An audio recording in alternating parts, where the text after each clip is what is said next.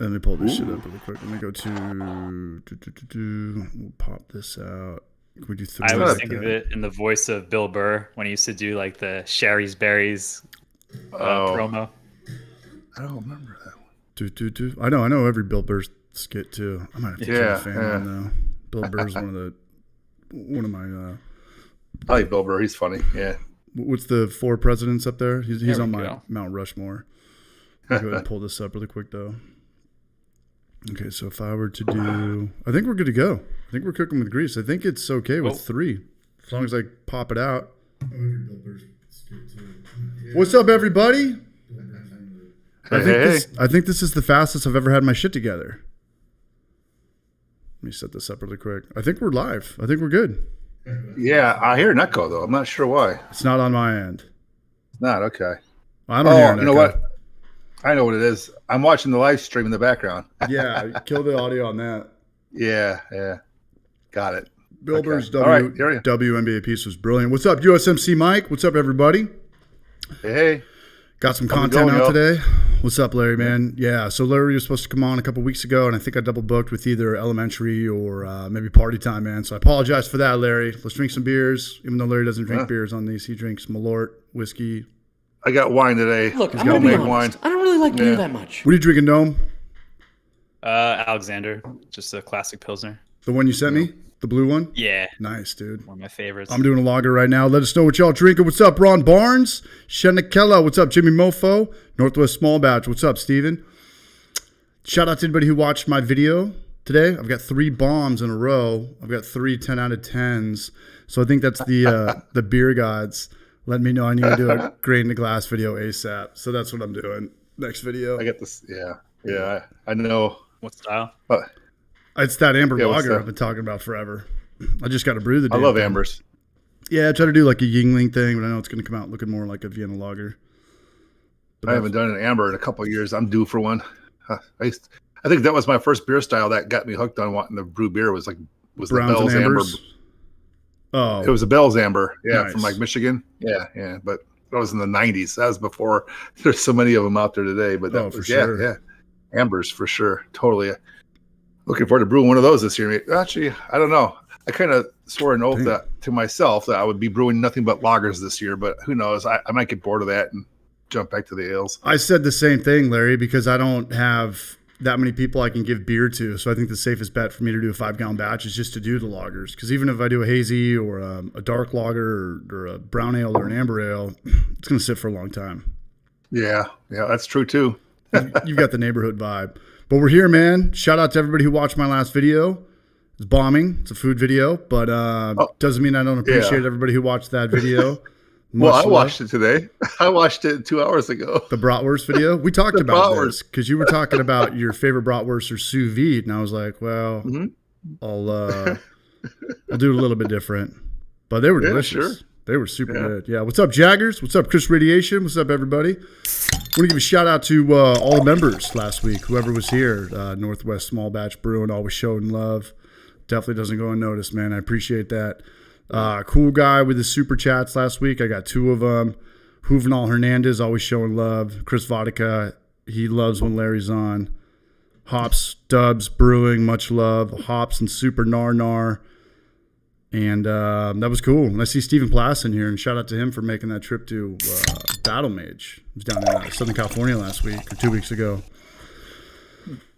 But what do you guys say? You guys want to drink at least 10 beers tonight? Well, I don't have any beer to drink. Oh yeah. So what's going on? Why don't you have beer, Larry? Well, another thing I've told myself I do besides brewing lagers this year is that I would not buy any store-bought packaged beer. I was either going to brew it or go without to encourage me to either brew more often or to lose weight. I like that. I like that, Larry. I'm doing the same thing with food. I'm gonna cook all my own meals for June. I'm not gonna eat out. Oh, awesome! To get better at cooking, too. Yeah, to get better. Well, that and save money. Save a ton of money. Yeah, dude, I went out. I put in like 5 hours editing yesterday.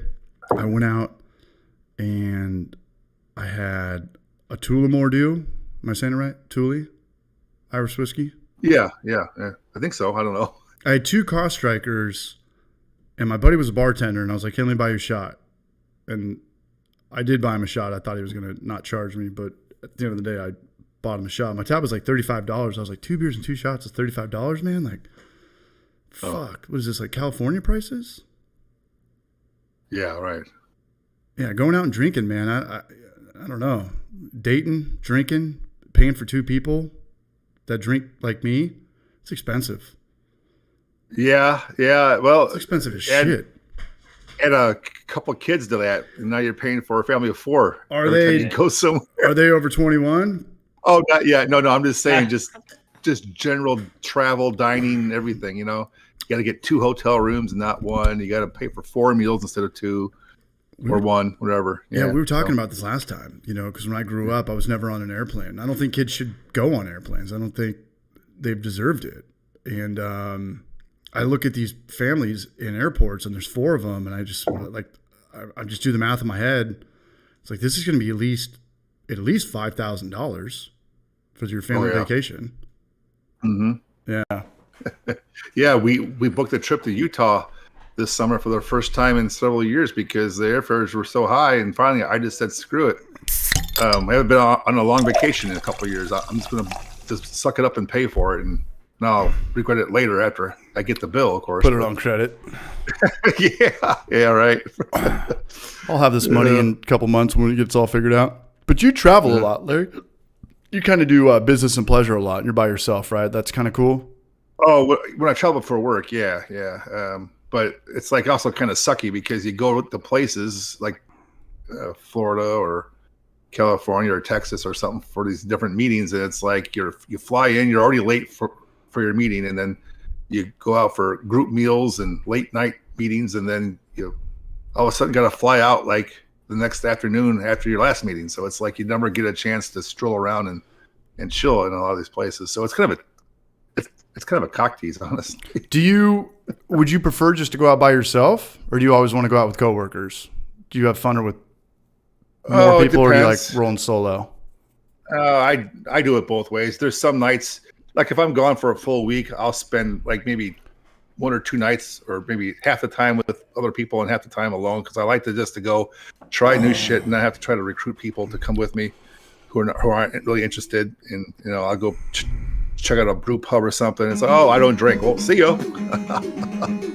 For those who don't know, Larry, I think he's very successful. I think he's a computer programmer, something of quite importance. Computer programmer. You make a ton of money, man. You have a family. Anybody who has a family makes more money than me, man. But I got a super chat here from Ike Turner. Come on down, baby, a.k.a. Chris Radiation tonight. Much love, Braj. Cheers to Chris out there. That's hilarious. The Pittsburgh boys. All right, I'm going to go grab like 3 or 4 more beers. All right. Okay. I'll be back. Hold it down, y'all.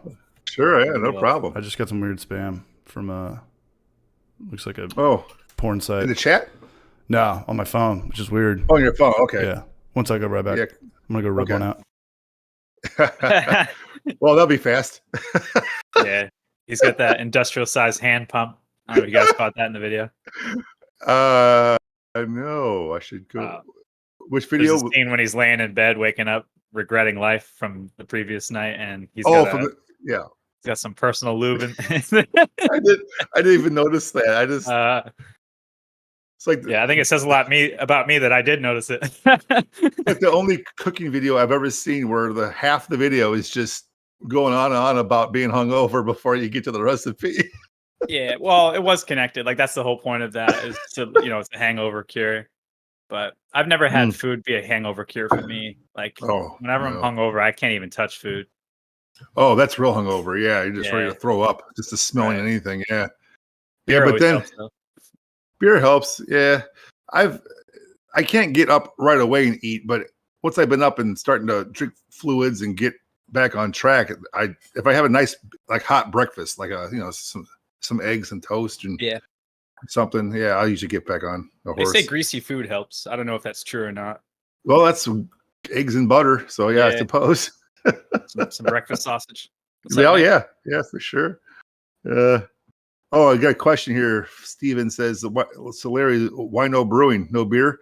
So I just I made a sort of a promise this year that I was either going to drink only homebrew and never buy packaged beer. The only exception is going out to bars and stuff where you have to order drinks. That's an exception. But I quit buying store-bought beer for the foreseeable future. So I drank the last of my bourbon stout. I drank the last of my Vienna lager just this week. And my new lager, my American light lager, just got kegged tonight right before this thing. So it'll be a week before I drink that. So I'm drinking some homemade wine that I made like 2 or 3 years ago, along with some whiskey. Of course, I always have whiskey on hand, right? So that's nice. So no beer tonight, though. No beer for another week. Store bought, right, though? Yeah, but it was actually a gift for my birthday. So, Malort? So, oh no. Oh, hell no. I'm not drinking that anymore. Did you drink that on the stream? On the stream, no, but I do drink it once a year in January at a Malort Invitational poker tournament I go to, where everyone's got to do a shot of Malort before the first blind level. Yeah, that's dude. Let me know. Let me know what's going on with that, man. Send me the invite to that. But I think we were all on the stream when Ape Man was on, and he did the Malort. Yeah, took a snooze, hit the snooze button. Yeah, it's all good. Yeah, I think he's here now. I saw him commenting here. So. Yeah, and I loved him for it. Cheers, Ape Man.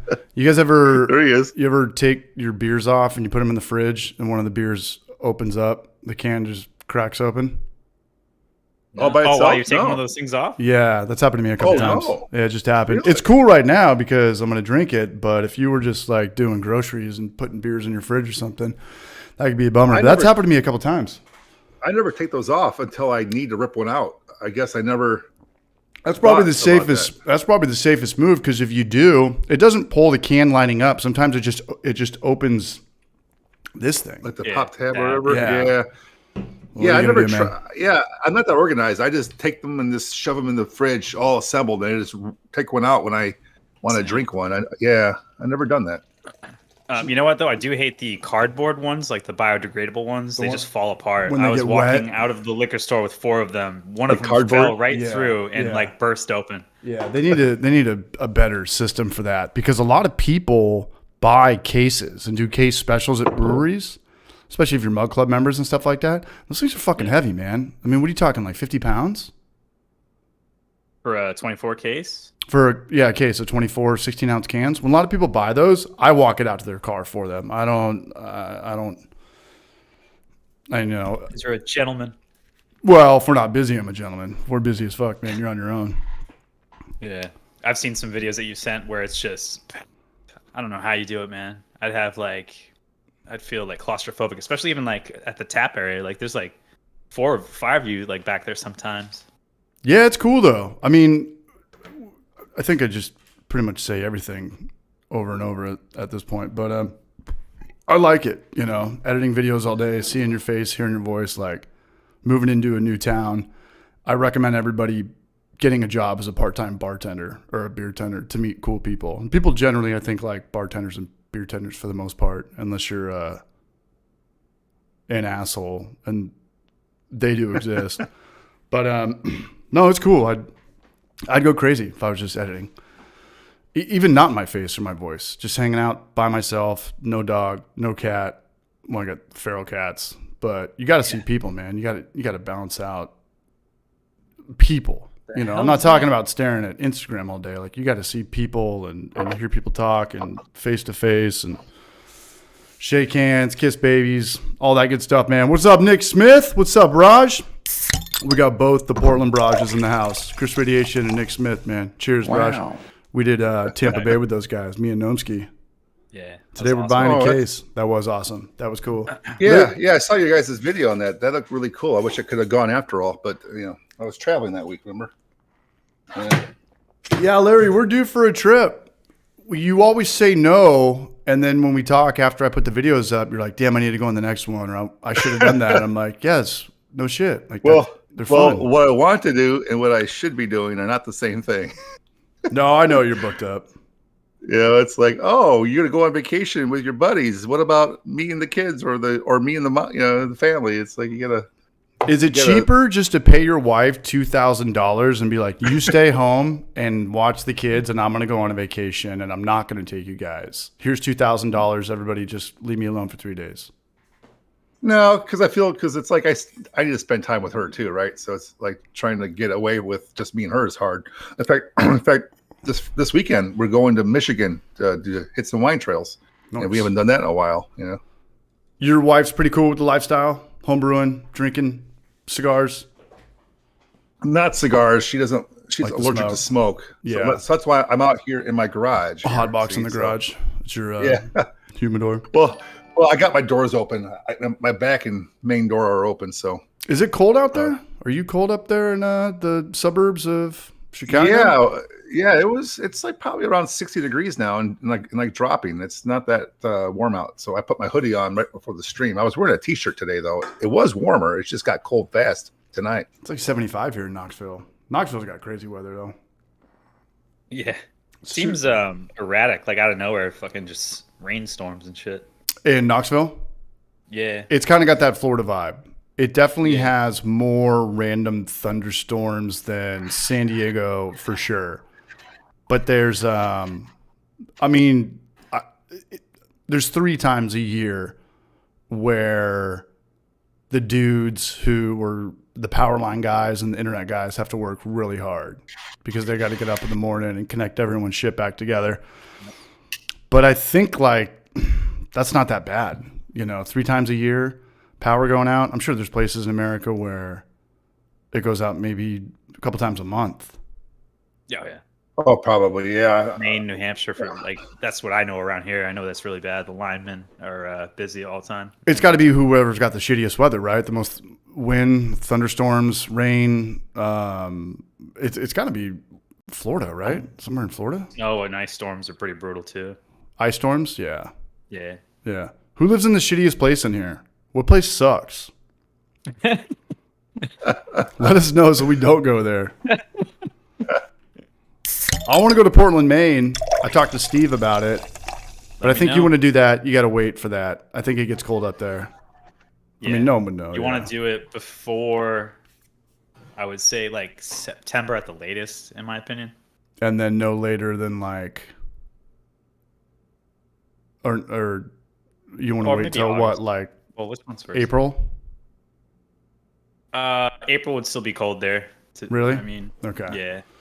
Well, we're here, man. What's up, everybody? What's up, Todd Porter? What's up, El Rorito? It was 85 earlier. Beer Quaz, where do you live again? The politics of Illinois suck. Chicago. Illinois. He lives 2 hours south of me. Well, when you don't like your politics, instead of complaining about it all day, you leave California and you move to Knoxville. But we got Simcoe and Mosaic. Yeah, Knoxville's the shit, man. I love Knoxville. I fucking love Knoxville. I got really lucky. What up, Chris Morrow? So what are you going to be drinking after that, Larry? What else is going on? Well, I got the wine that I'm sampling, which is not that great. And then I got some bourbons. I got like a Maker's Mark 101 with the French oak cask. Shit. Okay. So that's pretty good. I'm going to have that with some ice, though, because it's pretty high proof. And then I got this bottle of Willamette. Is it Willamette or no Willet? I don't know Willet that one. Bourbon. That looks fancy as fuck. I couldn't even be around that. Yeah, it looks like some Indiana Jones. It was a gift. Shit. It was a gift. Shit. I got like a dozen bottles of whiskey for my birthday last fall. Nice. That looks like a potion from Game of Thrones or something. Like, what is that thing? Or a crazy dildo or some shit. Or that. Some lube on it. Yeah. All right. Shout out. We got out of 10 out of 10. Sorry, I'm kind of being a loser right now and looking at my last video. I got a 10 out of 10. My last video was a 10 out of 10 on my stats. Too much bread. Have you gotten any love from the algorithm lately? Because I know you're on the grind again. Have you gotten some hell no. No. Yeah. I was going to ask you guys that question too, because quite frankly, I'm ready to give up on YouTube again because it's like like the revenue just keeps dropping and dropping to the point where it's like not worth it. Breaking even with this whole thing. Yeah, it's like you spend money on equipment and cameras and gear, and it's like not to mention your time, of course, but this it's just the gear. It's like okay, I probably should get a 4K camera. Everyone's shooting in 4K now, so $3,500 camera for. Yeah, and then it's like okay, that's my entire year's worth of YouTube revenue. Less taxes. So yeah. crazy. Yeah, you got to kind of treat it more as like a hobby. You know, Hops and Gnarly came on. It is a hobby. Yeah, sure. Hops and Gnarly came on totally last week and was like, "Don't ever start a brewing YouTube channel." I was like, "I wouldn't say that, you know, because I wouldn't be for here." money, he said. For money, yeah, not for money. No. No, but the community, like I wouldn't have any friends if I didn't drink beer. I wouldn't know anybody if I didn't get into this thing. I mean, I would, but I wouldn't. You know, you got your family and your friend. You know, your the high school chums from back home. But I'd be climbing trees socially. That's for sure. Or at least it's just a hobby now. Yeah, I mean, you're right though. It is just a hobby now because that's all it is, because it's just an outlet for fun, for self-expression. Yeah, basically, because I can't speak my mind at my day job because I probably get fired because of things I'd say. Right, right. In person, you get a little bit more freedom of speech. Yeah. So this is like an outlet, to do the live streams or even like the produced videos. You can say what you want, and no one's going to interrupt you and tell you you're wrong. Well, they will in the comments, but not while you're filming the video. No, Michael James comes out of nowhere. Michael James, man, what the Michael fuck James, is that psycho up to, man? Is he in here right now? Michael James, aging Michael James. What up, Kim Hill? Let's enjoy a delicious beer chuck. Now I'm with you. Yeah, you got to have a love-hate relationship with YouTube. I always think of that movie Shawshank Redemption, because my friends back home, they're like, "Oh, you're making YouTube videos now? You want to be like a YouTube star?" It's like, dude, if you knew what we were making, if you looked at our demographics, and I think of that scene when Andy Dufresne asked Morgan Freeman, he's like, "I want to get a hammer or like a little tool." And they're like, "What are you up to? You're going to break out." He's like, "No, like once you actually like know what I'm talking about, you're going to get the joke." Like there's no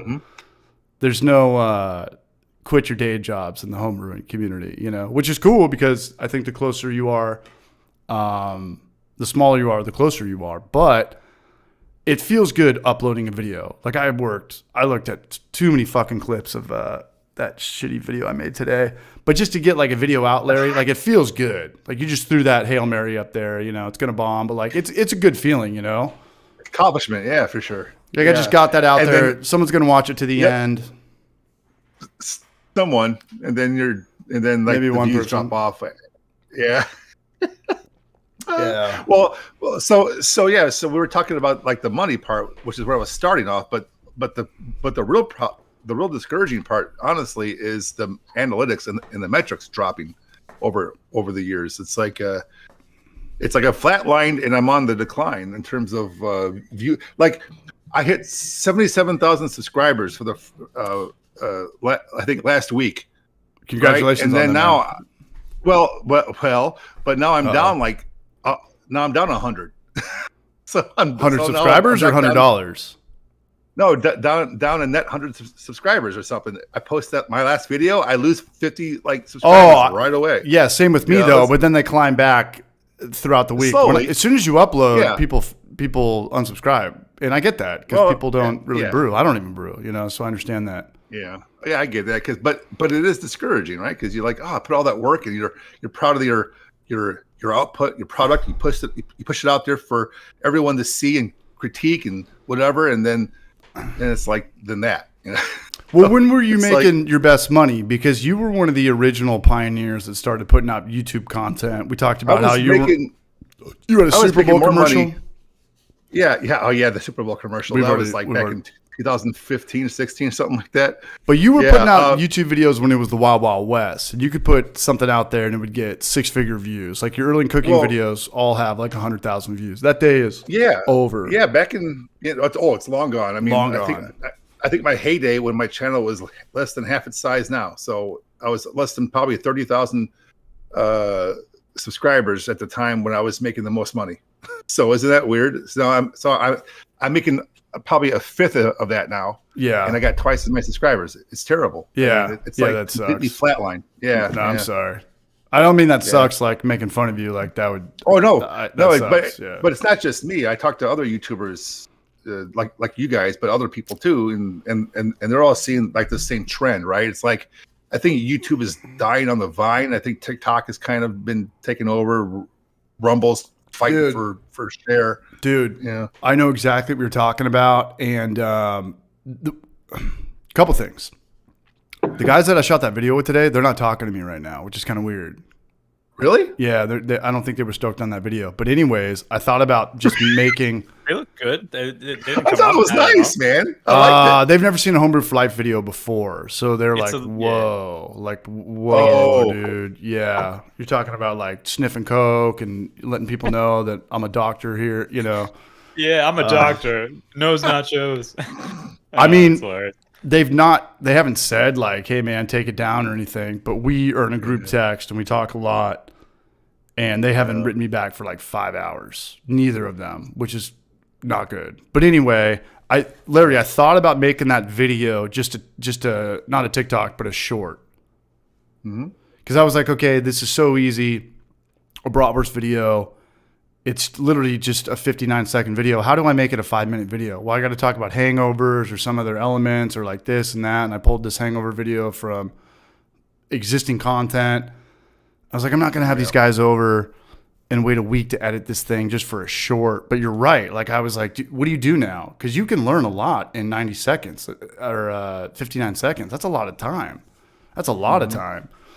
You can learn anything fucking now, You cut out all the fat, all the dead space, you just get right to the point, right down the line. Right. I don't like shorts. I've dabbled with them, and I know YouTube is pushing the hell out of them and promoting them and downplaying like long format videos. Yeah. And that's one reason why I've been making shorter length videos. I used to make half-hour long videos. Now I make every video is like less than 10 minutes now. Can't do half hour anymore. And I think can't do half hour anymore. No. The only people that are watching half an hour videos are the super nerds, our dad's generation. But nah, man, like you even look at like Major League Baseball. Like they had to throw a pitch clock in there to keep the millennials like engaged, like if the younger generation doesn't even watch baseball, they're not going to sit through a half an hour YouTube video. They're going to feel like they're in a classroom. As soon as you get bored, they're going to be back to Pornhub or Snapchat or RedTube or whatever. Facebook, X-Hamster. Yeah, it's not. I'd love to talk about the pitch clock at some point. By the way, we'll talk about the pitch clock after that. Yeah, and it's the pitch clock in baseball. But I've brewed with people and I've met people in Knoxville that are like, hey, let's brew, let's do a YouTube video or let's cook. I got the best beer, or I know how to cook. I've got a barbecue. It's like it's got nothing to do with that. It has everything to do with keeping people's attention. That's the bottom line. You got to get someone to click, and then you got someone to stick around. And to do a 30-minute video nowadays, it's not going to happen. Mm-hmm. It's not even close to happening. Nope. And it's funny because it's all about the watch time. Yeah. But if you look at some of the videos, like who has got the? What was that? You hear noise? Did you guys hear that? Hold on, let me go see what's going on outside.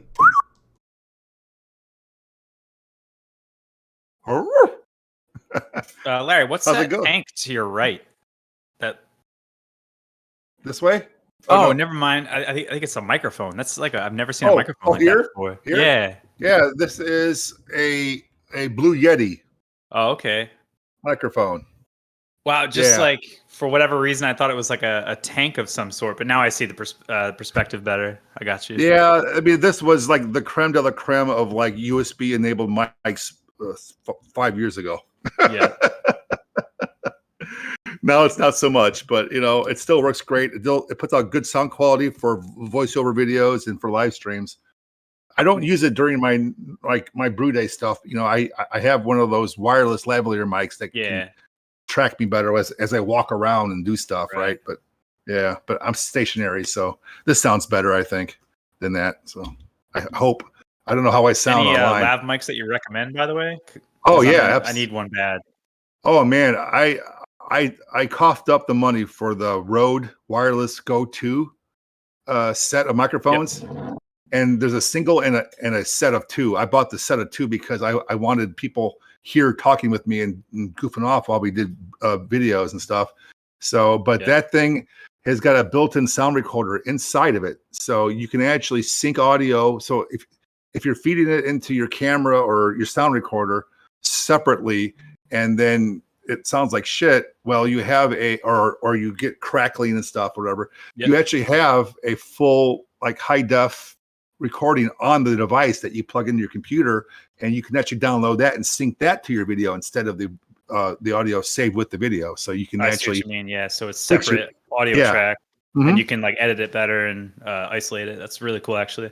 Yeah. So there's no hum or hiss from the camera preamps and stuff, which adds kind of that buzz sometimes. With that little in the guitar world, that's like a DI. It's like a direct input where you can fuck with it later, separate from the video. Yeah, it's completely worry-free because it's always recording as long as it's on. And so in case your audio is mishmashed or you clipped because you had the volume on the camera up and you were clipping, oh crap, it sounds like shit. Well, nope, I got my backup right here on my device. You plug it in and now you can That's awesome. Overwrite with your video editor and sync it up. Yeah. I would have to check that one out. I would get that. Yeah. That's my recommendation. Nah, man, I don't know what that was. One, or is it only like a 2-pack? That's my next question. Well, you have a receiver and a transmitter, right? So that's the single kit. If you get the one with the 2 transmitters and single receiver, that's what I got. So me and my brother or Clay or whoever comes over to help do videos, we can actually talk and both be heard on separate channels too, and friends.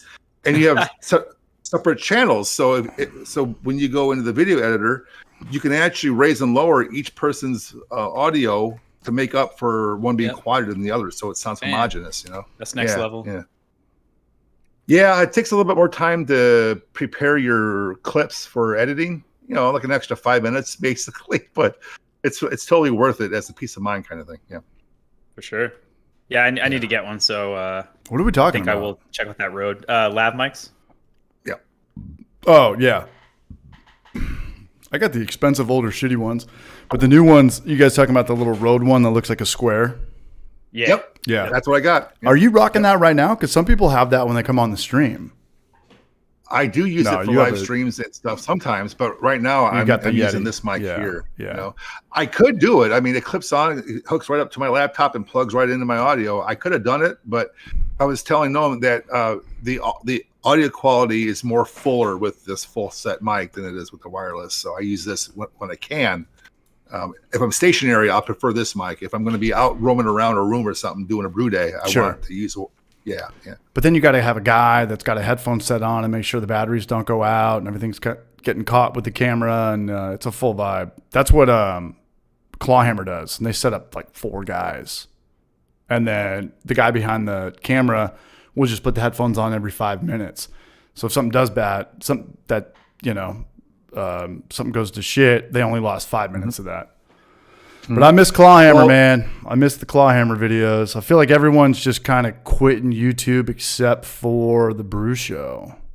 Like a consistent vibe. And Apartment Steve. Apartment Steve's back. Putting out stuff. Yeah, he's back. He's definitely back. I don't know if he ever went away. No, shout out to him.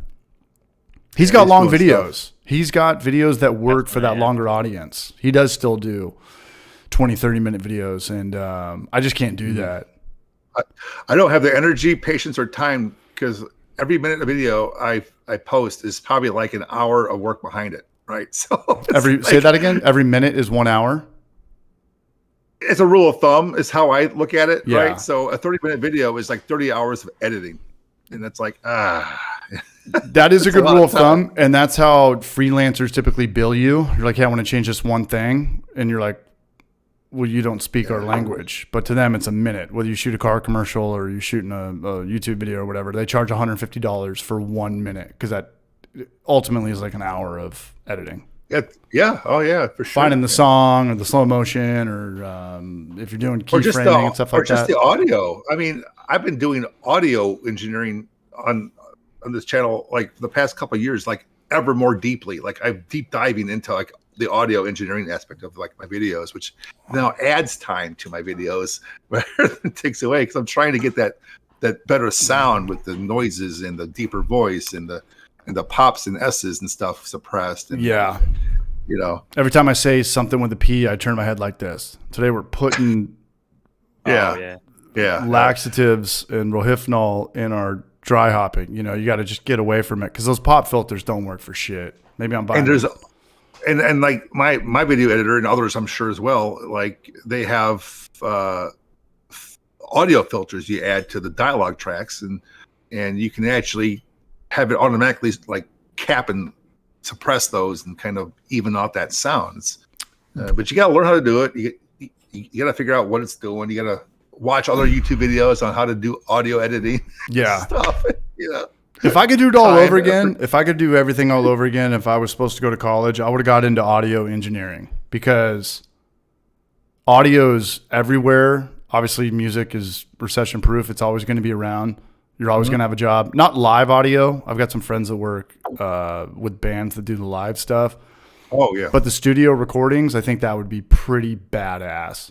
And it's crazy, too, because everybody in here, how many times have you bought a CD or listened to your favorite band or whatever, just heard them on the radio, and then you saw them live, and you were like, you guys fucking suck live. This sounds like shit. You know, like the guy that produced this had the talent. I mean, y'all had the talent, but... And it's overlooked and taken for granted by all the consumers. They think audio is just audio, but you're right. There's a lot to it. Yeah. And when you get into audio, you start actually watching... You get into production in general. Like, Larry, do you actually watch commercials? Because I want to hear their message. You know, like this YouTube commercial, it's going to pop up. Maybe it's 5 seconds. Maybe it's 30 seconds or 2 minutes. How did they do that? Like, what did they do in that? Like, how many B-roll clips did they have? And how did they... I see. Yeah. Yeah. Audio or voiceover or... I pay for YouTube Premium or Red, whatever they call it, so I don't see any commercials at all, even on my phone. You're one of the barrages that pays for YouTube Red? Well, I got tired of the ads, and I know like Firefox and some web browsers can have add-ins that will block the ads, but on the phone, it's a little trickier, I think. And then the fact that I travel a lot, in order for me to watch videos, I have to download them so I can watch them on the plane or wherever, right? So, yeah. So I got it for like the downloads mainly. Gotcha. I do that too. I download a bunch of shit before I'm about to hop on a plane, so I have plenty of stuff to watch. Yep, exactly right. Anything, man. I'm the guy on the plane that spends the whole time deleting all my stuff. So, you know, deleting pictures and screenshots so my phone can not lag. Yeah. Yeah, I hear you. I watch more YouTube stuff on planes than I do like Netflix and Prime and stuff. I don't know. Because they're like, the thing I hate the most about flying and watching shit is that all of a sudden you land and there's 20 minutes left in this 2-hour movie. You're like, damn it, I wanted to finish the, so now you watch the 20-minute YouTube videos and you can squeeze a bunch in during the 2-hour flight. Yeah, you got to time that shit right.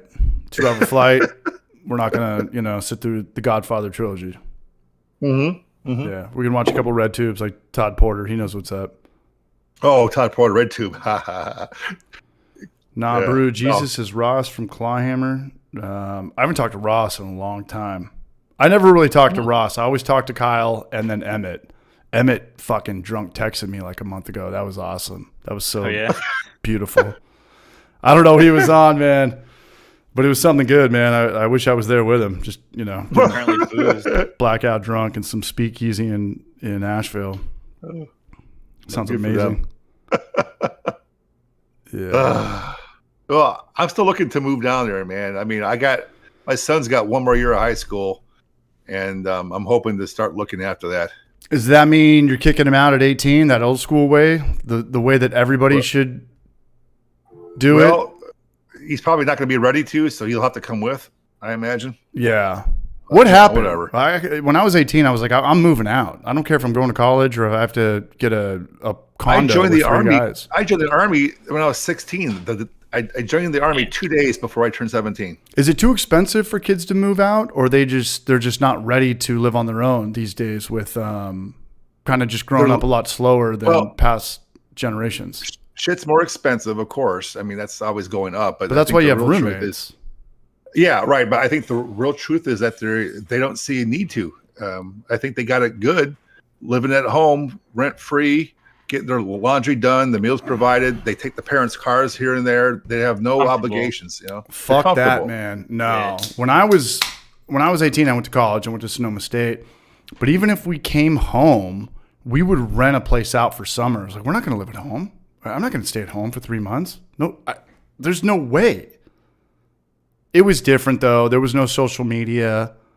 I don't even think I had a computer in my room. I had a PlayStation 2 with Vice City or something. Like, being at home was detention. So that's the other part. Yeah, right. So that's the other part. So the other part now is that there's so many distractions. Like kids don't even want to get their driver's licenses anymore, right? I mean, they're comfortable and content sitting at home on their PS5, on their phones, on their social apps, interacting with their friends via face chat and all this other stuff. They don't, and then they can order out food for delivery and stuff and have shit delivered from anywhere now. It's just like, why bother getting off the couch? It's all coming to me. If you didn't have your driver's license the day you turned 16, you were blowing it. You were looked at as something is wrong with you. This is the ultimate freedom. Even if you were, because the earliest you could get it in California was on your 16th birthday. So that was a pretty epic birthday, right? It's your birthday and you have a driver's license now and you can drive a car at night by yourself. I think before that, when you had a permit, you had to have somebody in the car that was over 35 or had to be a legal guardian or something. But to drive by yourself and put on this song, and it was, I hear you. I still remember the first time I drove by myself. My sister had a Toyota Tercel and it was stick shift. And I already knew how to drive stick shift because I would steal it when I was 14, 15, when everybody was gone, and I would just drive it around the block and pick up my friends. And I still remember driving to Leucadia from Encinitas, picking up a friend, this girl, Brittany. We were just friends. And she got in the car with me and we just drove around. And it was the most liberating, exciting, cool feeling ever at that time. You know? Yeah, so I agree. For kids waiting till they're 18, I don't understand how that works. You have friends that pick you up or the parents drive you around. That wasn't even a thing. That wasn't, unless you were, special needs or something, like that wasn't even a thing. I know people in their 20s who still don't have their licenses yet. How does that work unless you live in New York? They live with their parents. Or if you live in Tokyo or New York City or something, like you don't need a car. San Diego, you have to have a car. Tampa, you have to have a car. Austin, Texas, you have to have a car. That's like the one place that's spread out the most.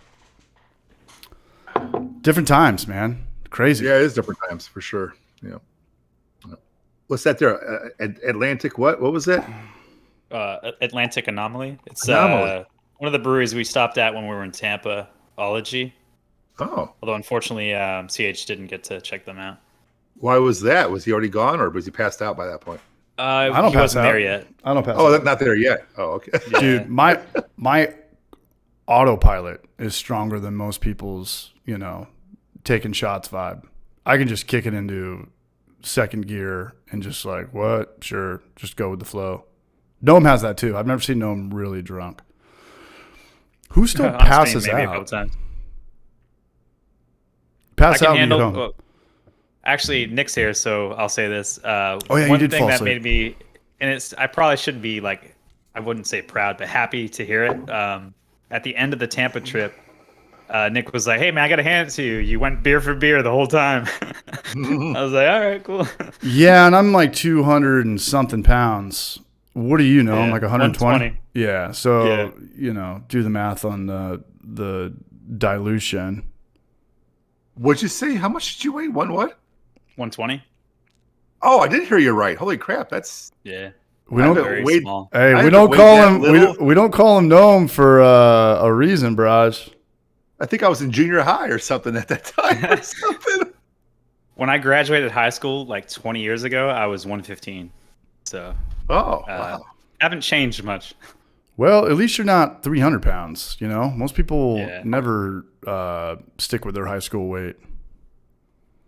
That's almost like impossible unless you're, I don't know, some Tony Perkins shit from heavyweights or something. Like you just dedicate your life to personal training or some shit, man. No, but there was one time in Tampa Bay when me, Chris, and Nick were hanging out at their house. I think that was the night that I took that spill coming out of the side door right there. You remember that, Noam? Which place? Their house. Remember their Airbnb? Oh, their Airbnb? Yeah, we went there like 4 times. Yeah. And I remember, the spill, I mean, that was kind of cool, kind of embarrassing. But I remember I was coming out and I just ate shit. And I was like, okay, first things first, like when you slam on your face, just don't hit your nose or your teeth or whatever. Like just make sure you hit like all surface area, like a belly flop. Yeah. So I just woke up with like some bruised shoulders, but you passed out that night for about an hour. And me and Chris, who's in here right now, Radiation, he is a very great drinker. He's a very responsible guy. Like we'll go hard, and then he'll just shut it off. He'll be like, "It's 11 o'clock. My mind's made up. I'm just going to switch to water." And Nick and I were drinking. I don't know. I think we had Coronas or Pacificos, and we were just hanging out, kind of shooting the shit and talking about beer and everything, music, the world. But you passed out for probably a good hour. You remember that, Noam? Yeah. No, but well, he's out. Yeah. Yeah, but it's one of those things where you wake up and is it like 2 minutes or an hour, and then like, people like me are fucking with you. You're like, dude, what happened, man? It's like it's Monday. It's day 3, dude. You were in like a Demolition Man ice chamber. You were out for 6 minutes or 6 hours or whatever. But no, I can't. I just can't do that. If there's people and beer, I don't think I could ever just pass out. So, not saying that it's cool not to pass out and keep drinking. I'm kind of jealous because I can't just go over to someone's house and just sleep on their couch, unless we're all ready for bed, But I can't just go over there and just be like, hey, I'm just gonna crash out for an hour and then I'll be ready after that. Beerquoy, that was actually in Austin that took place. Different trip. Yeah, there was 2 things I wasn't allowed to put in the video. Filming Alia's barf and chiefing Noam, and I feel bad about both those. That was the first night when we just got too drunk. We went to the arcade bar. Arcade was just that put me over the limit, bro. Like, dude, all day, no food. Flights, Noam's allergic to eating food that I haven't that I knew but didn't know, and like just pounding beers, and I was done. And on paper, that place should bomb. A cidercade? Who's going to open up a cidercade? And that place could have been making more money. They could have been busier. I think they charged us a cover too. Yeah, I think that's like to play the video games, like because they have them all set to free play. No, I was putting quarters in. Really? On the old, I think I only played like Street Fighter or something, but I remember, I don't remember it being free. Anyway, I don't know. I can go back and actually look at footage because I remember walking in there with Josh. We have a few of those around here, and that's how it is. So I probably just assumed, but because that's my dream, man. Like a brewery arcade, But it just seems like it just would never work, ever. Like you have to go to a college town. You got to go to people like us that. Larry, would you play growing up? Pac-Man, Tetris? Like, are we going to go to these places? Coincidentally, my daughter last night went to this place called the Retrocade near my house, where they have, like you were going in that one video, they have multiple floors of like old 1980s era arcade games and 90s and like game consoles and stuff. You pay a cover charge to get into play, but they don't allow any food and drink in because they're afraid of the damage to these old devices. Yeah. But there's bars next door across the street, so you can actually get a wristband or whatever, a stamp. You can go into the bars, get plowed, come across, play for an hour, go get some more beers, come back, and you can do this all day and night. Hell yeah. It's just like the titty bars that don't sell alcohol, but right next door you can go buy like 3 or 4, come right back in. Mm-hmm. And then you guys see that documentary, King of Kong? No. Not so yet. There's a place in New Hampshire called Fun Spot. And that's where they have a lot of like the old school tournaments for like, pinball machines and Donkey Kong. But yeah, it's like 4 floors. Like, and each floor is kind of like its own, like, I don't want to say decade, but like era of like gaming. And there's like one floor that it's all those old school classic, like Galaga or Galaga, Frogger, Pac-Man 2. Yeah. Oh yeah, I like Galaga. So if you're really into video games, it's definitely like the place to go. But it's in the middle of nowhere, New Hampshire. But it's like that is like the mecca of like old school retro arcade. Denoid knows what's up. Huh. No, I don't like the high score games. That was before us. No, you're 40. I'll be 39 soon. We missed that era, kind of. Like you still see pinball here and there, but I I was never a whore. I was never a high score guy. I was always like, let's beat the game. Let's just beat the game. I don't. Right. Yeah. Oh. But I imagine high scores too in certain games, like you're going out of your way just to score more points rather than like obtain the objective. That was. So I'm with you. What probably was the biggest pulse of people putting in quarters was getting your initials up there, and I remember that as like a 4-year-old going into I don't know the local arcades and stuff like that, and they gave you the 3. It was 3 initials you could put in there. Yep. 3, yeah. And then common 3. Yeah, and then when somebody wasn't playing, they would have, the demo go and the lights would still be going and all that stuff, and they would show the top 10, and to have your name on there was like, damn. I mean, dude, they make Stranger Things episodes about this shit, man. I mean, it was. Oh yeah. It was a vibe. I don't mean to brag, but I'm the top scorer on a lot of games without even playing them because my initials are AAA. Disclaimer IPA. Oh, shit. Yeah, and you'd always try to do something funny, right? Right, like PCP or THC or yeah, some kind of a acronym or something or abbreviation. Yeah, some kind of bullshit. Yeah. I remember going to those arcades, man. Being a kid on a bike, riding down to the nearest arcade and getting that pocket full of quarters that you found from turning over couch cushions and car seats. Mind blowing. No, I remember. Larry, do you remember when 7-Elevens used to have Street Fighter 2? They would have a Neo Geo and a Street Fighter 2 there, and then all the 7-Elevens got rid of them because people were loitering. Oh, and they were probably stealing shit off the shelves and pocketing them and disappearing. Yeah. Just to have like 14-year-old kids in there with backpacks on is not a good look, Like it's just how much money are you really making on this kid putting in a quarter and hanging out here for like 3 hours? But I remember. All right, yeah. But I remember playing those junior high kids, and I remember quarters were so hard to come by.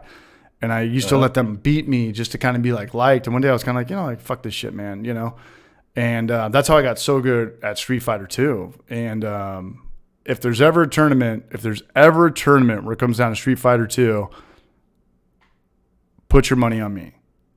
That's the only. Everyone's like, oh, I remember this game. I'm so good at it. I remember Killer Instinct or this and that. I was like, just because you remember it doesn't mean you're good at it. Like I fucking would go down to North Park and play people at Street Fighter 2.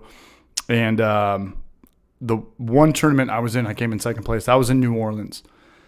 And I don't know what I'm trying to say. I'm being a douchebag bragging about how good I am at a video game from 1992. But if there's ever a tournament, a Street Fighter 2 tournament, we're going. Literally, we're going.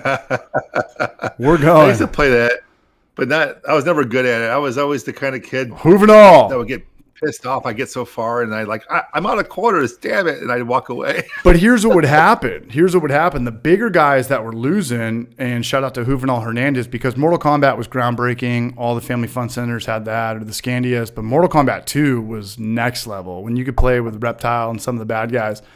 But as a little kid, the junior high guys would bump you over, because you can't be like two grown ass men playing on a cabinet. They're kind of built for gnomes. No, I'm kidding. They're built for people that weigh 100 pounds. People. Yeah, but I remember I would be beating older people up, and they would kind of like lean into you and kind of not push you off, but let you know they're frustrated. And I was like, hey man, I'm like a 7-year-old kid. You're 14. Fuck you, man. You're a fucking loser, dude. Yeah. Don't touch me. So which character did you prefer? In which game? Street Fighter. Kombat. Oh, Mortal Kombat, sorry. Yeah, Street Fighter, sorry. Well, either one. If my money... Well, Mortal Kombat was in the chat. Mortal Kombat 2, it would always be probably Sub-Zero. And Street Fighter 2 would always be Blanca. Because people didn't know this except for me. He jumps... I love Blanca. Blanca's the shit. That's my favorite one. He jumps the highest. If two guys jump at each other at the same time, Ryu, Ken, Chun-Li dolls him. Blanca has the best jump. Whoever controls the jump kick controls, how well you can get your next hit in or block or whatever. And people never liked Blanca because he didn't have a projectile. Everybody wanted Ryu or Ken, which is stupid because they're actually the same exact character. They just took the same guy with the same moves. like black hair and blonde hair. Or gave him the Barbie vibe, and everybody was always those guys. Yeah, and that was always Chun-Li because it was easy. Chun-Li was easy. Chun-Li's problem though, and kind of like Blanca's problem, and Guile, the Sonic Boom. They have one of those moves where it's like hold down for 2 seconds or hold back for 2 seconds forward, then Y, and it would get like Chun-Li would do spinning side kick and go upside down and do the helicopter kick. Oh yeah. Yep. Oh yeah. Guile would do his Sonic Boom, but you have to still hold back for 2 seconds to throw it. So remember the standoffs with Guile or Ryu or Ken, and they would just Hadouken, Hadouken, Hadouken, Hadouken. You can't do that with Guile. Yeah. And then the Dragon Punch, which is like the raddest move of all time, it was just a weird move to pull off. It was forward, down, forward, that. So it was kind of this like, but with Blanca, you just jump around and kick everybody. And then if you hit Y a bunch of times really fast, you do the electricity. So you kick them and right when they're coming down, you electrocute the shit out of them. Anyway, I prefer playing as Leisure Suit Larry. See what happens, Larry? Wow. See what happens, Larry? Yeah. I always wanted to play that game as a kid, but it was just like, adult themed, and I just wasn't allowed. Speaking of not being allowed, man, Beerquaz Nation knows what's up. I don't know how YouTube reads our minds, but I don't really search anything anymore. But they were showing me, I think it was Mortal Kombat 11. You can play with like Rambo now, Freddy Krueger, the Terminator. I think Darth Maul and Darth Vader. Killer. It was Mortal Kombat. You could play with like RoboCop, I think. Really? Yeah, the kid that picked dolls him, you're like, all right, man, like just give me all your money now. Just go like half the screen, but it does like no damage. Yeah, if you're picking dolls him or Zangief. That guy sucked. Yeah, if you're picking Zangief, the big Russian dude who's already beat to shit, he's wearing the one piece with all, he's all cut up as is.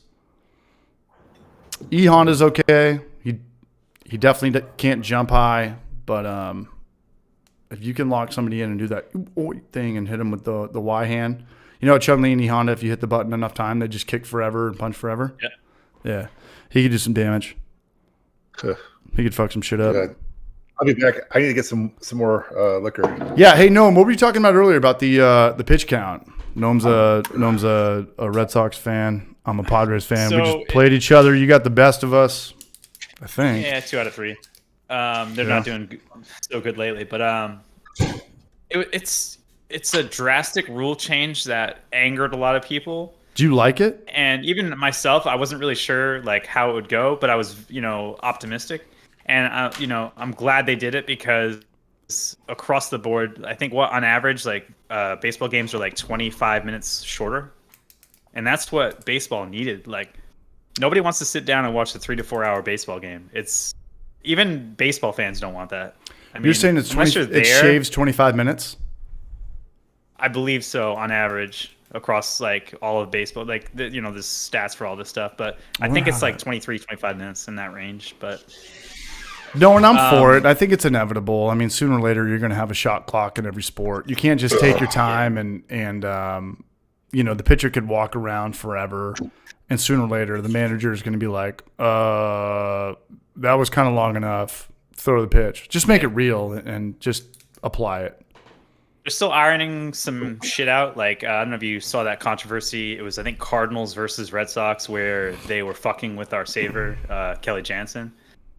Which of course like rule changes are going to be exploited until it takes time for that to resolve itself. But even though it happened to the team I follow, it is what it is. Like I think it's great for the sport. I really do.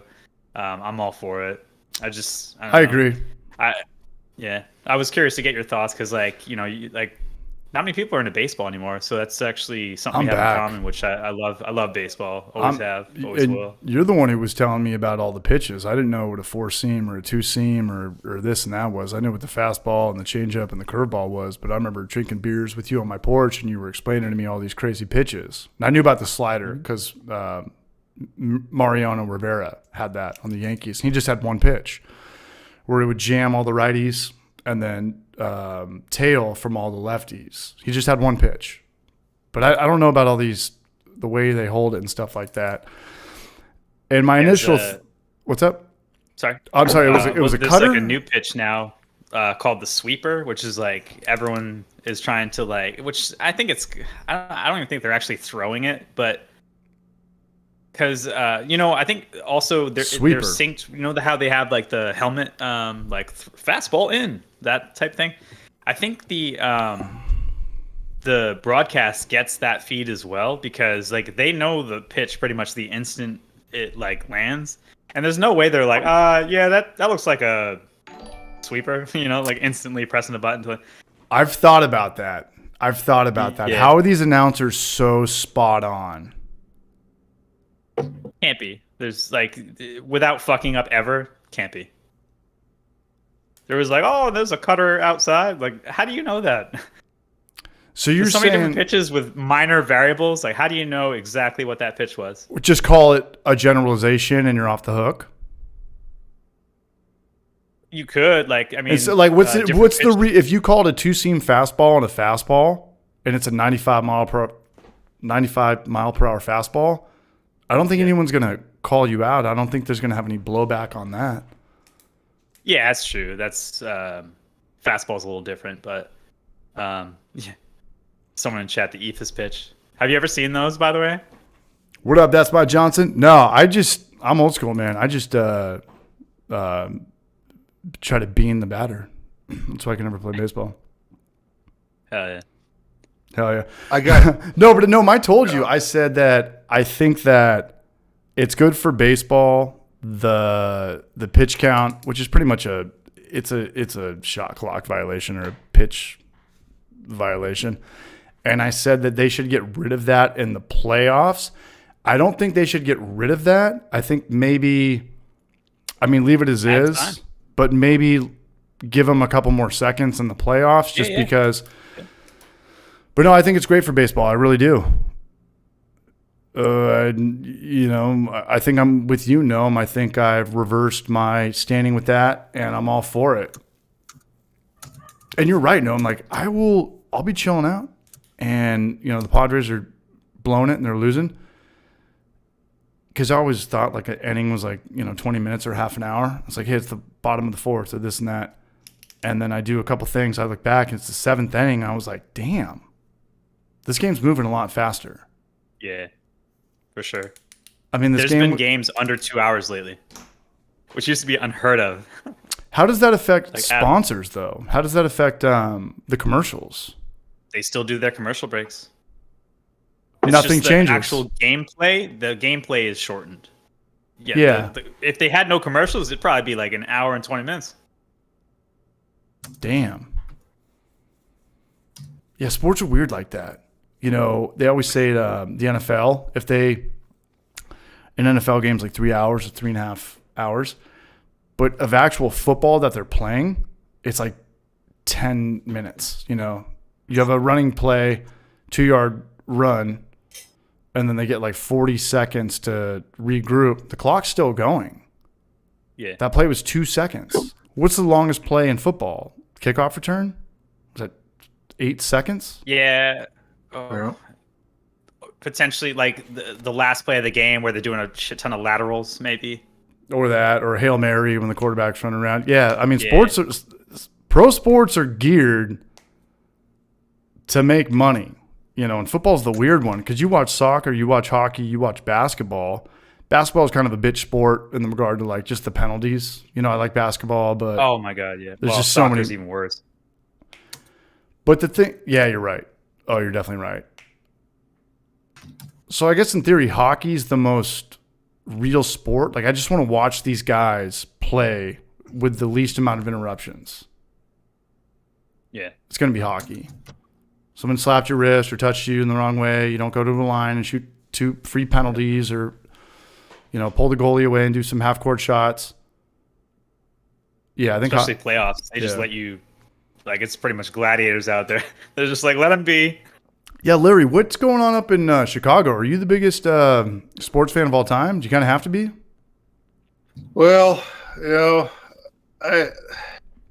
Oh, because we got the Sox and the Cubs. I mean, I grew up in the South Side. I like I was associated with the White Sox due to proximity, but I also lived on the North Side where I went to a lot of Cubs games. So I kind of split my time between them. But honestly, I'm more of a Hawks fan, like a hockey Blackhawks. I mean, let the Bears kind of disappoint year after year. It's kind of frustrating. So I kind of quit watching the Bears, honestly. I kind of stopped. But no, I still like the hockey games. I mean, I still watch the Blackhawks. Did you grow up with the '85 Bears? Yes, I did. I was in 8th grade. Damn. Yeah. How was that? Best football team of all time or overrated? I think they were probably the best of all time is probably, I don't know. I think they were the greatest of the era, but right, I agree with that. Yeah, but but what the fuck? They just like fell apart the following couple of years. It's like they had a freaking all-star lineup, and then it all went to hell. Like, yeah, but sometimes you just need 1 year. This 1 year, I thought it would be a dynasty, and it just ended up being a one-time freaking fluke. It was weird. I got a trivia question for you. So they went 15-1. Do you know the one team that they lost to? Not anymore. It was Dan Marino and the Dolphins when he was. Oh, really? Yeah, he was like 22, 23. The Dolphins were for real. I mean, Dan Marino's always been legit, but he got pretty close to some Super Bowl shine. Never made it, but I think the closest he ever got was back in the, I don't know, 84, 85. But yeah, it was Dan Marino. Okay. Yeah. Okay. All right. Well, anyway, my mind, I can't remember such details. No, I'm a weirdo. I'm a weirdo when it comes to sports. No, I'm weird as fuck. Hey, we got party time in here, man. Big shout out to party time. Now I got to get into hockey. I got to just take all the hockey teams, put them in a glass, spin it around. And like, that's my team. Like, that's as fair as it was. It was like, oh, I went to this city when I was a little kid, or they missed the playoffs. Or like, this coach is like, nah, if you want to get into a hockey team, it's got to be fair. It's got to be real. I'm going to do that right now. Hold on, I'll be right back. Okay. I'm just reading some comments here finally, guys. Sorry. It's kind of hard, you know. I'm just going to go pee. I'll be right back. All right, go ahead. Yeah, it's just kind of funny sometimes because I'm trying to watch. I know that you guys can't see what I'm seeing, but I'm seeing like Discord with 3 cameras off the one screen. I'm trying to read the chat off the one side, and I'm trying to look at the camera so you guys think I'm looking and talking to you guys, right? So I'm looking here to see you guys. I got to look there so you can see me looking at you, kind of. And then I'm trying to read the comments, so it's kind of hard to keep track of. It's like this juggling act you're trying to do. Yeah, I was trying. I saw somebody talk about Tandy computers earlier. I forgot who it was, but like I was trying to like scroll up to see who, because I had a Tandy in '89 when I was 6 years old. Tandy's a whole other conversation. The Tandy, I think, in the early '80s was the first color computer, along with the TI, the Texas Instruments something. That was like, oh man. See, CH knows about sports. I know about computers from those days. Hell yeah.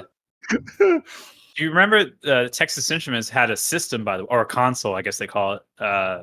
It was weird. It was like rectangular shaped, and on the right hand side was where you would put the cartridges in, if I'm not mistaken. What was that? It was a Texas Instruments console. Yes, the TI 99, I think it was, wasn't it? Oh, okay. Yeah, it was like I would say maybe a little bit better than your standard Atari, like maybe a little step up. Yep. It had color blocks and stuff, and it was like it was like an Atari quality like PC. Yeah, for sure. Yeah, a little bit better. But it had a lot of some of the same games. I mean, I remember Burger Time was on there. I think I'd have to do some digging, but I probably still have that fucking thing. Burger Time was money fun. Now, actually. I played that in the arcade. That was one of my favorite games. I was trying to get the buns to collapse with the salt and everything, and the pleasant tomatoes and everything. That's hilarious. It was like, in hindsight today, it's kind of stupid, but back then it was like, oh, look at the graphics, look at the sound. Yeah, this is incredible. Dude. It was game changing at the time, and now you're just like, I'm good. I'd rather play a Game Boy. Yeah, it's technology. Things have changed, but yeah, I think I typed in the text here earlier for those who are asking. it wasn't me. I was a little kid, but my dad bought a TRS-80, which is a Radio Shack TRS-80 Model 1. That was the first marketed like microcomputer for the consumer market, right? Because prior to that, it was all a bunch of mainframes and shit. And this was the first time that you can actually get something that would fit on your desktop or your table or whatever at home. And it was pretty limited, but it was revolutionary for the time. You had you had a cassette player with tapes that with programs on the cassette tapes that you would load in and plug in and wait 20 minutes for a game to like load into memory so you could play Space something or Space Attack or something, But it was all monochrome. There was no sound. And then one day they had a sound enhancement with this sound emulator that can kind of make like little beep beep beep beep beep beep beep kind of sounds, blurps and stuff. Oh yeah. Oh man, and fast forward to the late 80s then, but by that point there was like the 286s and the 386s and the 486s and the Pentium computers in the 90s it was just like every generation was like a leap above the rest. Now computers are all pretty much the same. I mean, there's really not much of a need to buy a new laptop every 4 years. It's like yeah, okay. Oh, I got Windows 11 now. Yay. It's still the same kind of. Yeah. Remember before plug and play, where you'd have to like get the settings like just right, or you would not be able to run the game, and it would crash. You'd have to get like the IRQ or whatever it was correct, and all this other crap. Oh yeah. I remember the days before DOS or before Windows, even when you had to have different types of DOS that accessed either expanded memory or it was like SMS or EMS memory. So you had to have this config file that you had to boot into to set up your computer to access this extra memory modules so you could play certain games. But certain games required one type of memory manager over another. So each time you wanted to switch games, you had to reboot the computer, load another config file that set up your parameters so you can actually launch the game. I mean, man, I was like, oh, man. Those were like the pioneering days. Wildly different than it is now, for sure. And I also, I remember getting magazines that would have the code that you yourself would have to manually enter to be able to play the game. Yes, thousands of lines of code. Yeah, like it'd be like a thick magazine, and it'd be like 30 pages in the middle. You're like, okay, that is hilarious. You're the only other person I've ever talked to that actually knows what the fuck I'm talking about in terms of that. That's hilarious. And then it wouldn't work because you misinterpreted one digit was wrong. You spend hours typing it in and going, it's not running. What's going on? That's hilarious. Yeah, line 9032 was a little off. I know those memories. Funny. That's why when people complain about stuff today, I'm like, you have no idea how bad it was back then, right? Yeah, for sure. We're gonna add party time, James, in here. Yeah, we're gonna make the gruesome foursome. Party time. Party time says his has a turbo button. I remember the turbo button too, and all of a sudden games would be because they would glitch. It was out of sync or something. Well, some computers had a turbo button that would somehow speed up the game or whatever your program you're running, but some games didn't know how to recognize the turbo button. So all the games did was just speed up really fast. It was just you couldn't keep up with it. That's hilarious. I remember that. Yeah. And the 5 1/4 inch floppy disks, and what was it? Secret of Monkey Island or something like that, where Treasure Island, to access certain areas of the game you had to have so many floppy disks, where it would be insert floppy disk 239. I'm like, what? Big floppy no, I'm disk. Good. I'll just not go there. Yeah, I mean, you have to load one of X number of disks in order for a game to load. Yep. And by the time you did that, it's I gotta go do something else. I gotta quit. It's insane, dude. Oh yeah, memories. I don't miss them. The fact that people were able to just go through that era, just deal with it and overcome that, and when computers became more advanced, everything became easier.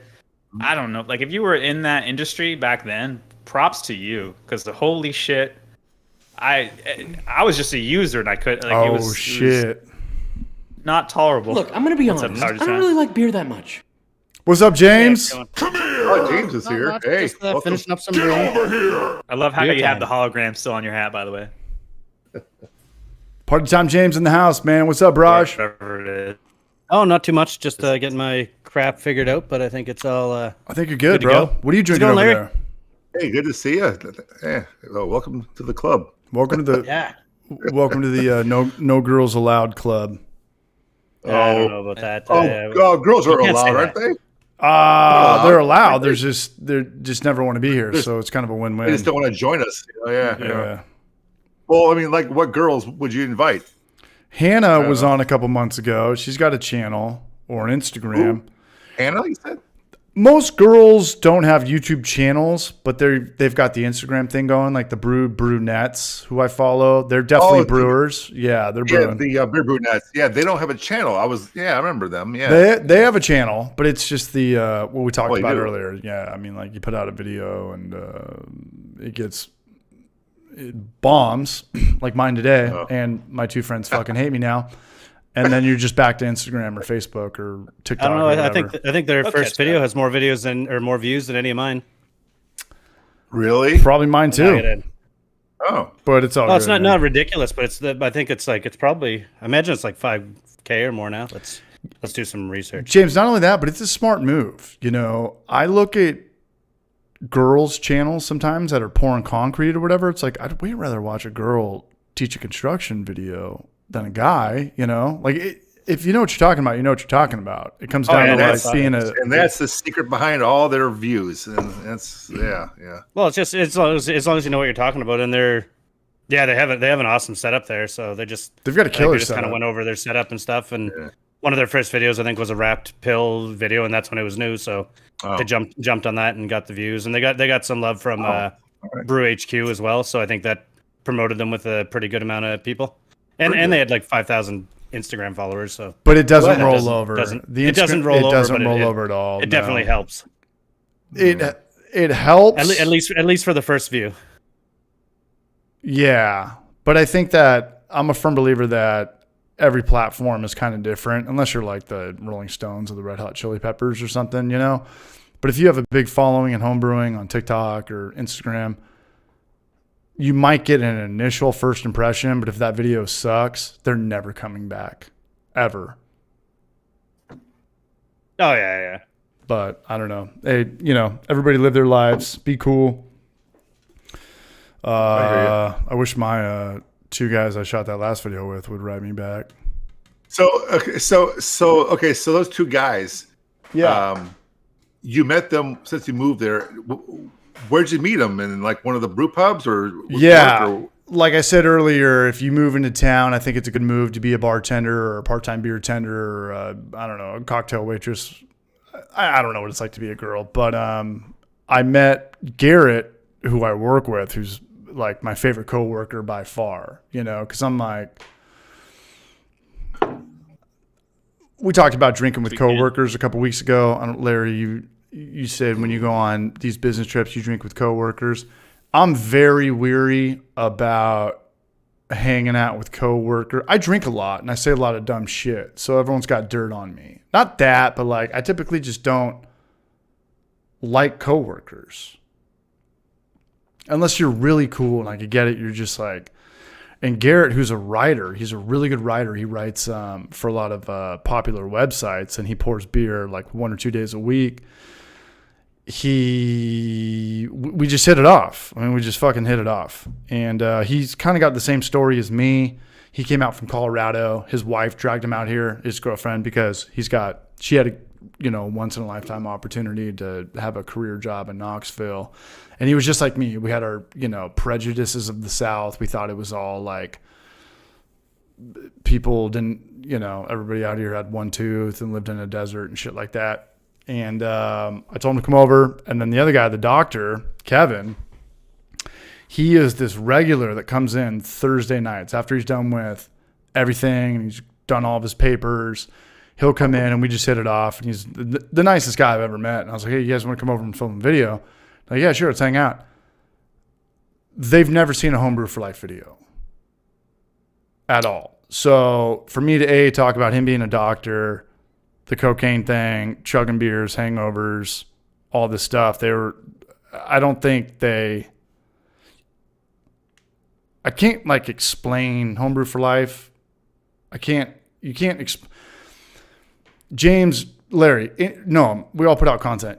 Anytime you try to tell somebody about your YouTube thing or your channel that has never seen it before, you're going to sound like a fucking moron and an idiot, and no one's really paying attention at all. You have to see it, and then you're like, okay, I know what's going on. I know. I get that intro all the time. Oh, so-and-so says you do YouTube. Oh, yeah. So you start to, just like you said, you start to explain it, and their eyes gloss over and go, oh, right. Okay, that, right. Okay, like, that's what? Cool. Like, what do you do? Yeah. Like, what do you do? And if they kind of look at your channel, Larry, you got what, 77,000 subscribers? Almost. I dropped again. He's underneath that bar. Their next question is, well, how much money do you make? It's like, just watch the goddamn channel. Just look at a video. Everyone's got a phone right now. Everyone's got the internet connected to their pocket. Everyone's got the RoboCop fucking internet thing at all times. Just look at it. And no, I sincerely or truly think I bummed these guys out, and I'm going to see them tomorrow. So we'll real fast. No, but yeah, I do. I definitely like these guys, and like I said, we're in a group text, and we are very responsive, and we. Well, hold on a minute. What did they think was going to happen? You got a camera in their face, and you're telling them to say hi and show the beer or whatever you're doing. But when I'm at work, I'm not like the CH guy, Like I say as very little words as possible until I like you, It's so you're like low key until you can like open up. Yeah, I mean, I see so many customers. We're a high volume brewery, so like who do I really want to spend time to talk to? Like how do I really want to expel my energy to meet somebody new or this and that? And I hear you. Yeah. I don't know. But like I said, we'll see tomorrow. And maybe it was just one of those things where it's like, hey, we're just busy and we didn't write you back or look at the video and it was cool or funny and this and that. Let's do it again. But I think that's a small chance at this point. Mm-hmm. Yeah. Okay. But I did send them a clip of like the first 45 seconds or a minute, and they were like, oh, that's cool or whatever. But they weren't in the video yet. It was like Manny Pacquiao knocking out Ricky Hatton, and I don't know. We'll see. But at the end of the day, you can't really care. I mean, you can from a human standpoint, from a channel standpoint, like, what are you going to do? Like, stop making videos? Oh, no, I didn't think anything. I mean, I saw your video before the stream tonight, and I didn't even occur to me that these guys or anyone would. I mean, it's just faces on camera. It was just like you were voicing over, and they were just there, and it was like, I don't understand what could be a problem. But I think the problem was where I said this guy's a doctor, because now it's like, well, what's his name? Let's look him up. This could be not. Oh, right. Yeah, like semi-doxing. Right. You're trying to get shit published. You're trying to. Is he wanted? I don't know. He is now. Is he on the FBI's most wanted list? Is he trying to maintain? He's on Unsolved Mysteries, man. Also, yeah. Is Gnome freezing again? God damn it, Gnome! Pay your fucking bill. Pay your internet bill. We'll set up a GoFundMe. Use a Ethernet cable. I switched to one from my Wi-Fi just so I can have a stable connection, man. Shout out to Dan Little, man. What's up, Dan Little? How are you, Braj? Cheers from Knoxville. We got Nova Scotia, Chicago IL, and the Northeast up there, even though Noam doesn't know how to pay his internet bill. Chicago IL. Hey, Larry, you missed last stream, but Party Time has been selling his home brew, or now commercial brew, to local establishments. Did you catch up on that? No, I didn't know this. So tell me more, I guess. Yeah. Oh, no, I just started up basically a garage brewery, got a licensed manufacturing permit from out here, and then now I can kind of brew and sell. I've only gone through one set of batches so far, which was, I think, my first round of brews. I did 10 brews on the half barrel system, so ended up with just 5 barrels of beer for 50 hours of brewing. So where you live, you're able to get a license to brew out of your house? Yeah, that's the... Yep, they're slowly phasing it out, but the rules weren't in place before I It's still technically legal, although they're working on changing the policies. I'm just not allowed to sell. I can't sell out of my house. I can deliver. I can't invite people over to buy beer or have a tap room over the house. It's probably a good. Wow, that's actually interesting. I'd love to be able to do it once a week. Open tap room would be awesome. Just brew for the week and then open up the property, throw in some picnic tables, and just have people over one day a week for beer would be great. But I'll stick to delivering for now. I mean, people ask me all the time if I will sell my beer. I'm like, I can't. Legally you cannot. You can give it away for free. You give it away, right? I can't sell it from my house in this state where I live. And we have to. It's like a restaurant, but plus more. Not only do you need a liquor license, which you have to bribe local officials, right? Oh, nice. Right. But then you also have to have a commercial kitchen, which is not your house. You have to have a separate place. You have to have. I mean, there's licenses and regulation. Oh man, Larry, there's so much red tape. Yeah, Uncle Sam doesn't care if you get too drunk and overdose on alcohol poisoning. As long as they get their cut, you can overdose on alcohol poisoning. But they want that slice of the pie. They're a little different up there. My size out here, it's almost nothing for their slice of the pie. If I'm packaging less than 100 liters a day or a barrel-ish a day, the government's not even worried about taking money. It's just the liquor commission that's around here, and they take about 12 cents a can of beer, which isn't too bad. Okay, well that's better than here. That's great, awesome, congratulations. Oh, thanks a lot. Yeah, for sure, dude. Cheers to James. Yeah. Cheers to everybody who's in here right now, man. Oh, cheers. The internet issues. Oh, you can't say cheers. I guess gotta drink. I always thought chug, party chug, time James, but it's party time chug. Is everyone doing Larry, okay on time? How was the craft? Did you already talk about the craft beer conference? We talked about not yet. We talked about the Malort conference. No, the Malort Invitational. The Malort Invitational. No, that craft brewing conference in Nashville. Was less. No, I have never. I mean, I don't go to these things. I don't have enough money in my budget for my hobby to go flying and driving places for this stuff. I mean, I wish I could, but yeah. Oh, okay, for some reason I thought you were going, or maybe you were talking to Blickman or something beforehand about something they were going to release. Blishman? Oh, I know where you're going. Blishman. Wow. Blickman. Okay. Blickman. Okay, I can't say what it is yet because. Oh, okay. I thought that was going to be released at the conference or something like that. Ooh, they blow it like me and say it anyways. So like Blickman. What's up, brother? Hey guys. What up, Jorge? Blickman Engineering has their pro side and their homebrewing side, right? Yeah. And so at this craft brewing conference, the pro side released the pro version of what I can't talk about until mid-June when they released the consumer. I can't. I told them I can't. Yeah, what are you in a Hannibal? Are you under an NDA? I mean, it's sitting right here, but I can't talk about it until they. But they posted a teaser today. It's just on the Facebook internet, bro. And Instagram. Yeah. Oh, now I gotta take a peek. Hey, we're just live and drunk on the internet. Like, what's the worst like thing if you go to like Instagram or Facebook and look up Blickman, they have a post, and you can deduce what it is from the picture they present, and that's all I can probably say. So I can go on it right now and have a look and see. Sure, you bet you could. Yeah, 100%, Jorge. Yeah, sure, absolutely. And then Gnome's taking a piss right now. Don't come back with Keef or Honey Oil or some Delta 9 or. He heard me. But they have a great product coming out. If you're into electric brewing and you hate cleaning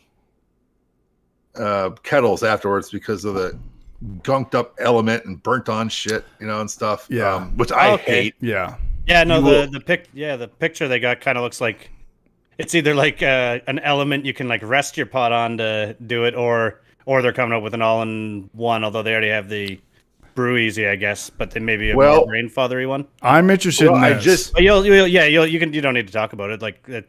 I actually produced. Well, my video is already uploaded and ready to go on this thing.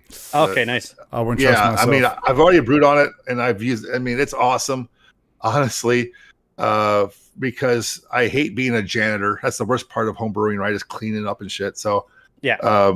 So I absolutely love this thing. So if you're into electric brewing and you don't like cleanup and all that stuff, I think you'll like this, like I did. Okay, nice.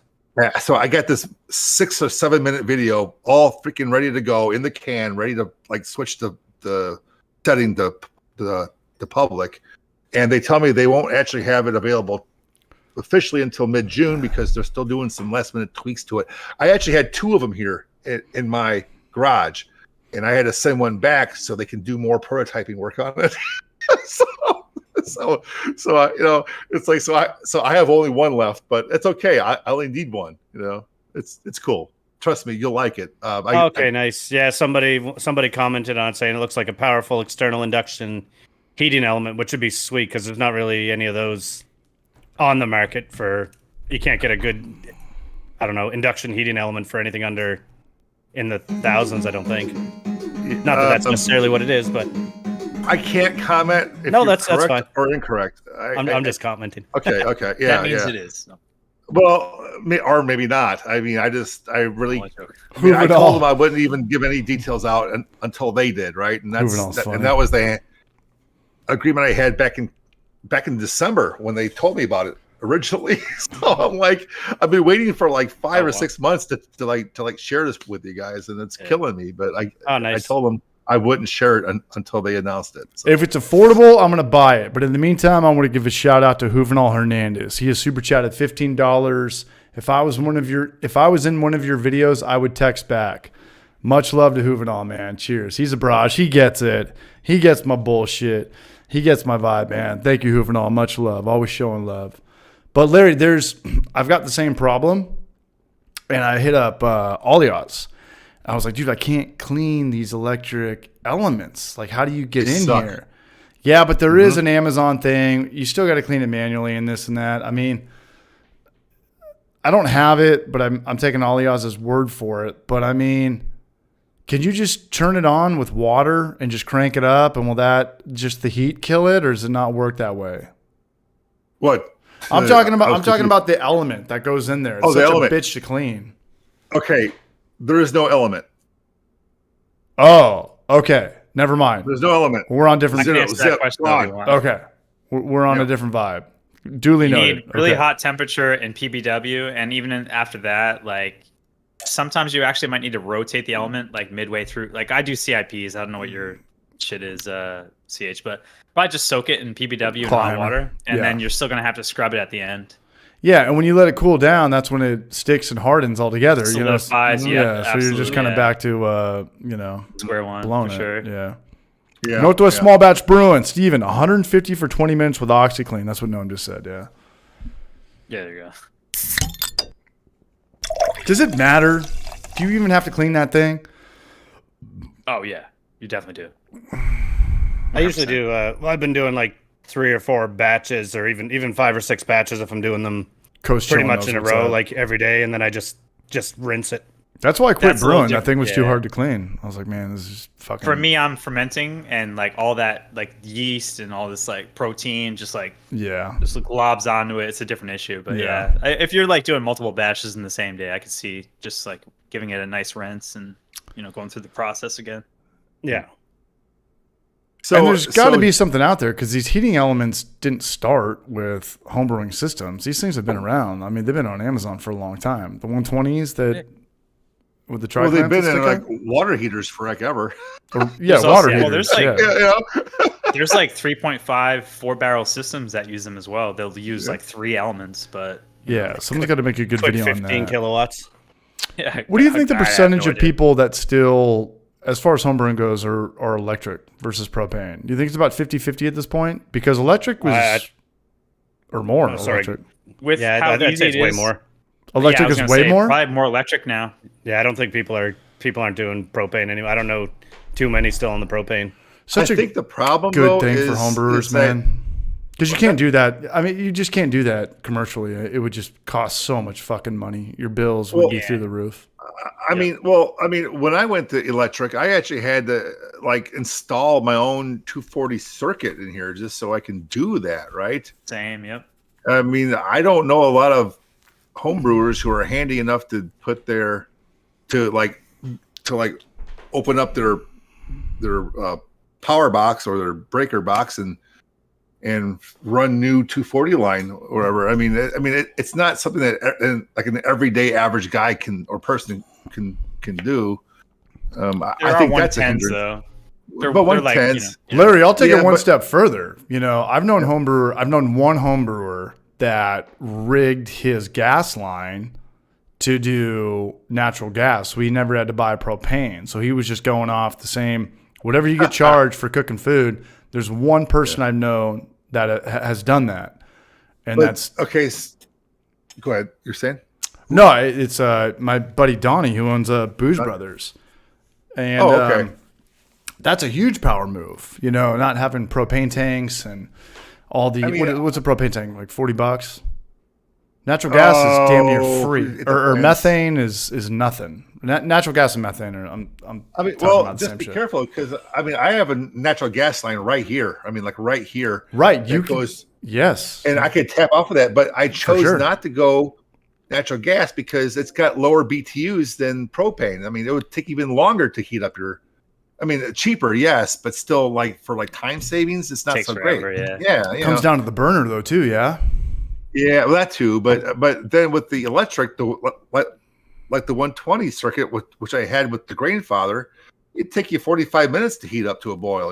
It's like, oh, okay, well, that's fine. It's fine because you got other things, you got grains to crush, you got other shit to do. As long as you manage your day, it's not a big deal. But sometimes you just want to get to the boil ASAP, right? And I was like, okay, 240, that's the way to go. Is 240 electric faster than propane? Depends on the BTUs, I guess, but it depends, I guess, on the geometry and the burner. I don't know. I will say this though, so I have a power control box. If I crank that all the way up to 100, I'm at a boil real fast. No matter how large of a batch I'm making. So, I've gotten 18 or 16 or more gallons of water up to a boil in 20 minutes or less with 240. Right. Or with a burner, that might take half hour at least or something. Sometimes. Okay. So maybe it is a little bit quicker. But a huge difference. I don't know. Comparable, plus, I would say.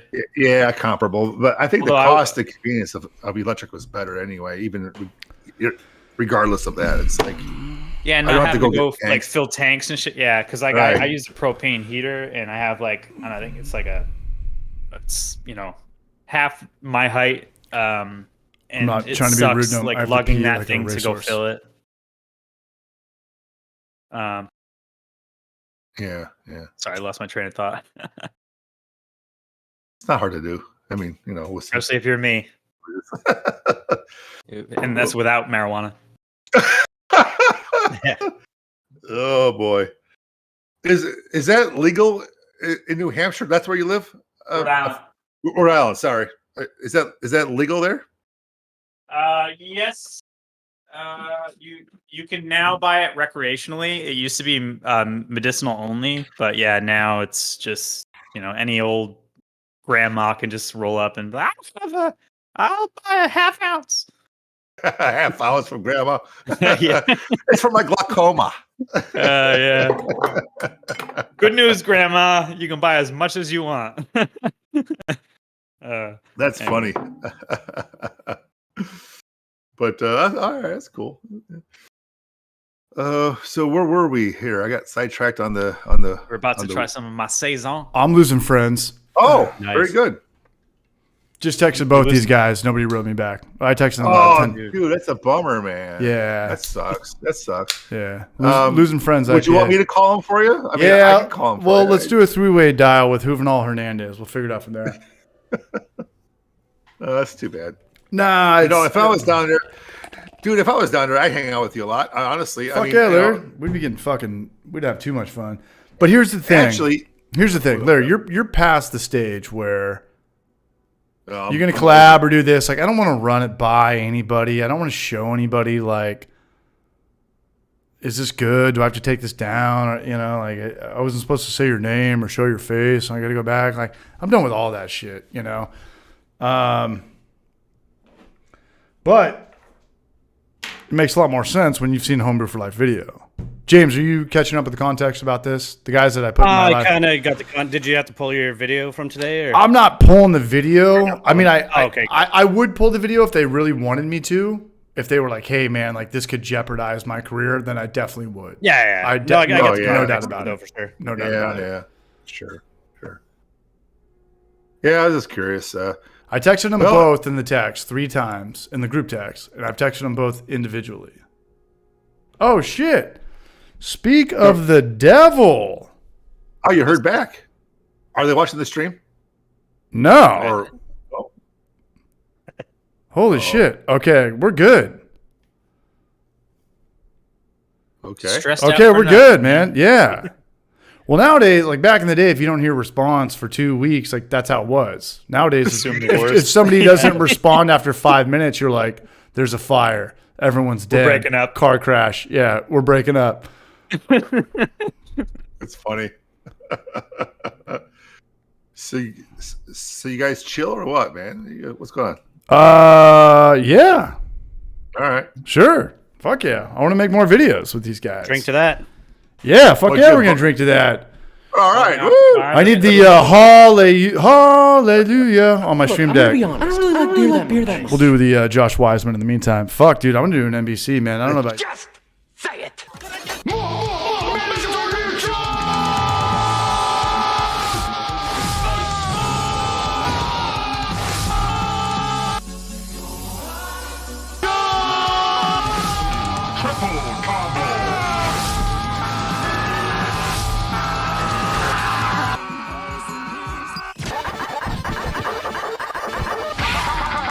Working on stuff, doing things, preparing for it's like an ongoing thing, man. It's like, yeah. What's like a real, like, and for James too, and for elementary brewing too, you have a family, you have a job, and you're editing videos. When do you actually get to chill and just turn the mind off?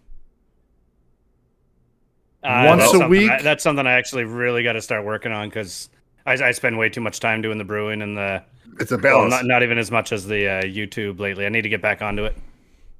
And I've went the way of priorities. Like my hobbies are the last thing to worry about. My health, my family, and my kids are the most important thing.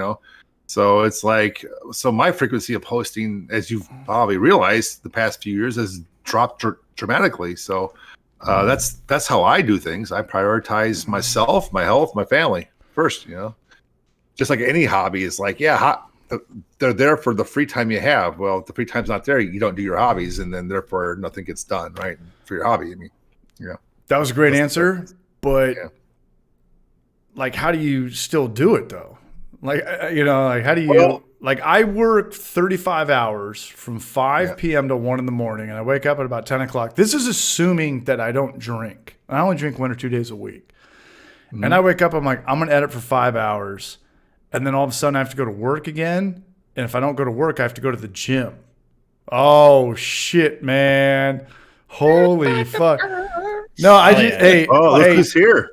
Howdy. Hey, Larry, I don't know how you do it. I respect it. I respect the grind. James, I respect the grind. If I even had a girlfriend or was trying to date right now, there's a stream, but there's no homebrew for life anymore.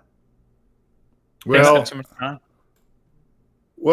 that's when you start to downscale. Like I was saying, like an hour or more ago when we started, right? I mean, I used to do long format videos, and because the time behind those long format videos increases like commensurately with those long format videos, that I've kind of taken the point of doing shorter videos, quicker videos, less time editing, which means more time for family. So I've kind of had to like weigh those, like I got all these real responsibilities. Do those first, and then here's this little bit of sliver of time. What can I do with this little sliver of time? Well, I can't do a half-hour full length video. I'll do a 5-minute like quick whatever video and do some kind of highlight thing. And that's kind of where I've been going for the past, I don't know, X number of videos or year or two or more. That's where we're different, Larry, because I'm like, I'm not even going to open up the textbook until I can study for 3 hours. You're like, I only have the 15 minutes or the 20 minutes or the half an hour. I think that's the big difference. I'm like, hey, if I only have a half an hour, I'm just going to keep hanging out on X Hamster or watching the new Zelda highlights and what they're doing different from the first game? I've had to learn to be more of a planner than an ad hoc YouTuber like I was 10 years ago. Things were just kind of a la carte. Like for example, I did a series of videos last Saturday or the Saturday before, which I haven't even done yet or posted all the way. But I did like 3 videos in like an hour, like basically monologue, talked about 3 different topics, showed B-roll over all of them. And I got that done in like a day rather than over the course of a week. But that's because I had a free Saturday. Right. So it just depends. I don't know. No, I hear you, man. However you find time, and again, I'm not comparing myself to you or James or elementary, but, I think the biggest thing is obviously having a family. I think that's crazy that people can still put out content and do their thing, and fucking all the respect in the world to keep grinding on this, especially in the niche that we're in, where there's not a lot of viewership. It's more of a club. We're kind of making videos just to kind of get better for ourselves and kind of impress the community. Like, did Larry see this video? Did Climber, James, these guys even watch my videos? Like this and that. So yeah, you're kind of hoping other people that are watching your stuff. And I put short circuited Brian in the last video. It's like, where's my text, dog? It's like, I know you didn't watching that shit. I saw that. He didn't even comment because I don't know if he even saw it. Right? I mean, he's probably he's like the pros with Peter. He's like, when he's out, he's out. Some guys just don't put out content for a long time, and I'm one of them. I've gone a month without it. Yeah, but I still watch people's videos. I still want to see like what they're doing. I watch videos every day. To produce them is a whole other thing. yeah. So I see a comment here on the chat. Dan Little says, "What's the motive for doing YouTube channels? Sharing, entertaining?" I think that's a good question. Anyway, before we answer that, let's give a big shout out to Alias who's in here. I don't know what's going on bottom right, but he's got a cool. Are you at a bar right now? Cheers. No, cheers, Braj. So what's going on with you, bottom right? I'm at my buddy's place. So him and his girlfriend are in Germany for 2 weeks. Yeah, is your buddy Jeff Bezos? I mean, was that a home bar back there? My God, look at yourself. Back off. It's such a nice setup. And see that bull right up there, top right. Yeah, I'm watching their dog over here. Gimme. See. Dog cam. Beer request. Can you see the dog? I don't know. Kind of. There we go. I see a nice house that I could never afford to live in. Maybe an Airbnb for a night or two. But yeah, and so I'm staying at their place watching their dog for these next 2 weeks. So, well, the audio sounds good, Brush. All right, cool. Yeah, dude, this is just like the headphones I use at work and whatnot. Dude. So, God, both these guys just hit me up. It's all good, man. Everything's good. My morale is back. We're good. Cheers, all y'all. Glad you're here, Braj. You were going to be here about an hour. Salute. No, this worked out well, man. This is, I think this is one of the best streams so far. I really do. We got up and running. I missed most of it. Yeah. I'm still laughing at some of the comments here, guys. Man, you guys are crazy. Yeah, what's going on? The Hanson brothers? The Hanson brothers thing. You guys watch that movie Slapshot? Paul Newman, baby. It was the other Hanson. No. Hanson. No, it's from. I think he means from like the movie. Slapshot. Now, it makes sense. Yeah. No, Larry. You know what's crazy about that is I didn't know about hockey at all until I moved to Knoxville, and they were telling me. Well, I'm from San Diego, so hockey ain't shit. Nothing's shit in San Diego. We have a baseball team, and we're still shit. I'm not surprised about San Diego not having one, but I'm surprised about like moving to Knoxville and now becoming, because Knoxville is still like in the South. They have hockey there. Predators are good. Tampa Bay Lightning's good. The South is weird because you're so connected. 2 hours away, it's like that way's Chattanooga, that way's Atlanta, that way's Asheville. 2 more hours that way is Charlotte, that way's Nashville, and then Memphis. San Diego, you got nothing going on. But I remember this guy came in. And good dude. And we were talking about hockey, and he was like, he brought up the movie Slapshot and the Hanson brothers and Paul Newman. And my dad loved Slapshot. And I always loved that song by, what was it, Maxine Nightingale? Dun dun dun dun dun dun dun dun dun. Get it right back where we started from, 'cause it's all right when it's. Larry, come on, man. This is supposed to be your favorite movie. You're gonna fucking leave me hanging like that? Oh, well, I'm just trying to think of it. And he was trying to tell me, like, yeah, they didn't even wear helmets till the 80s, and sometimes the goalies in the 70s didn't even wear face masks. I was like, this is the most. Man. This is way more punk rock than like the death metal underground Gwar bands in Sweden. Like, you're gonna play you're gonna play goalie in hockey at the NHL level, and not wear even the Jason mask isn't gonna do shit. Nowadays, hockey players the goalies look like a tank. You know, like, just put fucking E Honda out there. Get the fattest fucking guy in the world. And just E Honda for Street Fighter. I love the reference. This is great. Yeah, get a Jabba the Slut. Just get the fattest dude just to sit there. And on paper, like, he's going to be the best goalie, right? It's only like a 6x6 or a 4x4. And he was like, yeah, the goalies didn't even wear face masks. And that's wild. That's insane. That's insane. Crazy. That's wild. They have a puck flying at you like 80 miles an hour. Have you ever felt a puck? It's pure rubber. It's it's hard as a fucking rock. It's a rock. I caught one with my hand at a hockey game out in the stands. It flew up over the glass. I reached out and I still broke your hand. I to grab it, and my hand was swollen for days. I mean, that hurt. Hockey players, they're caveman. It's a different breed. It's just a different breed. And I get it, you know, like all the NHL players are all they're not American. You know, I had a couple friends that tried to play hockey growing up, and it was so expensive, and their parents were so good, you know, like to drive my kid to, you know, at midnight so we could get ice time and this and that. The best hockey players, it's snowing or it's you know, the Emilio Estevez pond is going on year round, Coach Bombay. To play hockey in San Diego, your parents have to have buku bucks. Money, yeah. Buku bucks. Yeah. And you're going to let like a 5-year-old kid here in Texas general, too. Really. Like, or in anywhere. Yes. Yeah. Oh, yeah. It's like, how many times? Hockey's expensive, dude. Hockey in America is expensive as fuck. And it's like, hey, I'm going to buy these kids, $1,000 worth of pads. Right, and so he's going to grow out of it in 2 or 3 times, like, you know? Here, like, you can't even, like, you go on Marketplace, you're not going to find fucking hand-me-down. You're not going to find shit for hockey. You ain't going to find shit. Not, like, here's the thing, especially, like, here in Austin and Houston and shit like that. Fuck no.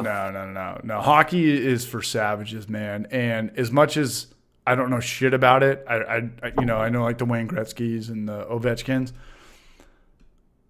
I want to get into hockey. I don't know if it's too late, but I think it's like the best fucking sport. I think it's the most ultimate sport. There's no politics. It's entertainment. There's fights. There's action. Yeah, man. I remember, no offense to Noam, man, but I remember Kurt Schilling in the 2004 World Series when they came back and beat the Yankees. They were like, dude, this guy, Kurt Schilling has the bloody sock. It's like grown-ass man getting paid like $1 billion a year, and he's got like a little bit of blood on his sock. And they think he's like a god, like this more than a man, less than a guy thing. And I was like, dude, have you ever seen a hockey game? These guys get their fucking front teeth knocked out. Blown out. Their nose is broken, and they go back in. Most of them don't have, like, most of them are missing most of their teeth. Like, they're insane. They're insane. I used to think. And then they do, like, the playoff beard, which I think is pretty cool. No, hockey's the shit. Did Noam freeze again, or is he did Noam get offended about the Kurt Schilling thing, or did he freeze again? No, he's frozen. Both. Hey, what if he comes out of it and then he was like, you know, man, Kurt Schilling's my favorite player, man. I used to have the go top up, Larry. Yeah, rookie card. Top up. I'm right back. Where are you going, Larry? He's gonna go get a refill. Goon was a great movie. That was a good movie. Yeah.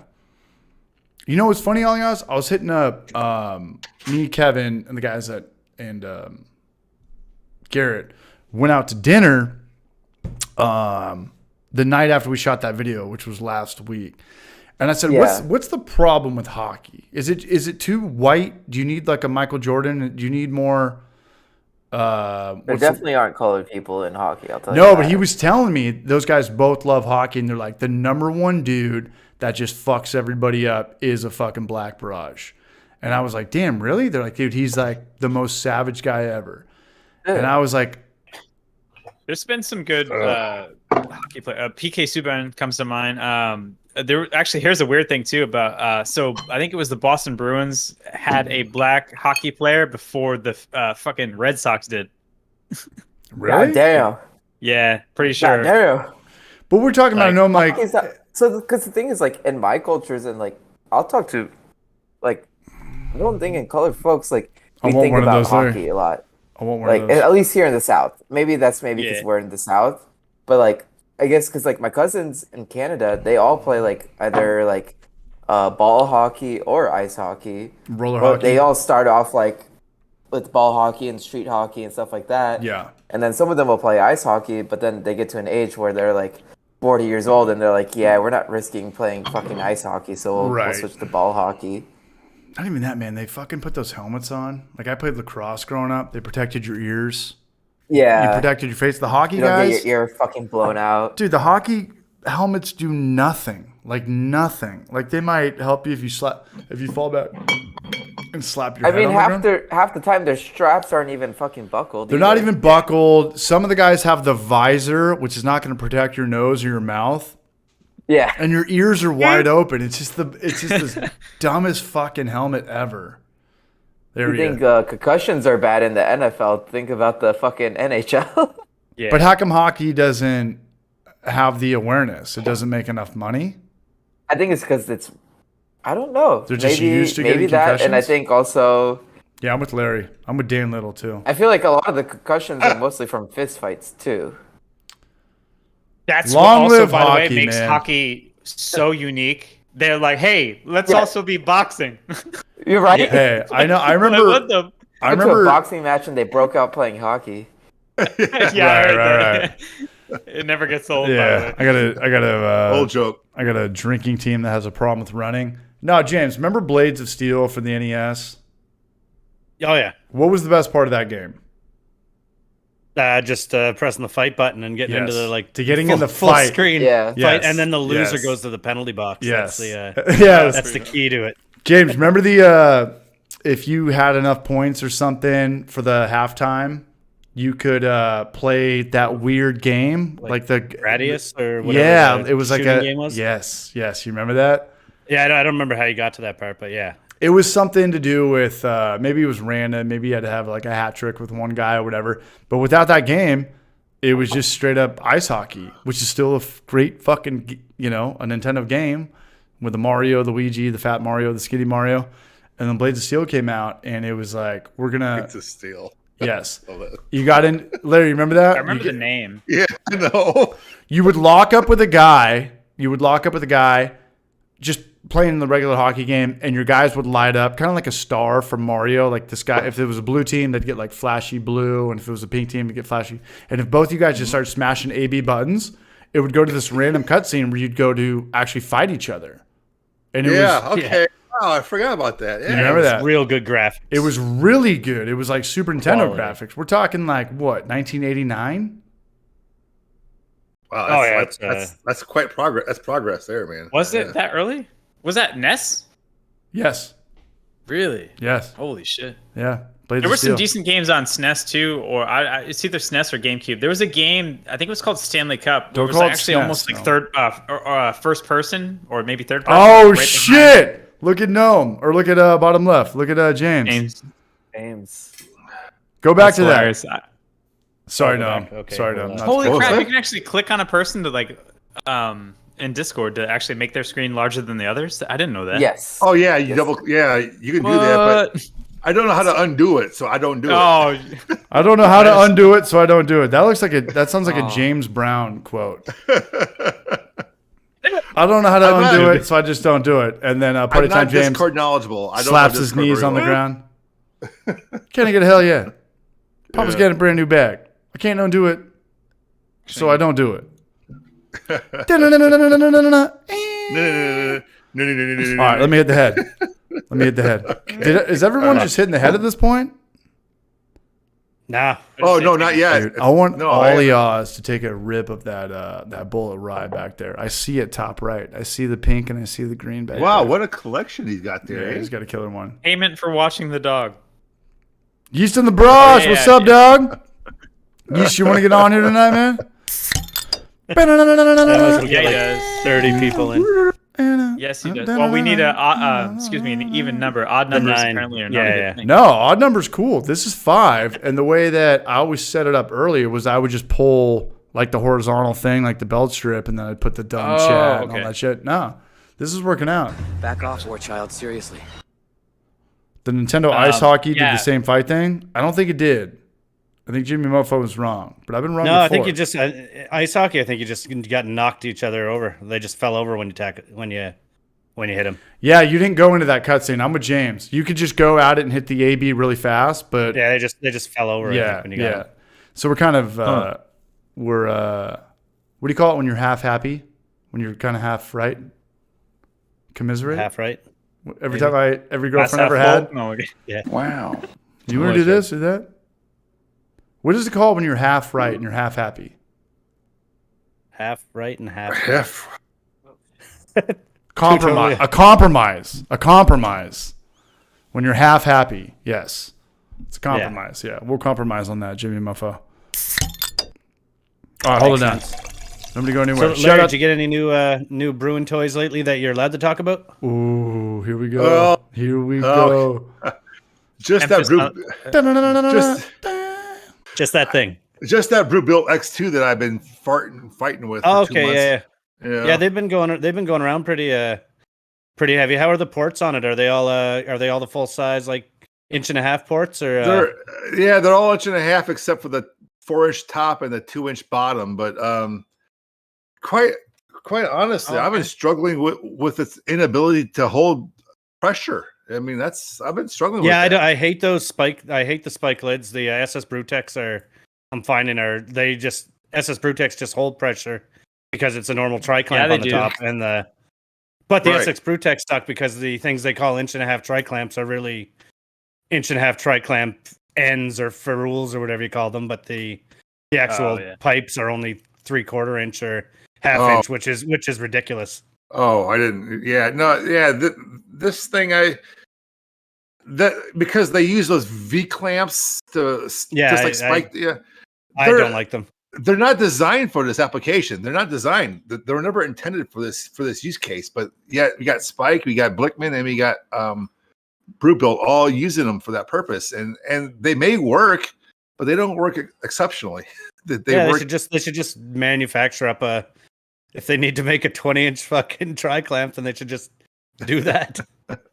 might cost a bit because it's not standard, but no. But the problem is like it's a reliability issue with them. Yeah, they work to a degree, but to which degree on which batch is the wild card. I don't want to brew like 4 out of 5 batches and then 1 out of 5 like can't hold pressure and then I'm screwed. You know, I mean, I've had a hard time carbonated in the spike just because you can't get it up to. If you get it up to 15 psi without it leaking, you come back a day later and it's down to 10. Or I find I can keep it around 10 pretty decently, but not. Yeah, you can't keep it up to what it's saying it'll go to, and it goes like I think either you mentioned or somebody mentioned. You got to tighten that screw all the way to the end of travel. It goes for it to hold the pressure, and that's extra, and that's insufficient to be called a unit tank, in my opinion. I think so. Yeah. That's fair.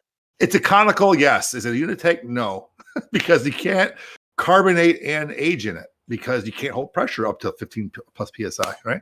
Yeah. Yeah, that's fair enough. Yeah.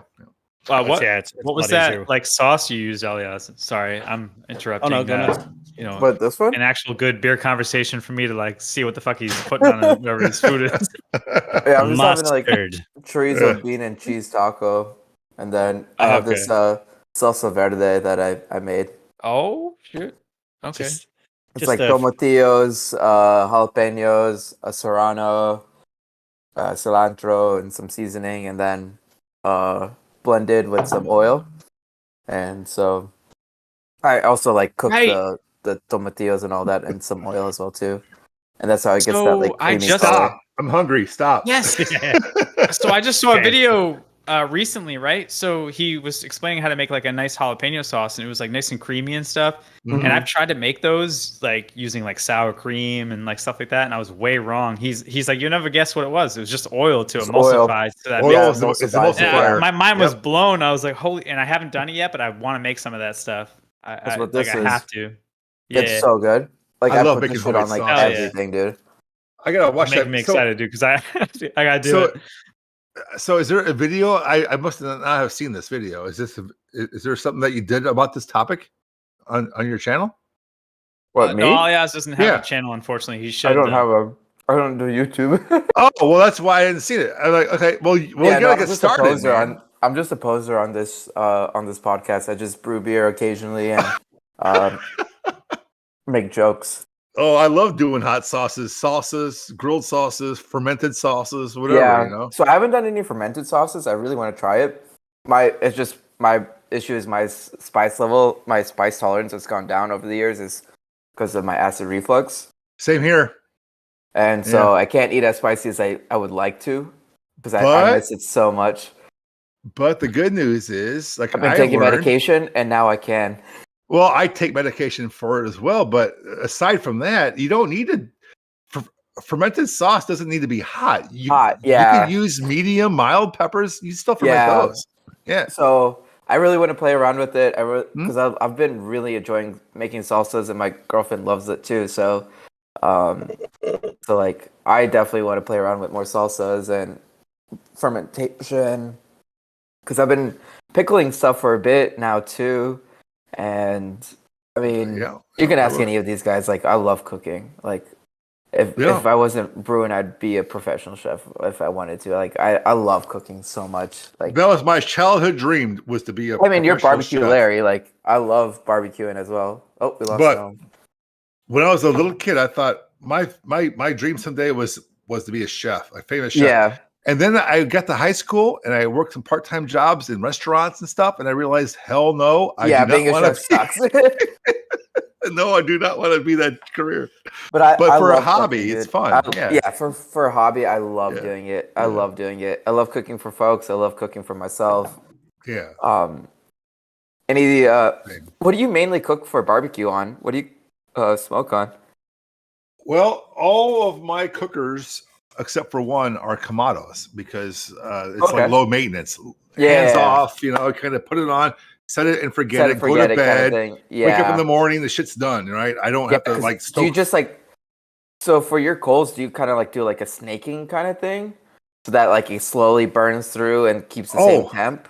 Well, that would have been a thing if I had my old grills, but with the Kamados, you basically fill them up to the very top with like charcoal and wood, kind of mix it all together. And you control the burn rate by the vents allowing air, oxygen, right? So you adjust the vents top and bottom to dial it into a certain temperature.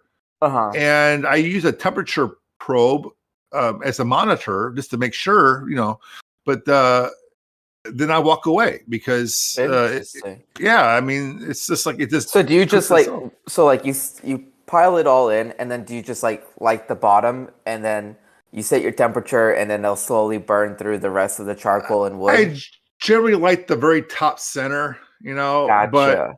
but you control the burn rate again by the airflow control. So you control the vents, so you close them down really tight. And you get to your desired temperatures, say 225, 250, 275, whatever.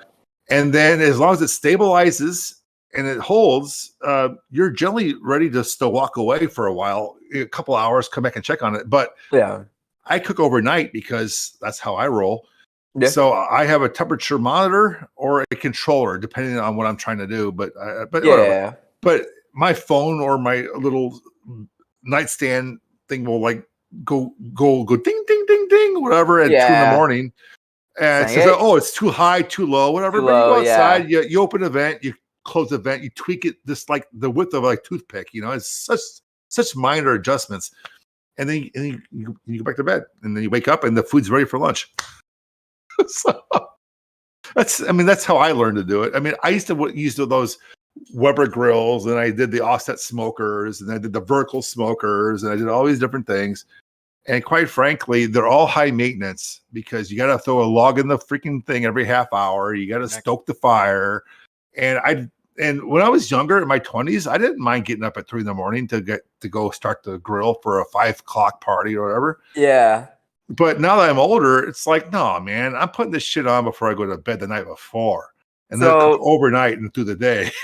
So one thing I've kind of like now learned is how to simplify, like, because I use an offset.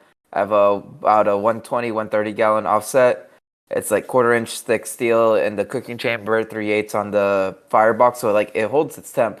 It's very good quality, fucking well. Very good. It's super fucking thick stuff, and so I kind of have started I start cooking, like, say, let's talk brisket, like people, and I've also become picky on my size of brisket. I usually aim around 14 to 16 pound brisket, and 16's on the high end too.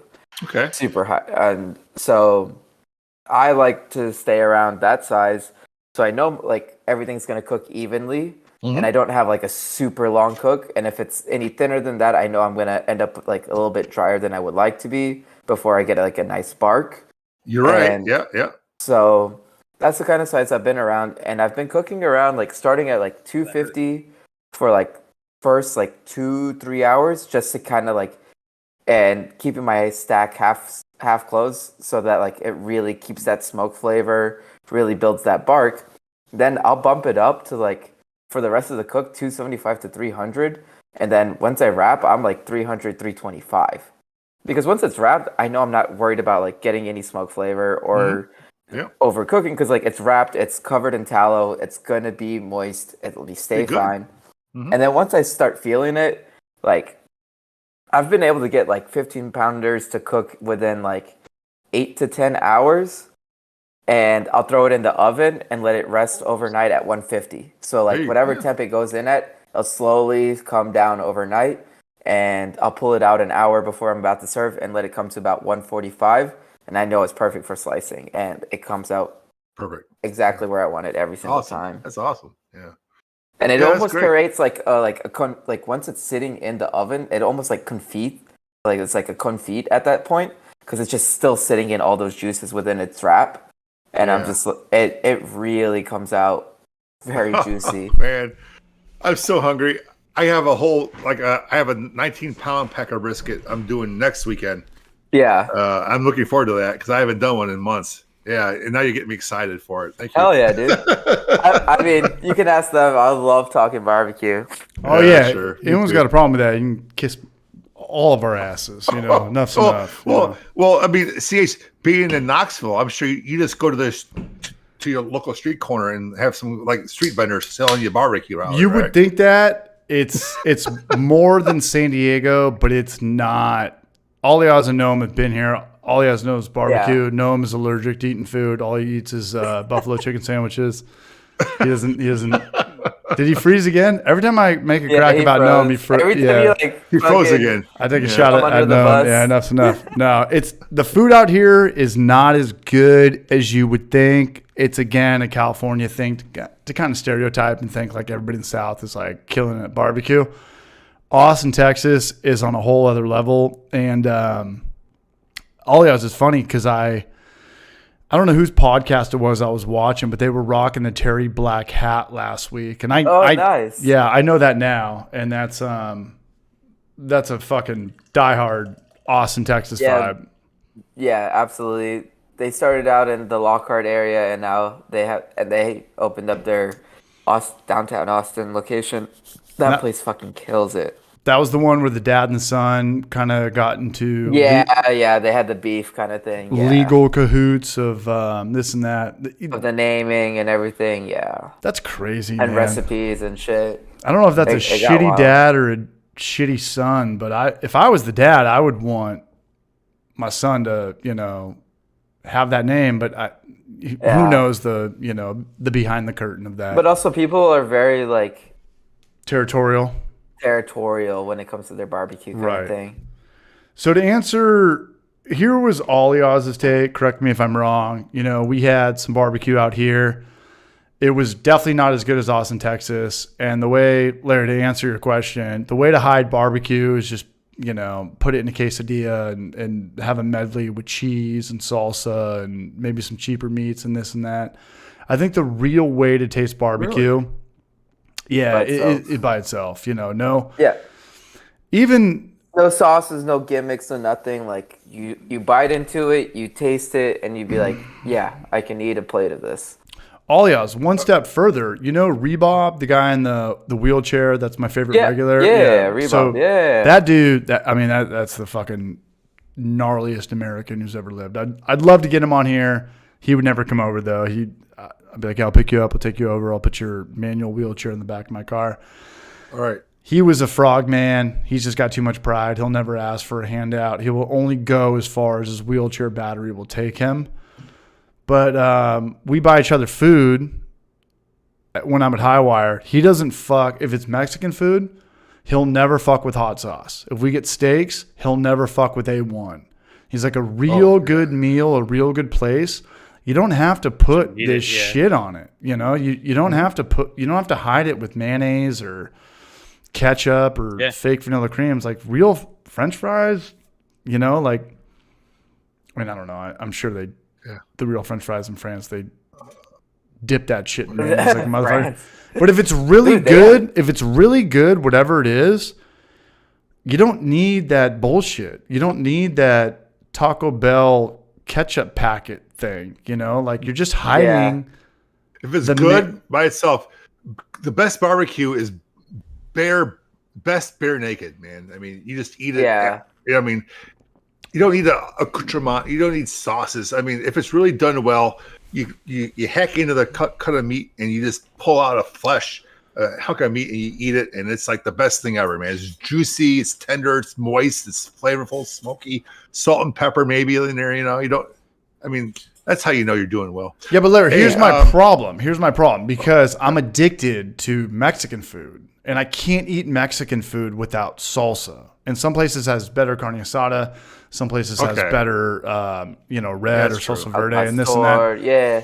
Can you do that with barbecue? Can you actually make baby back ribs where the barbecue sauce taste is in that without adding anything? Yeah. So like if you're glazing your ribs and stuff like that, it has sauce on it, right? Like you're going to glaze your ribs. So you're going to put some sauce on it, throw it back in the smoker for like 5-10 minutes, let it set onto it, and so it gives it a nice shine, it gives it a nice flavor, and then that's the kind of sauce that you could have. I'm getting hungry. I'm getting hungry too. No, and when you go to Red Lobster, you go to Sizzler, I don't know if they're still around, but there's an A1 at every table with the white label and this. Yeah, the A1 steak sauce. The good steakhouses, you have to ask for that if you want it. They're not going to put that on the table. They're not going to put it on the table. No, you don't need it, man. And mask the flavor. If you got a good cut of meat, man, why would you want to ruin it with like steak sauce? I agree. Yeah. I agree. Yeah. I'm kind of like it with sushi. Like I always have to, whether it's the best sushi I've ever had, I always, while you're waiting for your sushi. Yeah, not only that, but like everyone knows, like you get your sushi, you got your ginger, you got your wasabi, and you make your own kind of little medley before your food comes out.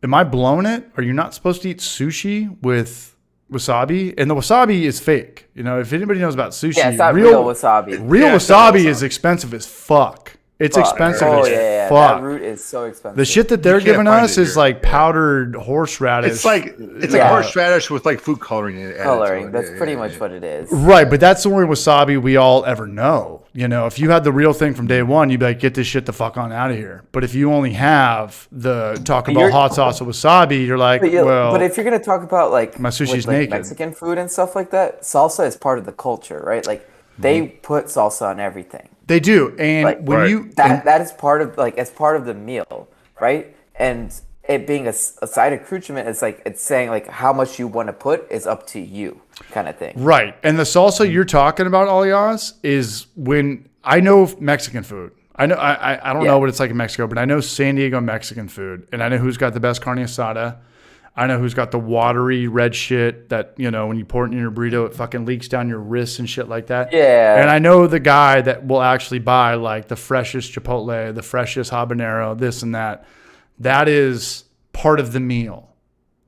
Yeah. We're not talking about a Kikkoman soy sauce that no. is damn near free. Larry's, no. Like that's why this was why I say I put this on a lot of stuff, especially the Mexican food that I cook, because it's part of the meal. It's part of the meal. What makes it's part of what it is. Right. So when you have you have that balance, when it's really good hot sauce and it doesn't burn your mouth, and you can actually kind of look at it, all else hit it with a tortilla chip and look at it, and you're like, dude, I see parsley in here, I see a little onion, I see this and that. And I was like, they made this in house. Yeah. Oh yeah. Oh yeah. When you can tell they make their own salsas, it's so much better. Right. And there's so many taquerias around here that do that, and it's just yes. So I'll agree. Yes. Say that, by the way. All y'all and Larry, I will agree with you guys on meats. I will. Yep. If the meat's good, you don't need it.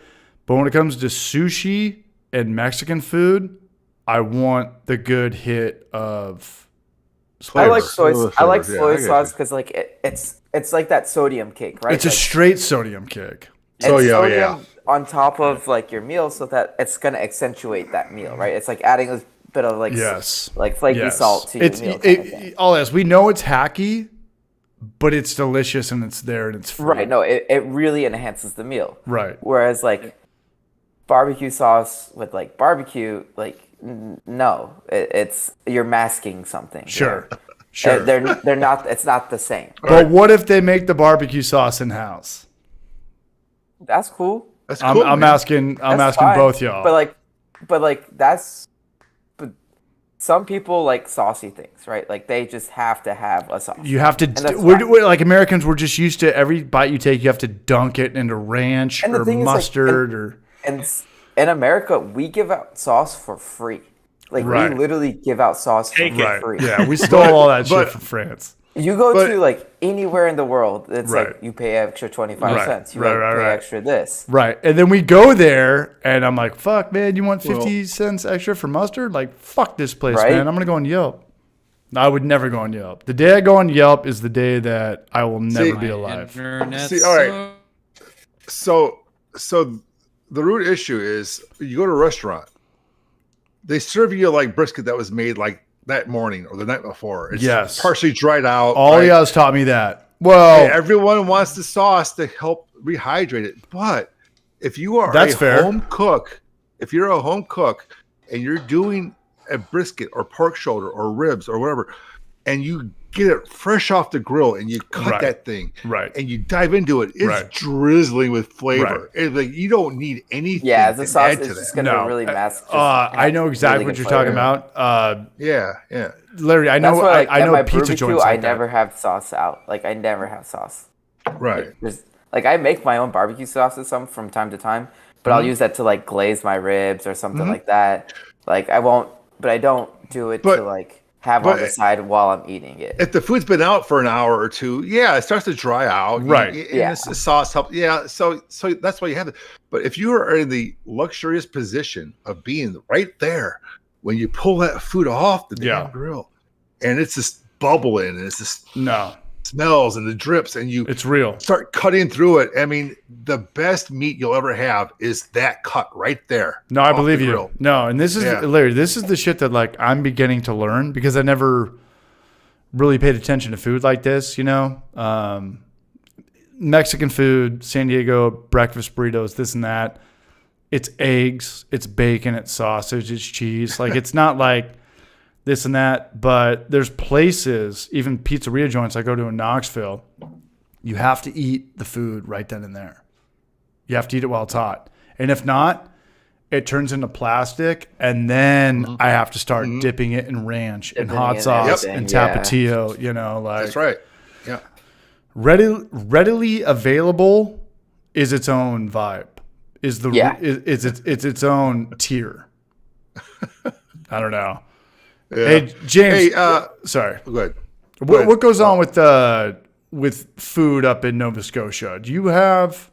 I mean, you've been in Nashville. I'd imagine Mexican food's not that good. I imagine the sushi is killer. I imagine everyone's got good steakhouses. Are you kind of on our vibe, or is it a little bit different out there? I don't think it's any different. You You got a couple places that are good Mexican food. You got the, I don't know, a lot of the, I guess the kind of like the Americanized Mexican food, like not a lot of the Tex-Mex stuff, the tomatoes and lettuce, the Acapulcos. Yeah, exactly. The crap that I like. Pretty the much. gringo food. I miss San Diego for the Mexican. That was pretty good down there. San Diego, LA. Good seafood, but I'm not a huge seafood person for some reason. Sushi's the same as anywhere I've gone. I just like the dirty, cheap sushi. California rolls, cucumber rolls, douse that exactly. shit, and douse that shit in all the sodium, the Kikkoman you could find. Oh, yeah, exactly. And I don't know. And up here we're just dirty pizza, and donaires is kind of like the the donair kebab, the main food up in the Halifax area, close to me, and I love me a donair. That's why I look like I do today. What's a donair? A donut? It's like a gyro kind of with a sweet sauce. I love gyros. Oh, I don't know if I'm saying gyros, right. gyros, Yeah, gyros, gyros. Yeah, donair is like it's differently spiced, but like it's usually like lamb, and sometimes it comes like kebab form, and like you get it in like.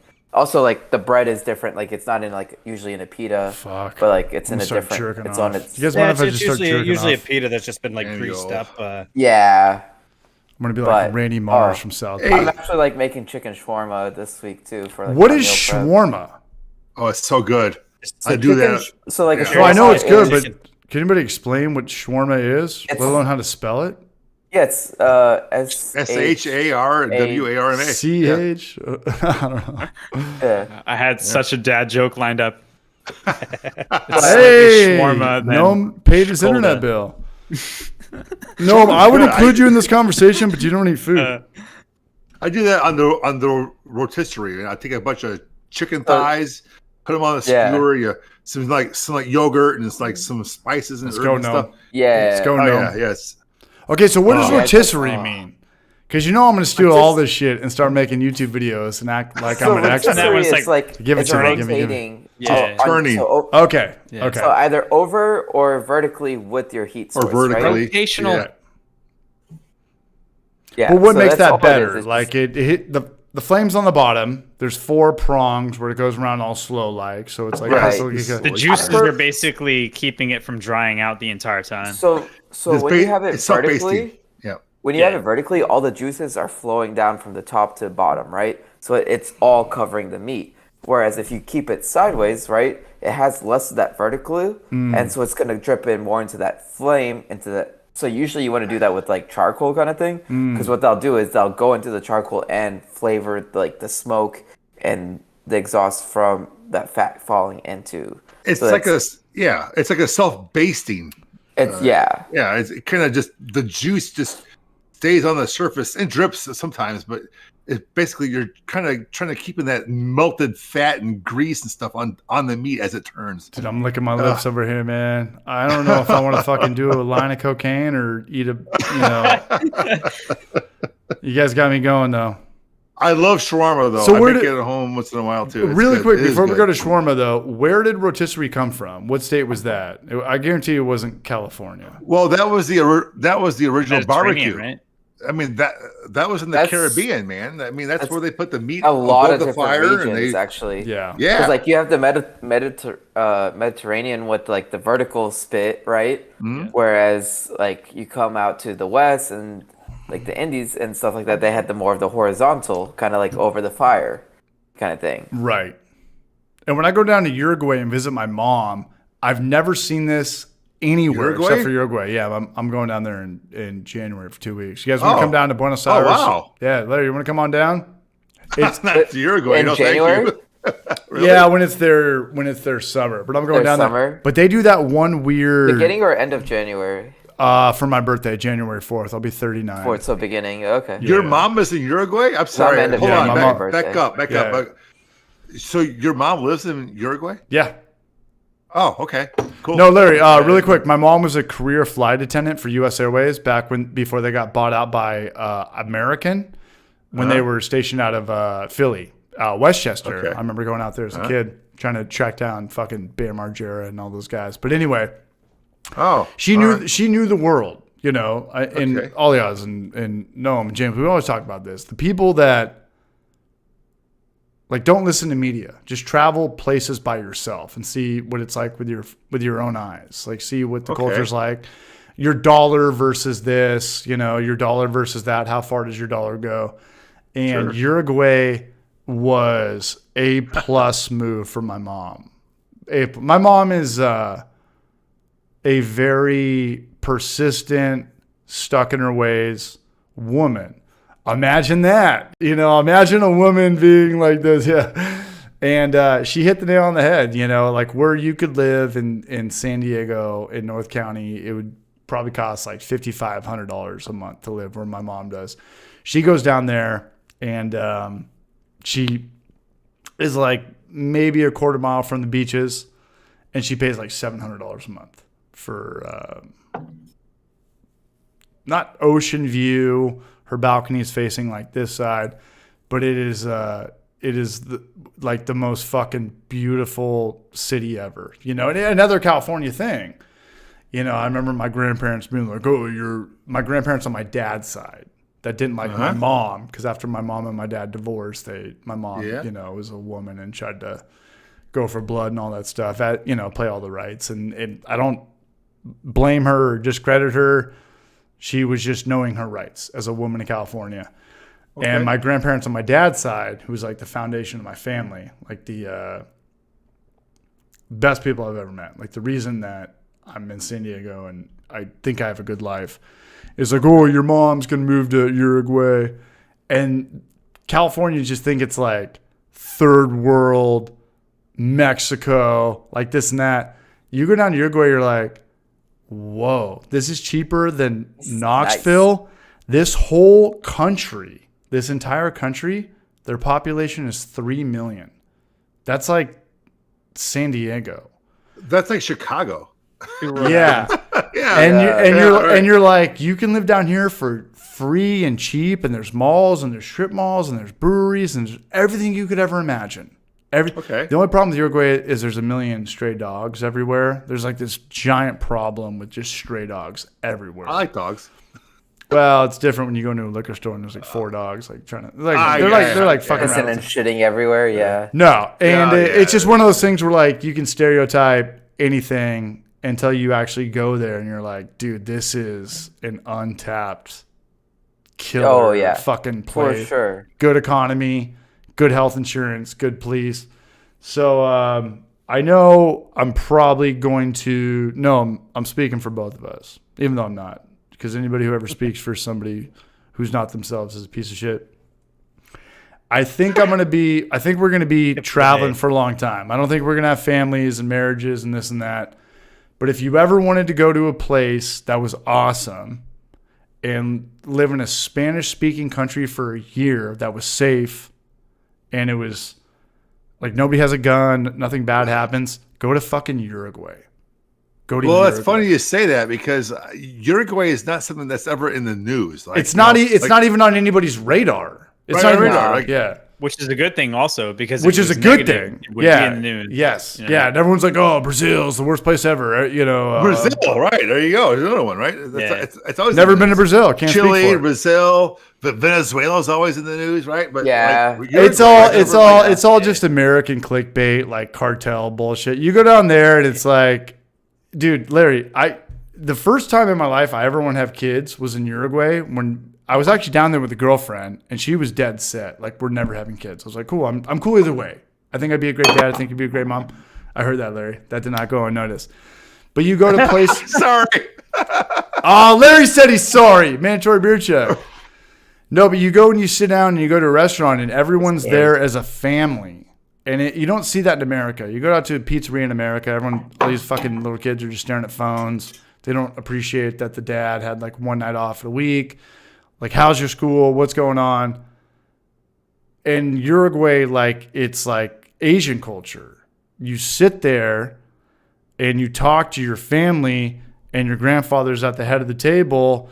And it's just like maybe how America was like 40 or 50 years ago. But I remember thinking, I was like, this place makes me want to have a kid.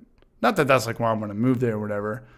It's just it's just a rad fucking place. Montevideo, Punta del Este, and Caminito Septimo. And the craziest thing about Uruguay, it's not the dogs. Every single person in Uruguay, whether you have a mansion or a 2-bedroom apartment, you have a clothesline that goes out. Everyone's got space, and it's kind of like the South. You've got an acre of green grass. Everybody has their own livestock at their house. Rich, poor, middle class, doesn't matter.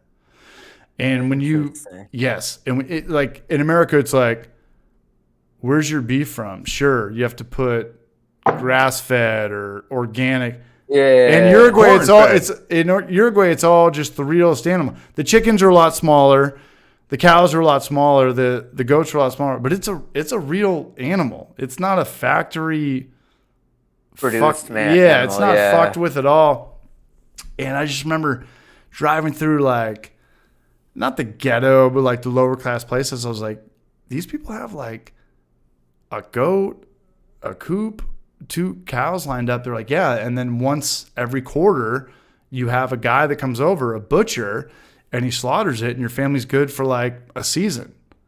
And I was like, their own chest freezer that has full of just yes, that's how it should be, bro. Like that's how it should be. Like eat the cheeks, eat the head, the brain, the sesos, I don't know. I'm rambling. Make some good barbacoa. Oh yeah.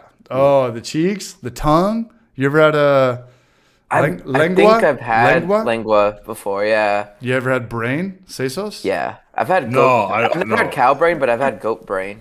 No. It makes you think. You're like, if I fucking had human, you made the tongue and the brain taste like chicken. Have I ever had some fucking? Ed Bundy was on to something. What? Too soon? Man, Jeffrey Dahmer would be a fan. Yeah, he had it all. I think I was wrong. Actually, I think it was Jeffrey Dahmer. Don't know. You got what I meant, and that's what matters. No, I'm. What was the one? That movie. Is it Hannibal? Hannibal, yeah.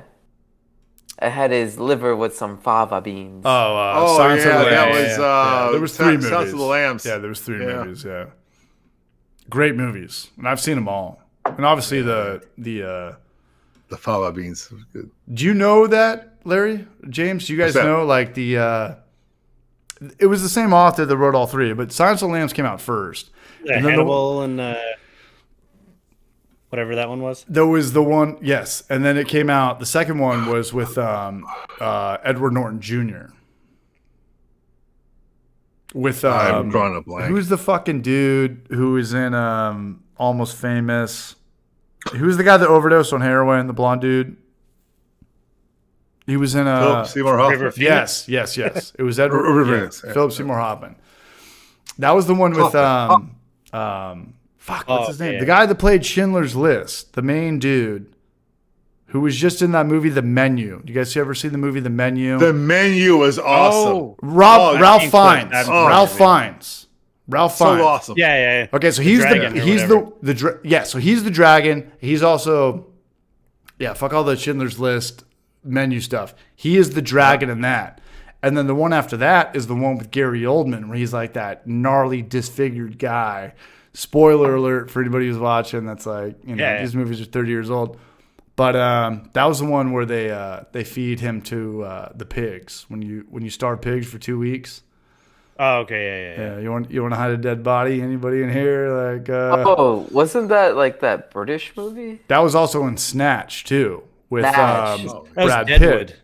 With Brad Pitt. Everybody knows that. Okay, that's where I know that one from. I mean, not everybody knows that. Like, no, I know. I just remember it all. I know it's amazing that you remember it all, because I've seen probably all of that stuff, and I don't remember all those details. It's like it's amazing. That you know who's crazy? You know who's crazy like me, Larry? Yeah. The Brew Show. He remembers everything. Oh, yeah, he remembers he's a everything. big movie guy. He remembers everything that I know, like the scene, like how long that probably took, and I don't give a shit about the makeup or the actor. He just remembers like why that was at that point in the movie, like or why that was a funny thing. He's also from Chicago too, and you guys from Chicago are fucking weird. Trent is? Yeah. and he's a Packers fan. I didn't know that. That's the funniest joke. He's a Packers fan from Chicago, which seems like you would get killed for that. You know, that's like being a Raiders fan. What's up?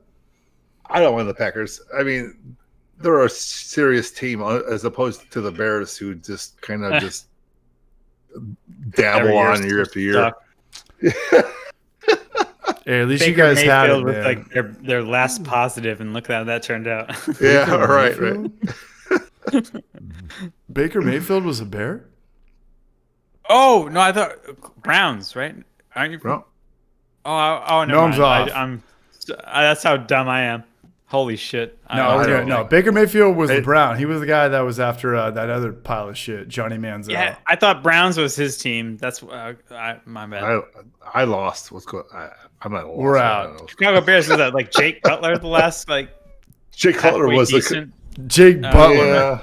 I think we're all fucking drunk. You know. It's funny. The Bears fans always blame the quarterback, honestly, but those quarterbacks go on to other teams and like do well. It's not the quarterback. That's the problem. It's the system. It's the whole system. It's the front office. Drafting, all that shit. Yeah. There's a lot that goes into football for sure. No, and I think that everybody compares themselves to the Bill Belichick thing, and that's where it goes wrong. Like, you can't do that. Like, Bill Belichick is once in a lifetime. Don Shula was once in a lifetime. And smartest interview I saw last night. Smartest ever. Fucking everybody compares LeBron James and Michael Jordan and Kobe Bryant, like, who's the best of all time. Shaq had this interview. He's like, you know who the best basketball player of all time is? It's this guy named Kareem Abdul-Jabbar. Now, a lot of people don't know about this guy. Larry might, because Larry's 84. Larry's a goddamn money. I know Kareem. But they're like, this guy has way more. He's got the same championships. He's got the same thing. And then Kareem Abdul comes on. He's like, you know who the best basketball player of all time was? It was Bill Russell. So it's a generation thing. From the Celtics, yeah. Yeah, and Shaq was like, dude, I was nothing without you, to Kareem. He's like, I grew up, I wanted you to come to my games and this and that. Whenever I looked at you after I made a big play, you were just like staring at your program and this and that. I always wanted to impress you. And Kareem Abdul just tore Shaq up. He was like, hey, man, you came in, you started making all these rap albums, all this goofball shit. You didn't know what it was like to be a good basketball player and carry the weight. And I was like, damn, dude, I don't even like I ain't caught up with the old school generations. Like, no, we know about, like, what, Babe Ruth and Hank Aaron or whatever. Basketball, like, who knows about basketball or hockey 25 plus years ago? Those guys were way fucking tougher. Those guys were way fucking more traveling on buses and dealing with injuries and no painkillers. And it's just a different era. Everything's just different vibe. Yeah, nothing's tougher than the no helmet goalies. I'm with James on that. Yeah. Fucking slap shots to the face. Fuck it. I can see better. A slap shot to the face. And what's the game plan after that, James? If you get hit in the face once, is the goalie out? Or is that just... just put some tape on it and get back in there. And then you get hit in the face again and your second eye swells shut and you can't see. Then you got to sit out. But my God. Put some tape on it. Put some tussin on it. Put some tussin on it. Rub some dirt in Yeah. it. That'll heal. No, James, problem. I think that's the gnarliest thing of all time. If it came down to, I'm asking all you guys and everybody in the chat on this, would you rather do a tackling drill with Ray Lewis or Dick Butkus, face Randy Johnson while he's drunk and throwing wild, or be a fucking goalie with no face mask in the NHL? Everyone's going to say the goalie thing is the worst bet by far, fucking so far. Yeah, I guess. I mean, I don't know what else is scarier. Pretty damn fucking scary. None of the above? Is an option? Yeah. Pro goalie. Hard with pass. Next. I don't know. I'm going to hit that. Hold it down. Hey, Noam, tell us the story. Tell them about the time we got super drunk and tried to reenact. What was that movie called that came out?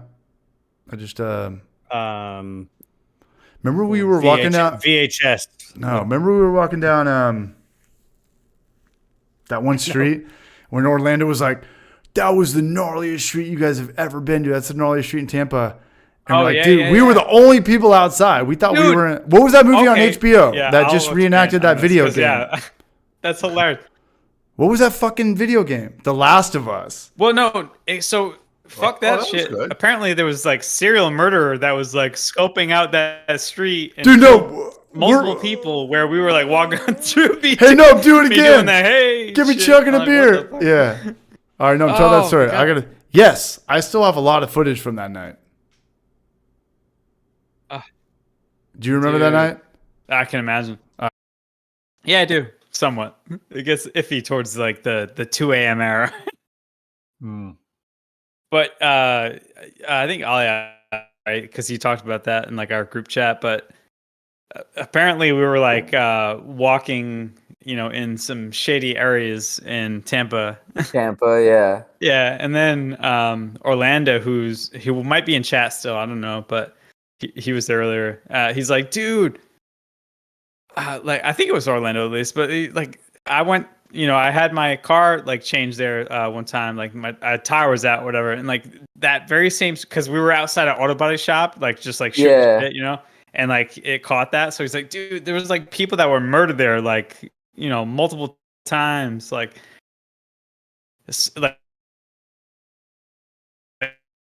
Oh, your internet. No bueno. Hello? Are you there? Are you there? Hello? Yeah. It's getting bleeped out. It's getting too dangerous. Out of like, you don't know. You're out of. Everyone's talking. Hang rather. See if we can get this. See if we can get this chat Sorry, down. no, we like missed half your story because your internet was just like cutting out the whole time. We couldn't hear anything. Oh man, Beeler. See the comments in the chat here. I'm sorry, I'm just laughing at some of the comments. Finally, So who's online? Smoking a cigar. Oh yeah. Okay. I got a brewing questions for you. Ready? Mm-hmm. Okay, sure. so today I let the wife took over the brew. I had to go to work, so I let her finish off my brew day. And the one thing that didn't work is when she hooked up the chiller to the counterflow chiller to the water. So I ended up firing some probably 70 degrees Celsius wort into a 1-barrel batch. So it turned like probably turned the overall temperature up to about 40 degrees because I had already brewed half of it, and it was at 20. Okay. So what do I do to save that? I basically, it was about 8 hours later. It was still at 30 degrees. So I have it chilled back to 20. Do you think I just pitch some more yeast in there to account for maybe the stuff that was killed and then killed? Oh, she pitched the yeast when it was too hot? Well, I had pitched the yeast yesterday with my half batch. So I brewed half a barrel yesterday. And then I was going to brew the other half barrel today. It, like really hot, the new batch really hot into the old batch. Yeah, because I basically just left some text instructions to her. It's not really her fault. So I wait, hold on. Hold the horses. You have your wife doing this stuff? I'm starting to try to get her to move it. I got to go for like a surgery soon, so I'll be out of the heavy lifting game in a bit. So I'm trying to slowly move her into it. So she did good. She got everything done except for just that one thing. Okay. Which didn't necessarily overheat it too bad. Like I don't think it overheated it to kill temperatures, but she was bubbling pretty quick almost immediately. What yeast? It's Nova Lager, so it's fairly resilient, but it's also on a Pilsner, so it's yeah. I'm gonna whatever it is gonna come through. If is it under pressure or is it? No, it's just in the SS Brewtech 1-barrel. So I would take a tasting setting if anything is changed. 2, I would give it 24 hours to like see like. Does it pick up? Is it like fermentation just as aggressive? Oh, it's already going nuts. Like, and that's because that's because it's at 30 degrees. But if you start any yeast at Yeah, 35 degrees. Shit's gonna be going nuts. So I don't think you need. I don't think you're. I would be too worried. I just let her go for a ride. Yeah, I think I'm just gonna see what it does. Because like honestly, I need to know though. You said 35 degrees, but that's Celsius, right? Celsius. Oh yeah, yes. Celsius. Not So you know. So it was at about 32 degrees 8 hours after she put the wort in, and I had already like double pitched the yeast for the half batch just to get that moving, kind of as a starter. So it's like 70, 76, no, like in that range. It's on the high. It's about like 84, 85. I'll take a look at yeah, it's at Kvike temps. Oh, okay. Yeah, no. Yeah, so I don't like the Celsius, the Canadian to American translation. I'll help with that. Lost. I have no idea. I can help you on that. Yeah, part. That's 89. So that's it's pretty. That's kind of warm. Yeah. And I just I put it on the glycol and knocked it back down to 20 right away because that's kind of the top end of the number there. So I don't really know if I probably stressed the yeast out even more by just knocking it down 10 degrees or 15 degrees Fahrenheit immediately too. So we'll see what kind of maybe Nova Lager, since it's so fucking expensive, can handle all that shit. Well, just monitor it. It's ridiculously expensive. Well, you fuck around and you find out. No, exactly. Yeah. May just leave it as is. I just wanted to say I'm really sorry, guys, for like the whole fucking my internet is like dog shit lately. I really apologize. Oh, he's back! Hey, welcome back. Yeah. I know it's really bad. It's really bugging me, to be honest. Yeah. It's so frustrating. Like you're mid explaining yourself or like whatever the hell you were talking about, and and then just nothing. Yeah, like literally you see everyone like just freezing up on your end. Like it bugs the crap out of me. Anyways, I'll shut up. Yeah. Well, I don't know. Well, you don't need to shut up. Just keep talking. We'll let you know when we'll give you like the big like X or something when you. All right. when you just say stop bringing it through. But yeah, Stephen Plass, the Nova Lager is bred to be resilient. So hopefully it works well. I might just leave it and see.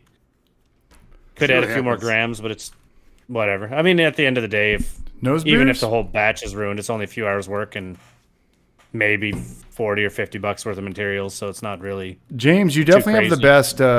You win the award for best attitude. That's right. Positive, baby. Yeah, that's right. Oh yeah, I mean, what else? There's nothing else you can do, and like at the end of the day, I'm just stoked that the wife was willing to like try to take my instructions and brew. Like that's. The other day, she did the sparge for me while I was at work and stuff. So awesome. So that's like I'm slowly getting her into it. I think anybody who says at the end of the day has a great outlook on life. They can put shit into perspective. Like how bad is it really? At the end of the day, I don't have any arms or legs anymore. But you know what? Right. I can still talk. So fair enough. True. Yeah. 100%. Well, Beer Quaz is still here. Coach Joan, what's up? Which company is Nova Lager from? It's Lallemand. Okay. It's newer, yeah. Yeah, in here now I got it for a decent price, but it's already gone up in price, and I'm pretty sure if I just wanted to order one brick, I'd have to pay $20 or $30 shipping, just because that's how they rock. And I think it's like $270 Canadian. So my next question. Oh shit! I got a question too. Are you finally done with your USO5 brick? I've finished a few of them so far, but yeah, I'll be using anything that's not a lager. I just hammer away with USO5, and I think I overpitched it. I went to a Fermentus thing the other week. I might have talked about it last week, but they're just talking like use the recommended numbers. Don't need to overpitch. You don't need to go with whatever numbers like the 1 million cells per degree Plato per milliliter or something like that. Like. Mm-hmm. Just go with what they recommend. And USO5 attenuates well anyway. So fuck yeah. And I haven't been able to stress. I've never really stressed out USO5, I don't think. What do you pay for that for a brick? Brick of USO5. You can Larry's just dropping shit left and right. I hear everything slapping on the ground. That was his headphones last time. Before that, it was a bottle of whiskey. I'm sorry, what'd you say? Yeah, the keyboard. Next thing you know, it's gonna be his forehead. Just like, I'll be right back. Just like, just hit a mic. Yeah, enough's enough. What do you pay for a brick of that? And what does a commercial brick mean? What's a pitch of say it's about a pound, a little over a pound. It's 500 grams, where a pound I think is 454 grams or somewhere in those bits. And where will that get you? 5 gallon batch, 10 gallon? Oh no, like 500 grams. I'm sorry, 5 barrel batch. I'm sorry. A barrel? You're looking. I mean, it's basically 6 pitches, so you're looking at 70 or 80 grams, pretty easy. You could probably throw 100 grams in there just to make it a nice, healthy fermentation.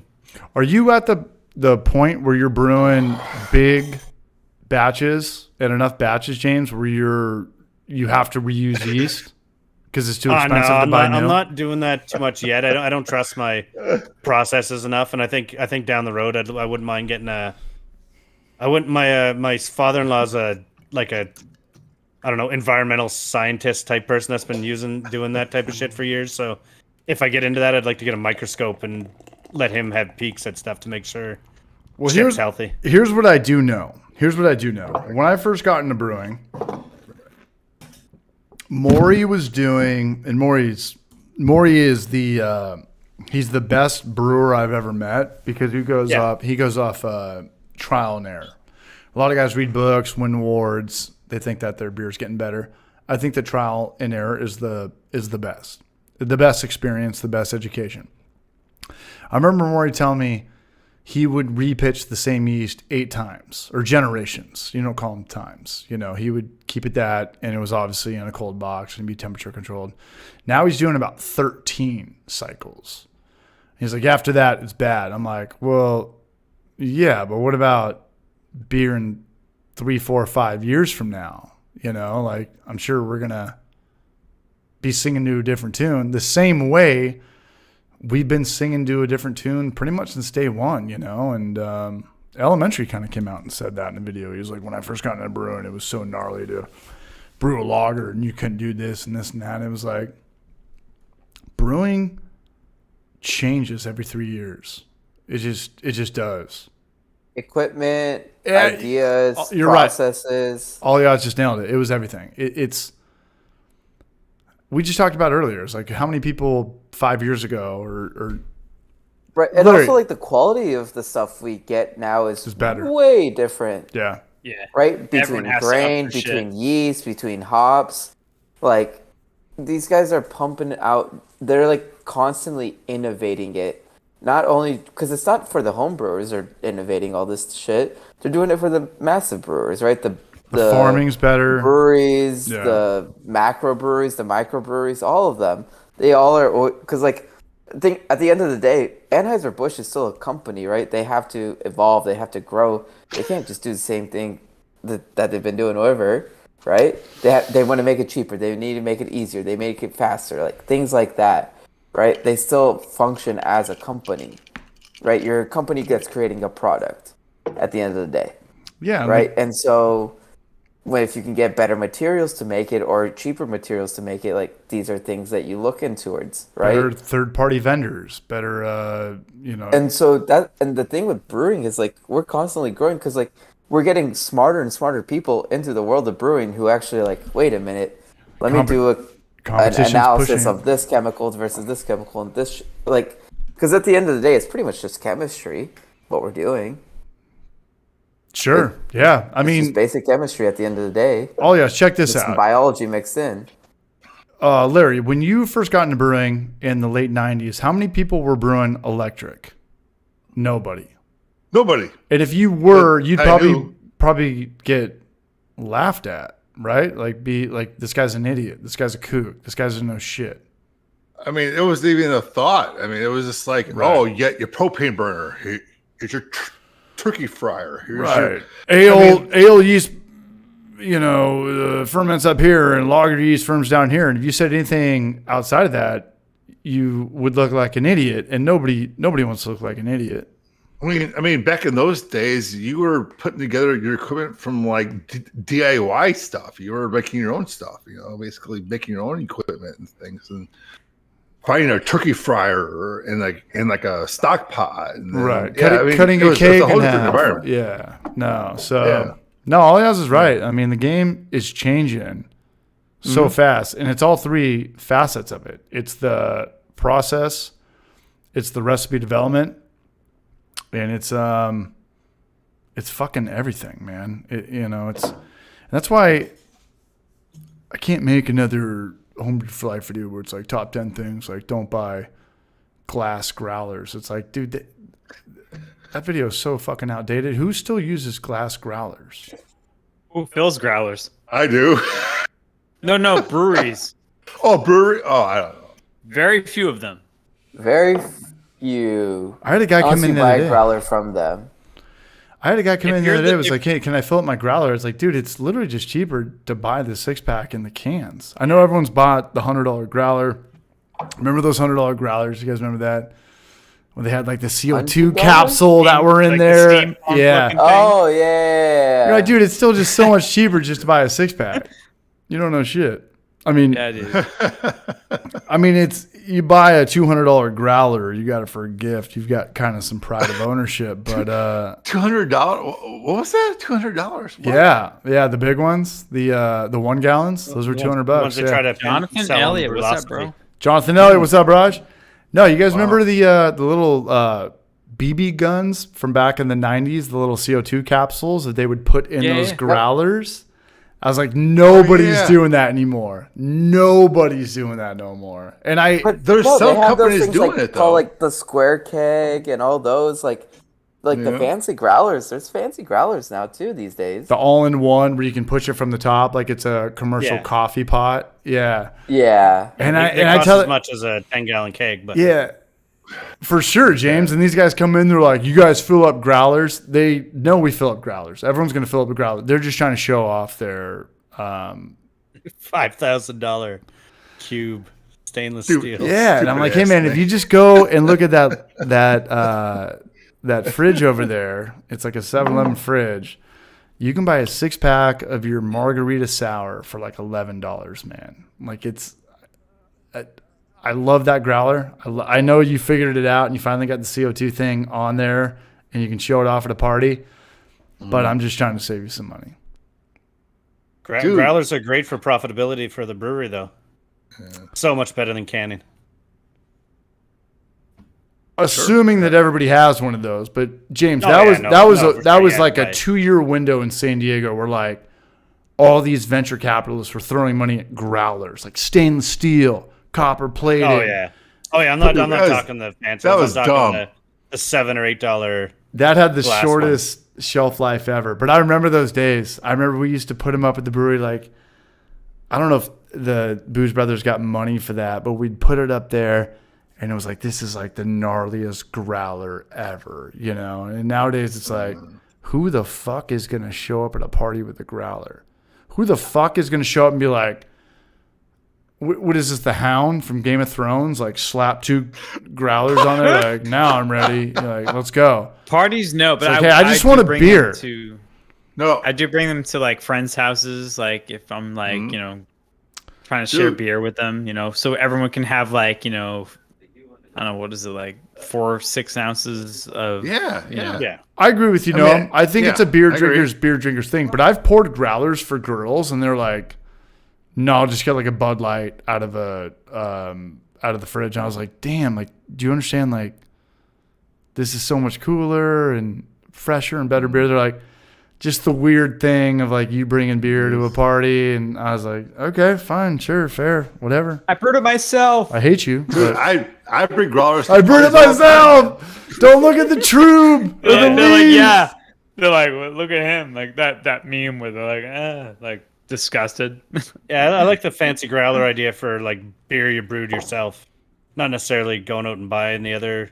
It says it on there. I'm for that. Yeah, dude. It just goes to show them, man. Presentation. I just use regular old-fashioned glass growlers, man. Yeah, the old glass bottles were pretty good too. My God, that's like some Trader Joe's shit. Yeah. Yep. That's a vibe. I mean, if you're going to drink the beer that same night, all that fancy shit is just a waste of your freaking money and time and effort. Just get a glass growler or a swing top bottle and just fill it up and bring it to your freaking party. It'll be good that whole night. It'll be fine. All that extra stuff is just like extra money and effort wasted, in my opinion. I'm with you, Larry. I'm with you, Noam, and I'm with Zach Pearson. If somebody showed up to my house with a growler, that'd be the first thing that I was hawkeyeing. Like, what is in that? This guy knows. Yes, what's yes. up. So Larry, it's got to be like a brewers thing. Mm-hmm. You know, if a girl shows up with like a jungle juice and she's like, "What?" I'm like, nah, that's the last thing I'm drinking. But if I know like a guy's got a, you know what I'm saying? Jungle juice. Yeah, like some the whole fucking grape drink and the vodka and all this. Fruit punch on concentrate. Yeah. Plastic charcoal vodka. But if you see a home brewer and he's like, hey, like I have like this raspberry sour wheat stout, and I know the guy brought this growler here, which means I know that he knows it's good and he's passionate about it to show up at a place with his friends who are going to be the most ruthless and still be judged. Yeah. That's the first drink that I want. That's right. I want to try that. Yeah, but Larry, we're homebrewers. We're fucking 0.0001% of nothing. Yeah. What is James doing down there? That's what you need. No growlers, just the keg and a cooler, just the keg pack. Is that the fifth Vax? Is that Gavin Newsom? What's going on over there? You got the haircut? All right. That's something Kegland sells. It's like a insulated backpack for your keg. So I guess you just walk around and shoot foamy beer in people's glasses or something. Yeah, but again, like James, like the presentation is everything. Like a lot of people get scared about that, but there's probably like the 0.0001% of college kids out there that want that, you know, and that's not. Oh, you'd be king in college with. Hey, this is Four Loko and caffeine and Jolt Cola. Like, let's just shoot it in your mouth while you're on the beach and let everyone know how fucking hard you suck. Oh, for sure, man. Yeah. I think you can get those at Brew HQ here, and they go on sale all the time. What is Brew HQ? What the fuck? Oh, it's like the more beer of Canada, I guess, or Northern Brewing or whatever. Brew HQ. What's it called? Brew HQ or something. Yeah, Brew HQ. Okay. 100%. Brew HQ. Yeah, I might actually do a video with them sometime because they said they give me some free ingredients, so might give me motivation to actually put out a video again. It doesn't. Even though I have no need for free ingredients or more brewing, but I figure I actually like the company, so it's might send be it my way. Good to do. Sure. Oh yeah, I'll brew it and you just come up and all you gotta do is pick it up. Sounds good to me. I'll be right back. quick zip from Texas. No big deal. It's just a hopping and skipping away, you know? Yeah. We've still got the barrages here, man. We're 3 hours in, 55. Hey, I said it before, I'll say it again. This is my favorite night of the week. I think we'd be doing this whether nobody shows up, but it's cool to still see the love. So thanks to everybody who's here. Absolutely. The only thing that's pissing me off is that Aliaz has Bullet Rye behind him, and he hasn't touched the goddamn thing. I don't know if that's like... You got Bullet Rye back there? Yeah, I saw it. Yeah, I do have that back there. Yeah. Should I be drinking that? Maybe a little splash, a little thumbnail. I'm just kidding. I'm just being a pile of shit. I got a high rye bourbon. None of this alcohol is mine. Yeah. So. Yeah, but when someone says, hey, can you watch my house? You know that they're trying to show it off. But you're also on camera. I do know that. No, I do. Wait, hold on. No, hold on. Wait. So what was okay, hold on. I forget. I must have missed it earlier. So the whiskeys behind you are not yours? No. No, this is not my house. Oh, you said that earlier, but I just drink them over dry. my head. So where are you at right now? I'm at a friend's place. Him and his girl are out in Germany, and I'm watching the dog. So I'm staying at their place. Watching the dog. Right. So if you happen to turn around, Larry, I'm chiming in after this. Grab that bottle off the ledge and pull it down. Right. What's the harm? Well. Oh, no harm. They've already told me I could help myself. Oh, good. Back there. Bravo. Larry, my friends know I like to drink, so they say, help yourself. Hey, Larry, let them come back to their empty bottle collection. Yeah. If I emptied these bottles, I would be very impressed with myself, and my liver would be very disappointed in myself. Oh, dude, your liver would be wearing a fucking sombrero, dude. It would be hurting. Larry, you know the movie... I always go back to movies, man. You ever see the movie Pulp Fiction, Larry? Of course. Yes. I love that. Remember movie. the scene where John Travolta takes Uma Thurman home and he's in the bathroom and he's got to look at himself deep in the mirror and he's like, I can fuck all these whiskeys back here, or I can just go home and, jerk off, and that's what you're going to do. It's a question of like manhood and loyalty. All y'all is dealing with that right now because you ain't ever going to take me and put me in the bottom right there because I'd fuck it all up. I'd fuck it up so hard. You pull the bottles off the shelf. You've been drinking all night. You got a hot girl. You got pussy. You got drugs. How cool can you play it? Well, I mean, that's the way I look at it. Self-control, so. Yeah, my self-control is either rock solid or. I mean, I have had like some not of the rock alcohol solid already since I've been here, so.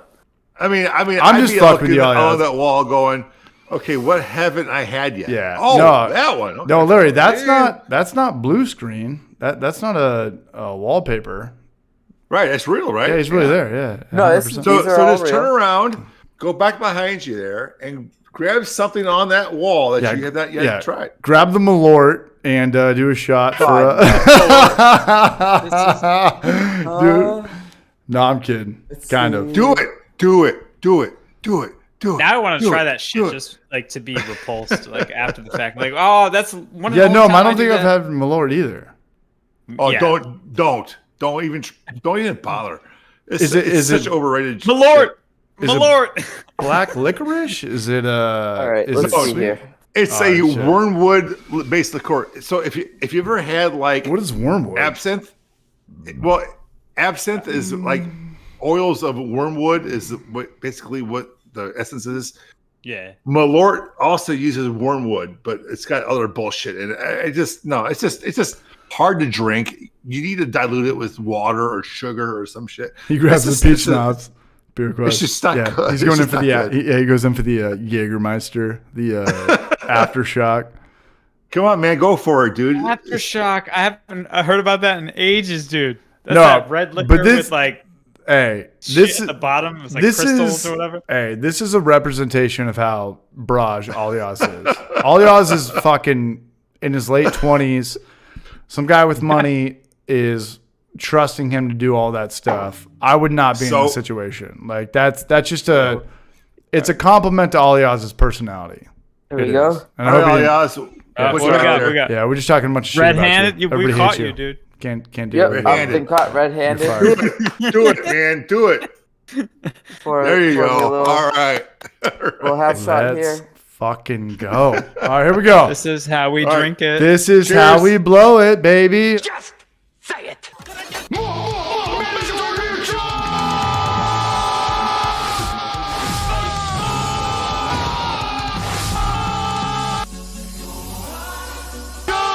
Did he do it? Ooh. Did he shoot it?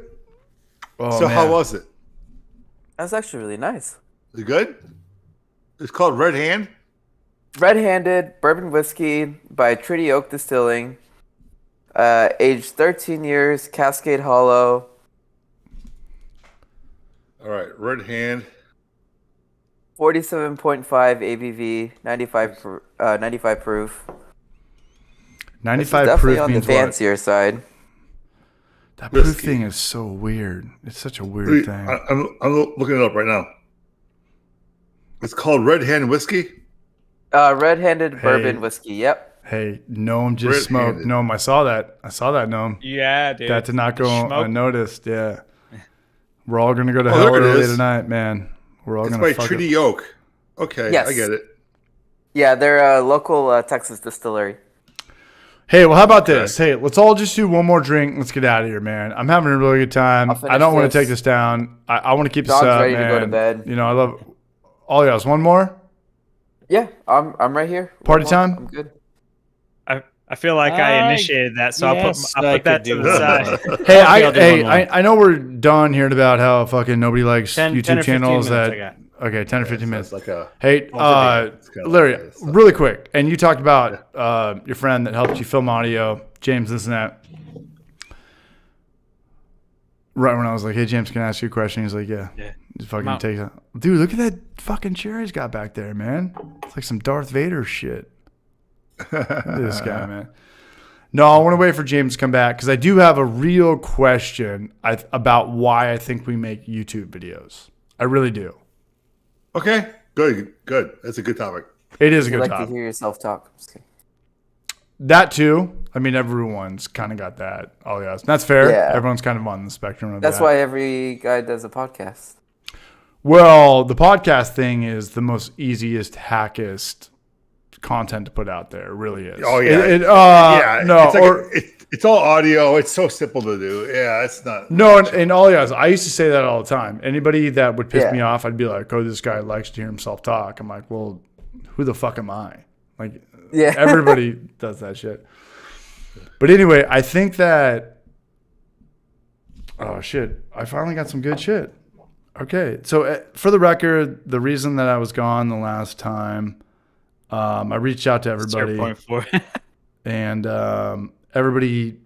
nobody was bummed out on that, on my last Homebrew for Life video. And I'm kind of this weird guy where I expect the worst, but assume for the best.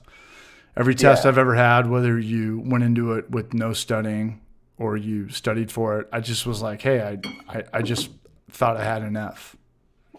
Because you can only go up from there. Like, if you just walk out of that room and just think like, hey, I'm just a fucking loser, I got it. If you do get that F, expectations low, you can only go up from there. Yes, right? Which is a good thing for me. Like, I was never good. And, I was like a 3.5 GPA guy or whatever. But if you're just like, hey, I just left that test, and if you walk out of that and you're like, I aced it, I got it, I'm the man, that's when you get fucked up. And then you get like a C-, you're like, what? Like, what? So anyway, does that make sense? Am I going off topic? No, you're good. You're good. Keep going. Right. So if you ever take a test, like, I think it's the best thing to do is be by yourself and be a loner. There's times in your life you have to be alone. Like when people like have a family member that passes away, or they took like their bar for their lawyer school thing. They're like, just because I got it done, let's go get fucked up. I'm like, no. This is a very, very, very, very good time to be alone. Like, just be alone. Like, just fucking chill out for a little bit. Anyway, I don't know. I'm drunk. I don't know where I'm going with this, but help me out. What was I talking about? Said everyone's better alone or something like that. I speak English, but I need a translator. Sometimes I think you were talking about no. Sometimes you just have to expect the worst. Like, you just have to expect the worst, and put it into your mind. Like, hey, I tried out for that team. I tried to get that new job interview. I tried to get an A on that test. Just leave that fucking place knowing that you were the biggest fucking loser that ever existed, and you're there, and you're just glad to be there. You can only go up. That's what I was trying to say. Yes. Yeah. No. Yes. Yeah, it's good because the only way you can go is up from there, right? Right.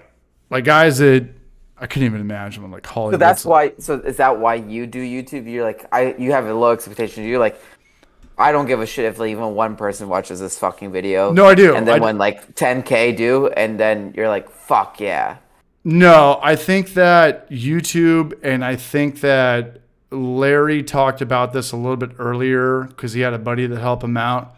But ultimately, YouTube comes down to work, and you're only by yourself. And that's what I love about YouTube. You know, because as soon as you have 3 or 4 guys in there, like, I fucking love when Ollie Oz and Noam come to Knoxville, and they're like, where do you want me? What am I doing? This and that. It's cool. But James and Larry, if you're like, hey, and I had this same conversation with Brian from Short Circuited. He's like, I started this channel with 3 guys, and they were like, your house, my house, let's do it. All these things. You're like, literally just took the fun out of it. Like, let me just work. And James and Noam and Larry, like, you guys fucking edit. You're working by yourself. There's got to be, like, bliss in that. Every time you go to the job, you hear about what are you supposed to do, this and that. This guy's got to talk.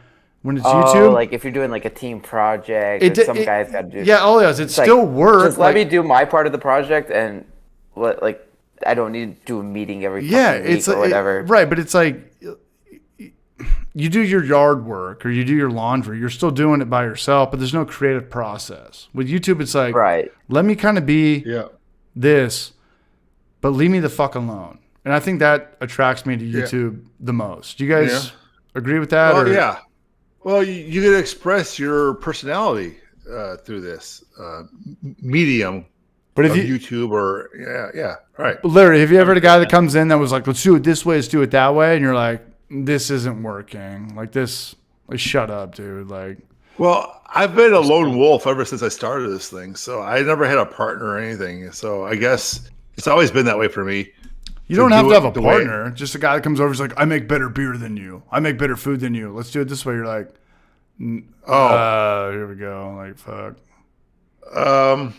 I've never been challenged in that way in this thing. I guess I don't know. I mean, some people I've got comments on some videos about how I should do something different and better, and some of them have been constructive. But that's the internet. That's not real.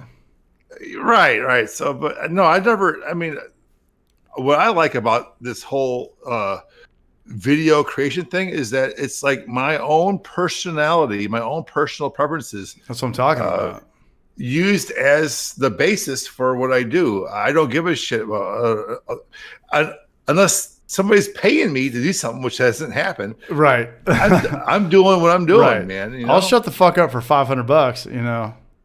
Yeah, if you want to pay me $2,000 to hawk your product, maybe I'll consider it. But I mean, other than that, that's what I'm talking about. Like, it's kind of nice to just work by yourself. Yeah, just work. Yeah, exactly. I can edit my. I mean, I had people offer to do videos for me to take the editing off my back and to let them do it. But then you have no clue what it's going to be like, and it's your right. But I like that part of that myself. I like to create.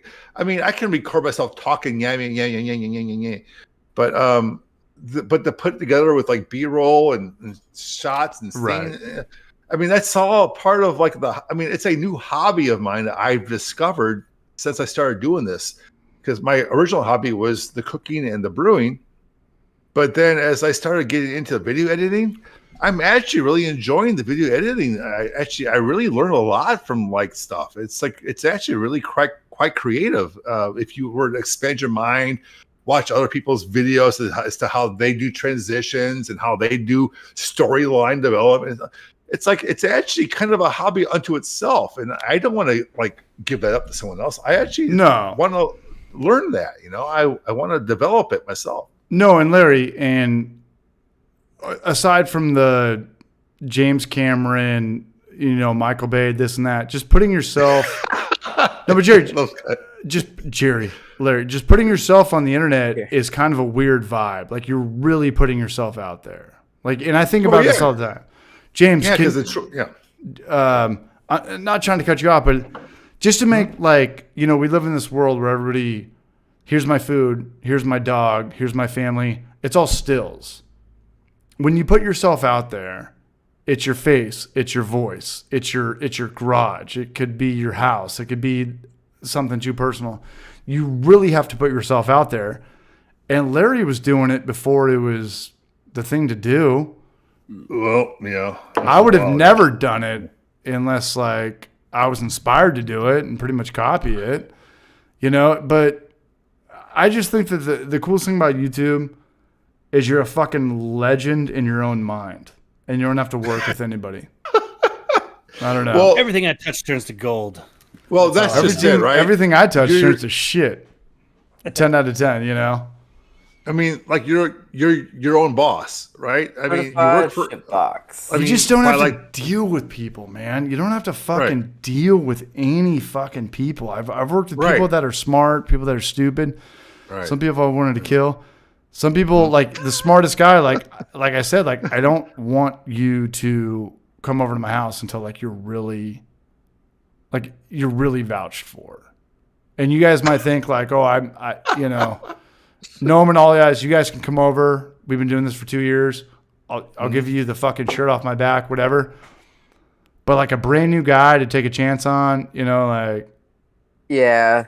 I don't know, man. Like, it's funny because I remember that night, you took a risk with me hopping on the happy hour, and you were with I think Just at the time. Dude, I miss Just.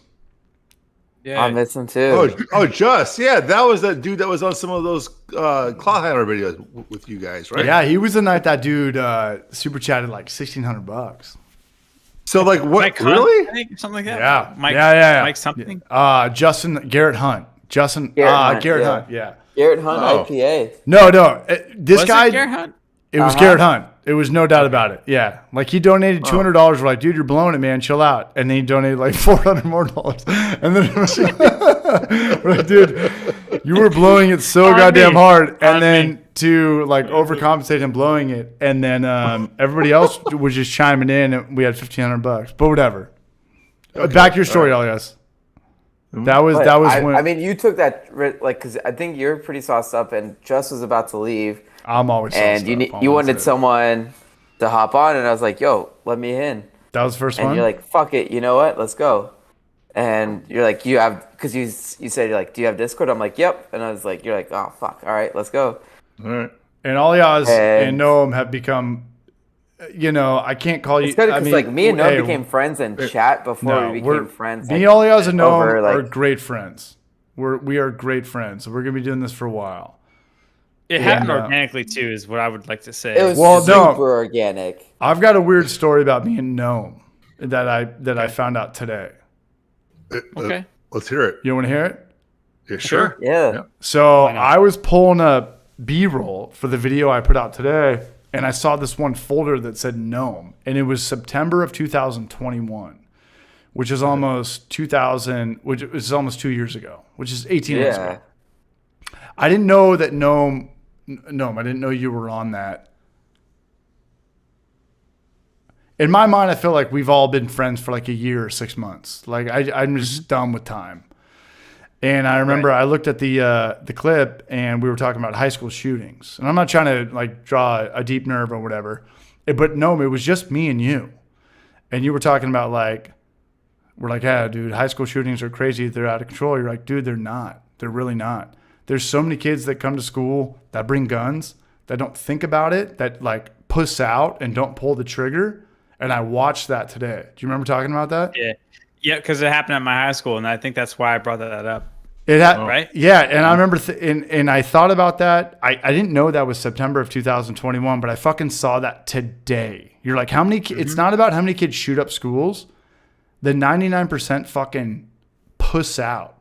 And I was like, I never thought about it that way. Because you think like this kid who's going to go shoot up a school is ready to like, he's a James Bond and this and that. It's like, no. It's just like this weird ass kid that isn't figuring whatever out. He's got the gun in his backpack and he just is like, hey, today's not my day, whatever. And I watched that today. Not to it's try very to, real. It got, which that's, I don't know. I don't want to like delve too much into that, but no, but hey, we'll leave it at this. No, but those conversations are amazing though. Like I think we need to have, like, people need to have those conversations. Just be open about this, dude. And this is a different world for me, man. Like when I grew up, it was like if you have a problem with this guy, you fight him. You go to the wood chips. There was no guns or knives or handcuffs or social media. This whole school shooting thing was a weird thing, and for you to like kind of enlighten me, like this is like whatever, the 1%, I never even saw about it from the other side. Like never. Yeah, and I also live on the East Coast. Like people are on edge here all the time. Like, it's like West Coast is chill, East Coast is not. Like no, people are on edge. Like no, we don't I'm not trying to cut you off. We don't have to dissect it, but like I just watched that today and I remember looking at the date. It was September 2021. And I was like, dude, I was still in San Diego at that time. Mm-hmm. Yeah. So yeah, for sure. Anyway, we'll talk about that later. But to bring it back to a positive light, Noam and Alias are my good friends. They are my fucking good friends. I'd love to buy a house. We always talk about the video, like I'll brew beer again and we will cook food and we'll do it all in one day. But wait till I get back from San Diego. I've got one more trip the end of next month, and let's go. No, but five more. No, because I didn't know. Well, Noah and I are coming to visit you this year anyway, so yeah, we're gonna do it, man. We're gonna fucking go. Yeah. I already have dates in mind for that trip too. Hey, I want James and fucking Larry to get here. Larry will talk about it. And then bitch out, and then watch the video and be like, "Hey, I should have gone." No, I gotta bitch out. Stop. All right. So I had friends up last week from Knoxville who were here in town hanging out with me, and I realized that if I recall from what you're telling me, you're on the south side of Knoxville, Eastern, right? East. It doesn't. Knoxville's so small, it doesn't matter. It's one of the cities where it doesn't matter. If you're in Knoxville, you're in Knoxville. So, but you're by that Yeehaw place that's open, right? Oh, yeah. All the guys have known have been there before they opened up. So, my friends are in that area. They're like South Knoxville. They're down that major highway down towards Sevierville. That's 2 blocks from my house. Okay, I can go jizz on that street. I can go piss and jizz and throw a stone. My friends might be your neighbors for all I know. I have to Let's go, baby. Let's go. I might come down there just to hang out with them and hang out with you too, man. Well, Larry, if you come to Knoxville, we are going to do the bullshit Woodstock, the BrajCon thing. BrajCon. Yeah. BrajCon. All right, tell you what, I'll text you offline, and I'm going to get your address and compare it with I'll give it to you, Larry. Address. No. Yeah, I got your phone number. Yeah, Larry, not a problem. Yeah. All right, you guys want to do one more? But I still haven't heard James's story on this. One. I haven't heard. All right, I'm going to go piss first. I want to hear James about starting a YouTube channel late to the game and grinding harder than anybody. Nobody. But then pause. Stay here. Nobody going anywhere. All right. Hold. Pause. Yeah, I would go with. All right. Definitely haven't grinded harder than anybody. So I'm looking at some of the text threads here. I'm just trying to get caught up on the chat here. There's a lot of conversation going on here. It's Theron. What's up, brother? Theron. Yeah. Oh, is he in chat? Oh, there he is. Dude. Hey, my bro Chad is here, man. My own brother from the same mother, Chad, is here. Oh shit. He's commenting on here. Yeah, Chad's commenting. Chad, are you still here? Say so. All right. Guys, Chad is the guy who's been in some of my videos. He's my own brother. He's been in some of my videos. Not in a while though, so I gotta get him back on camera again. I gotta get him back up here and get him doing stuff. He's been busy. He's been preoccupied with his own things and stuff. But I gotta get him back up here, start filming some more videos with him because people are asking about Chad, where he's at. So good. Does he live in the same town as you? Well, we grew up in the same house, obviously, because we're brothers. Well, things change. No way, your brother grew up in the same house as you? Can you believe it? I mean, now. Dude, I thought you guys threw him to the doghouse. Yeah. But Chad is actually still in that house. He actually bought it from our mom, and he lives there now. But he's in the south. I thought you were about to say he still lives with your parents. Oh, no. But he owns the house. But he's like an hour and 10 minutes away, maybe in traffic. So getting up here for videos is kind of hard because of it's traffic. A little tricky, yeah. What's living in Boston if you live where I'm? That's not too bad. Yeah, that's excuses. I mean, that's Massachusetts in general. It's like even though it's like you're an hour away. miles, you're an hour away. Well, yeah. I mean, he's not that far away. I mean, from the northwest suburbs to the south suburbs. If you look on a map, it's like, oh, that should be a half hour. Yeah, drive. Roads are shit. Never is, yeah. But so traffic we say that same with Houston, but like it's actually a good decent away because like Houston's so fucking massive. So we always say Houston's an hour away from Houston because like it's fucking true. Because like depending on if you're like on the south side of Houston trying to get to the north side of Houston, yeah, you got a fucking hour drive, and it's like 30 miles. So. All right, let's see. San Antonio, Dallas, Houston. Which is larger? Houston's the biggest, then Dallas, then Austin than San Antonio. Really? San Antonio, is that like small? San Antonio is pretty small. I'd say larger San Antonio, than Austin still? Ooh, I don't know. I think Austin and San Antonio are about the same size. Okay. Someone in chat will probably correct me. But that sounds about right. And even like Dallas Fort Worth together, I think is still smaller than Houston. Houston's that size wise, it's bigger, but like Houston population wise, I think it's bigger. That makes sense. Yeah. San Antonio is 1.5 times Nova Scotia's size. Is it really? Or population wise? No, really? We're only about a million people. Dude, San Antonio is man. small. So Rhode Island's fucking more populated than you are. Oh yeah. My town's only like 3,000 people. Oh, that's amazing! Holy shit, I love that. So Schilling, the brewery I always talk about, they have about a little over like 7,000 people in their city. Oh, nice.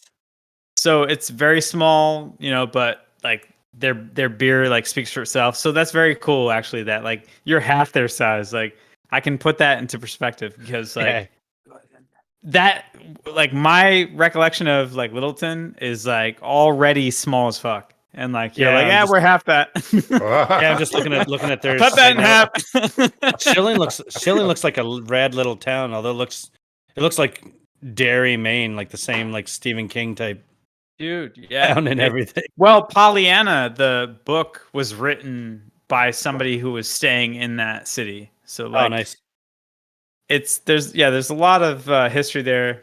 I have in-laws in Socket. Well, I feel bad for them. They're on. Hey, yeah, I got an idea. Okay, I've been drinking like wine and whiskey for the past 4 hours, but I could be wrong. But the spring is still spring. Summer's not quite here. And everyone talks about getting together for shit. But if you guys want to like have a powwow, I am not opposed to having a brew stream, whatever thing here at my facility, aka my garage. Nice. At some point this summer, if you guys want to like plan something to come out, we'll do a live stream brew day, man. All right, I'm down. Maybe. I wonder what I can get out to Chicago for. I can probably get Chicago pretty cheap. I'll cook with you too. Yeah, man. We'll do like brisket or ribs or something, and we'll like do a brew day, and we'll make it a thing,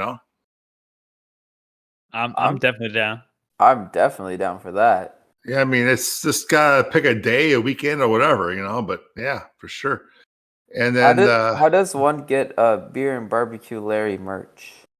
Oh well, fuck. I got a couple of links on my webpage, on my website, I guess, but there was that Teespring, Teespring, yeah, probably, right? Yep, that's what I use for mine. Yep, Teespring has been pretty good, relatively. There's some shit that's garbage. I've taken off my freaking. It's just the quality has just not been great, right? Yeah. Now there's this Spread Shop, which is a competitor, which is also partnered with YouTube, and I am wearing right now. I'm wearing a Spread Shop like pullover, which is way better than what I could get off of like Teespring. So, yeah, I would. Spread Shop seems to be the better quality one. Now. Yeah, but it's like I got some Spread Shop shit from some t-shirts, some long sleeve shirts. Sometimes the shit, like the logo I have here, is like a little off center. It's like, what the fuck, guys? Come on, No, quality control, No, Larry, I took it down for a month for that. Did you? Okay, I took all my sweatshirts off. Did you? Yeah. The sweatshirts were the biggest problem. Were they? Yeah, by far. Yeah. And then people were like, oh, I bought your merch, CH, but I didn't get it for a month. It's like, I can't control that, but I can control taking the sweatshirts down, You can do that. Just, yeah. And it was Masso. I'm not dissing Maso or Masso things at all, but he's going to be your Yelp client. He's going to let you know real fast. And I do appreciate that. I really do. But no, I took it down for a little bit. But everyone's like, "Yo, I didn't get my T-shirt for a month," and I was like, "I think that's probably, I don't know, a COVID thing. You know, coming from China thing. I don't know. Yeah. But I pushed it today. But I don't know if you just like joined back in. But I was saying we should have a brew slash barbecue live stream here, man. No, I want to do it, and I was trolling you. I went outside and I was texting some other people, and I was trying to troll you from the Homebrew for Life account, and I said, let's do it. And you were talking about hosting it in your garage. Am I correct? Yes, right. Yep. Let's go. Yep. Let's go. So we'll do it, what? I don't know. Late June, early August, whatever. I don't know. Whatever it takes, man. Never been to Chicago. I'd love to go. I'd love to get. You've never been here. Never been there. And I want to get, if I go to Chicago, I want the brew show there too.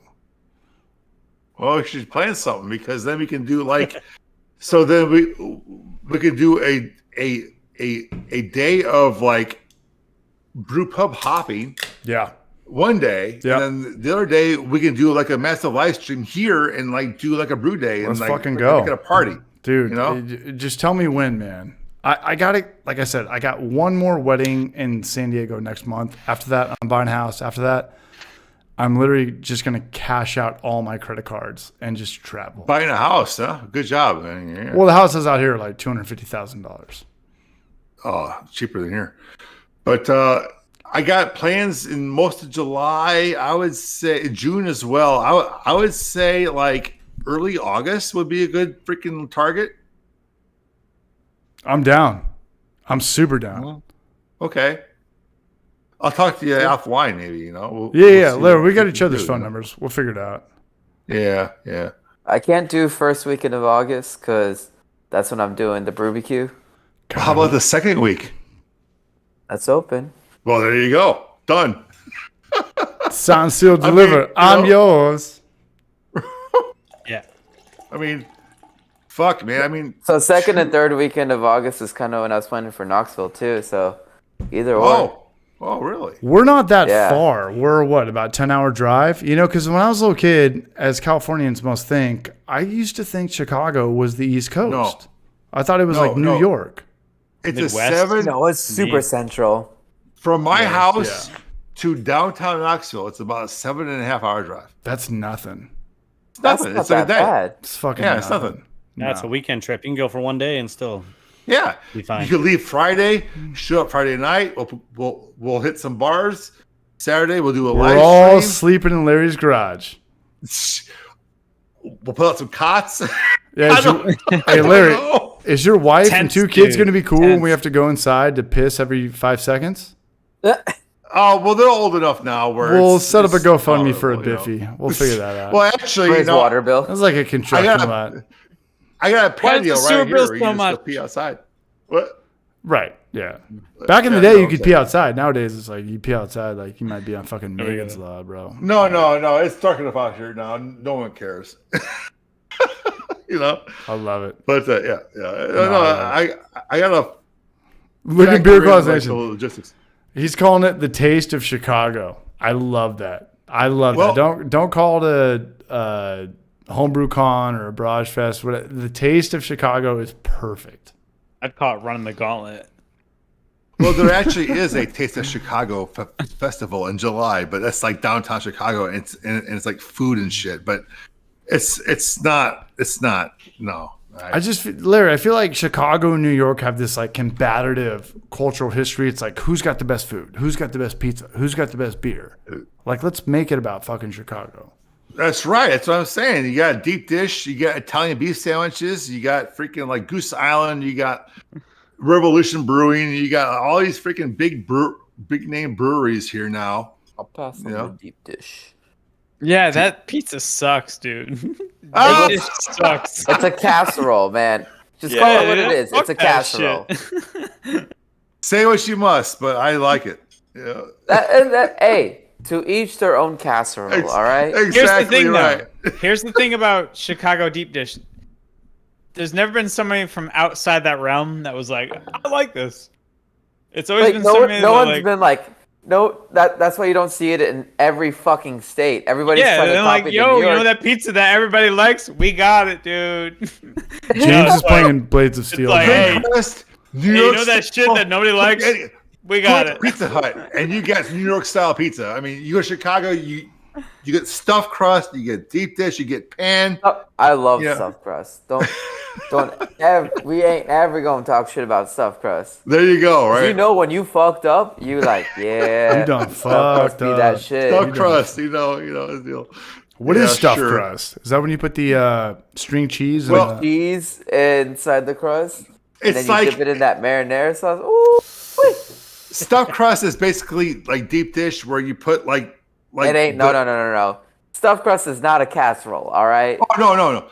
Stuffed crust is like you put the cheese and the condiments and all the layers and the ingredients and the sauce, and then you put a layer of dough on top and you seal it in, and you put more sauce on top and more freaking sprinkled cheese and stuff. And it's like it's like a pie, actually. You know, it's kind of interesting. It's kind of cool. Wow. But it's unique. You know, it's not. I mean, it's very heavy. It's very filling. Anyway. If you like sauce. If you like sauce. Yeah. Who the fuck decided? Okay, so Olios, what is New York like? The thin crust bullshit. Like thin, can't do it. Cheesy, greasy pizza. That's all it is, man. It's like common kind. But you're also that's everywhere. But you're also cutting corners. You know, like it just sounds like the people that. I don't give a fuck about the history. Olios. I don't give a fuck about the history. I don't give a fuck about. No, it has nothing even to do with the history, right? Like, it's exactly the ratios are perfect. The amount of crust, the amount of cheese, the amount of sauce is just perfect. I would love to show you guys some pizza around here. Like Providence, especially, is actually really. Rhode Island's got some good pie. They got some really good pizza for sure. I can't do the clam chowder pie. Oh, fuck that shit. The white clam, whatever pie thing. I can't do that. Have you ever had? So you lived in Mass for a while. Have you ever had Mass? I lived in Connecticut. I lived in New York. Those are the 3 northeastern states I lived in. Are all the pizzas kind of the same? Even like Connecticut, also known for their pizza now lately. Yes, that New Haven style. So sure. Like the whole Northeast, like they're killing it with their pizza, like which makes sense. Like Mediterranean,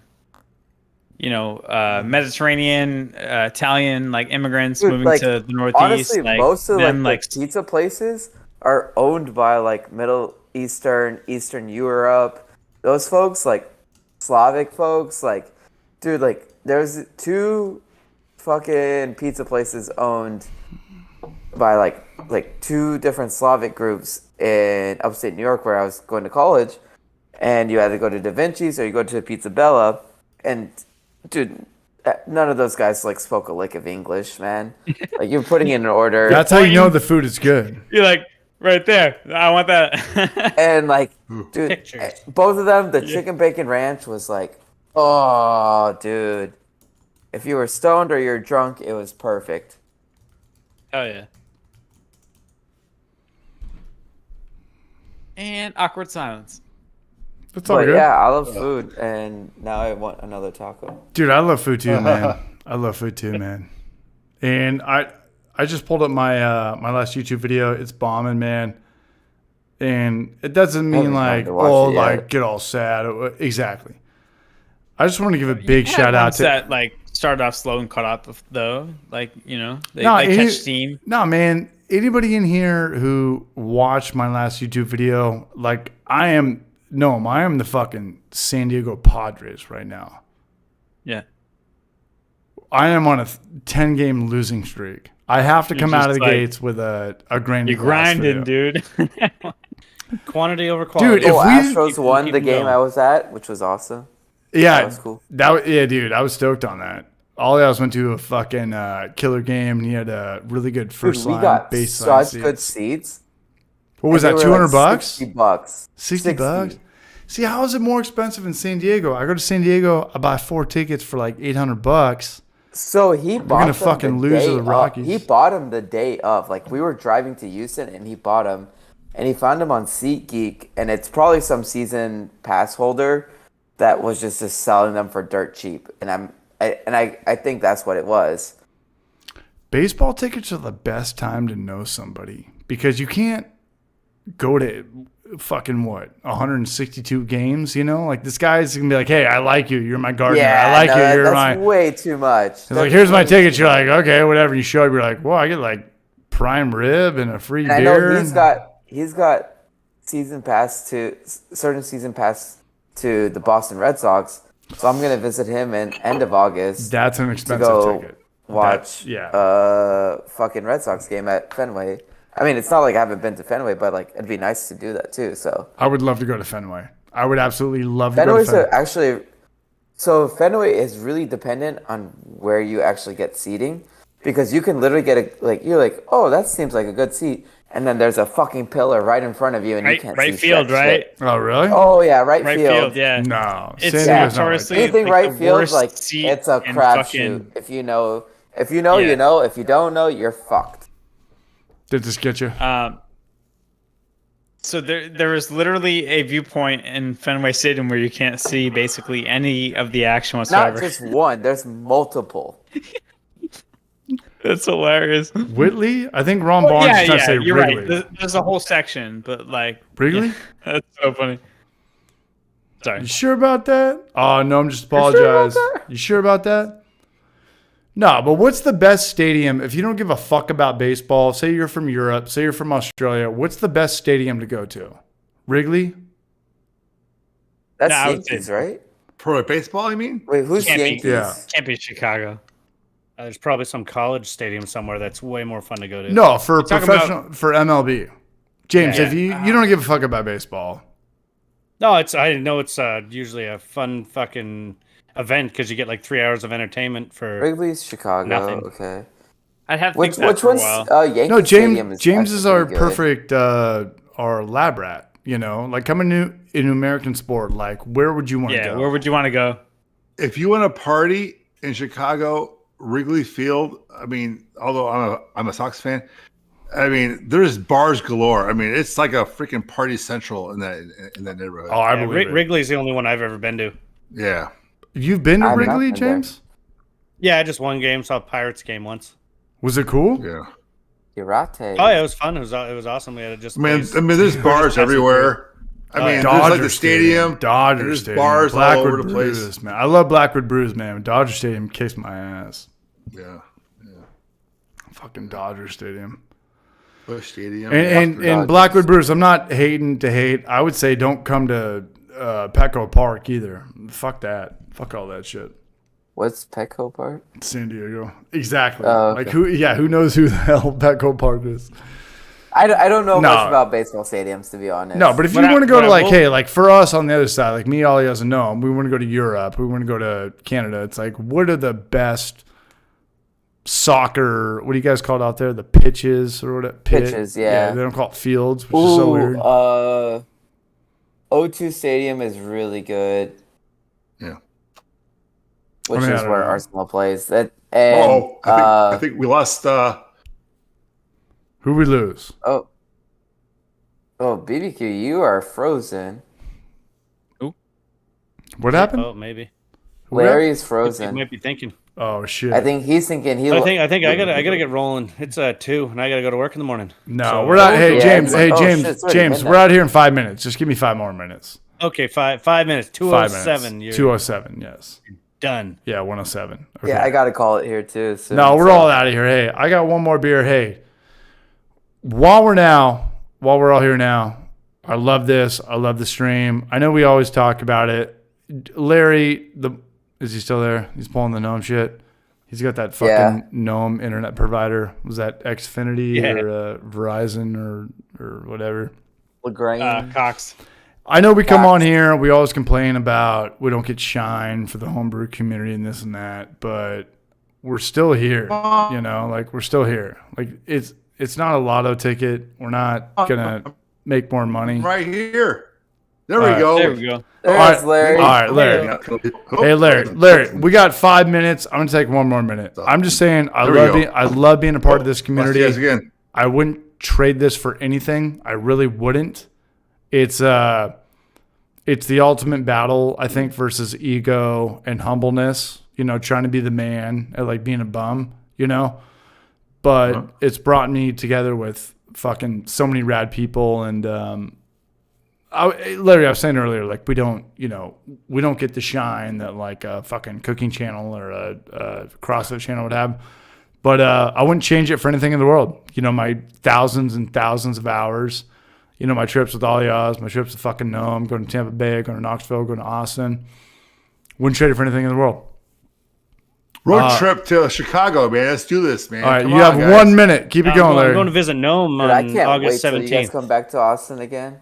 Ooh. When I come back to Austin, Alias, I am going to be your sorcerer's apprentice on the barbecue. I'm going to at least know the terminology, Braj. There's two things I want to do when you guys come to Austin again. Is one, go to Jester King, and two, barbecue. Yes. Those are the two. Those are the only two things I have planned for when you guys come. Let's go, baby.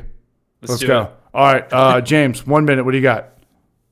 I got August 17th. I'll be down in the Boston area, so I'll have to, and I might be going to Treehouse. So everyone should just meet at 17th. Treehouse. Please hit me up. Seriously. If you don't, I will be. I'll meet you somewhere and drive down, or meet there or something. No, and I fucked James over. Then we'll drive back up to Boston and we'll just knock door to door until we find a permanent brewer's house. No, and James, I am sorry, I did fuck you over. For those who don't know, he was coming to. Yeah, he was coming to Nashville. I do have sex with. Moms. I don't. It doesn't matter. No, I don't. I've never had sex with one mom, but James was coming to town. We talked about shooting a video. He came to Tennessee, and then I went to Europe. And I owe you one, James. I really do. Just got to come to Nova Scotia. That's all you got to do. Do you know what I'm talking about? Do you remember what I'm talking about? Or the Nova Scotia. Oh, yeah. Hey, man. Yeah, James, remember that time I bailed on you? Oh, yeah. Oh, yeah. No, I remember. I fucking remember. Yeah, fucking piece of shit. All right. Oh, yeah. 1 minute. What do you got? 1 minute. What do you got? Dude, I'm ready for our next hangout, man. Let's go. Let me buy a house. Hey. I got to deal with Gavin next month, man. Anyway. Oof. Yeah. Big oof. Oh, yeah, big oof. Yeah, we'll talk about that later. We'll talk about that later. This is how we oof it. This is how we ruin your best friend's wedding. Let's get out of here, y'all. Hey, I love all you guys. Let's get out. Hey, Larry, thank you so much. Party time. All you guys know. I got you guys, man. Whatever you guys need, I got you for life. Let's get out of here. All right. Love you guys. All right, guys. Take care. Hey, thanks, Larry. I'll be at your house.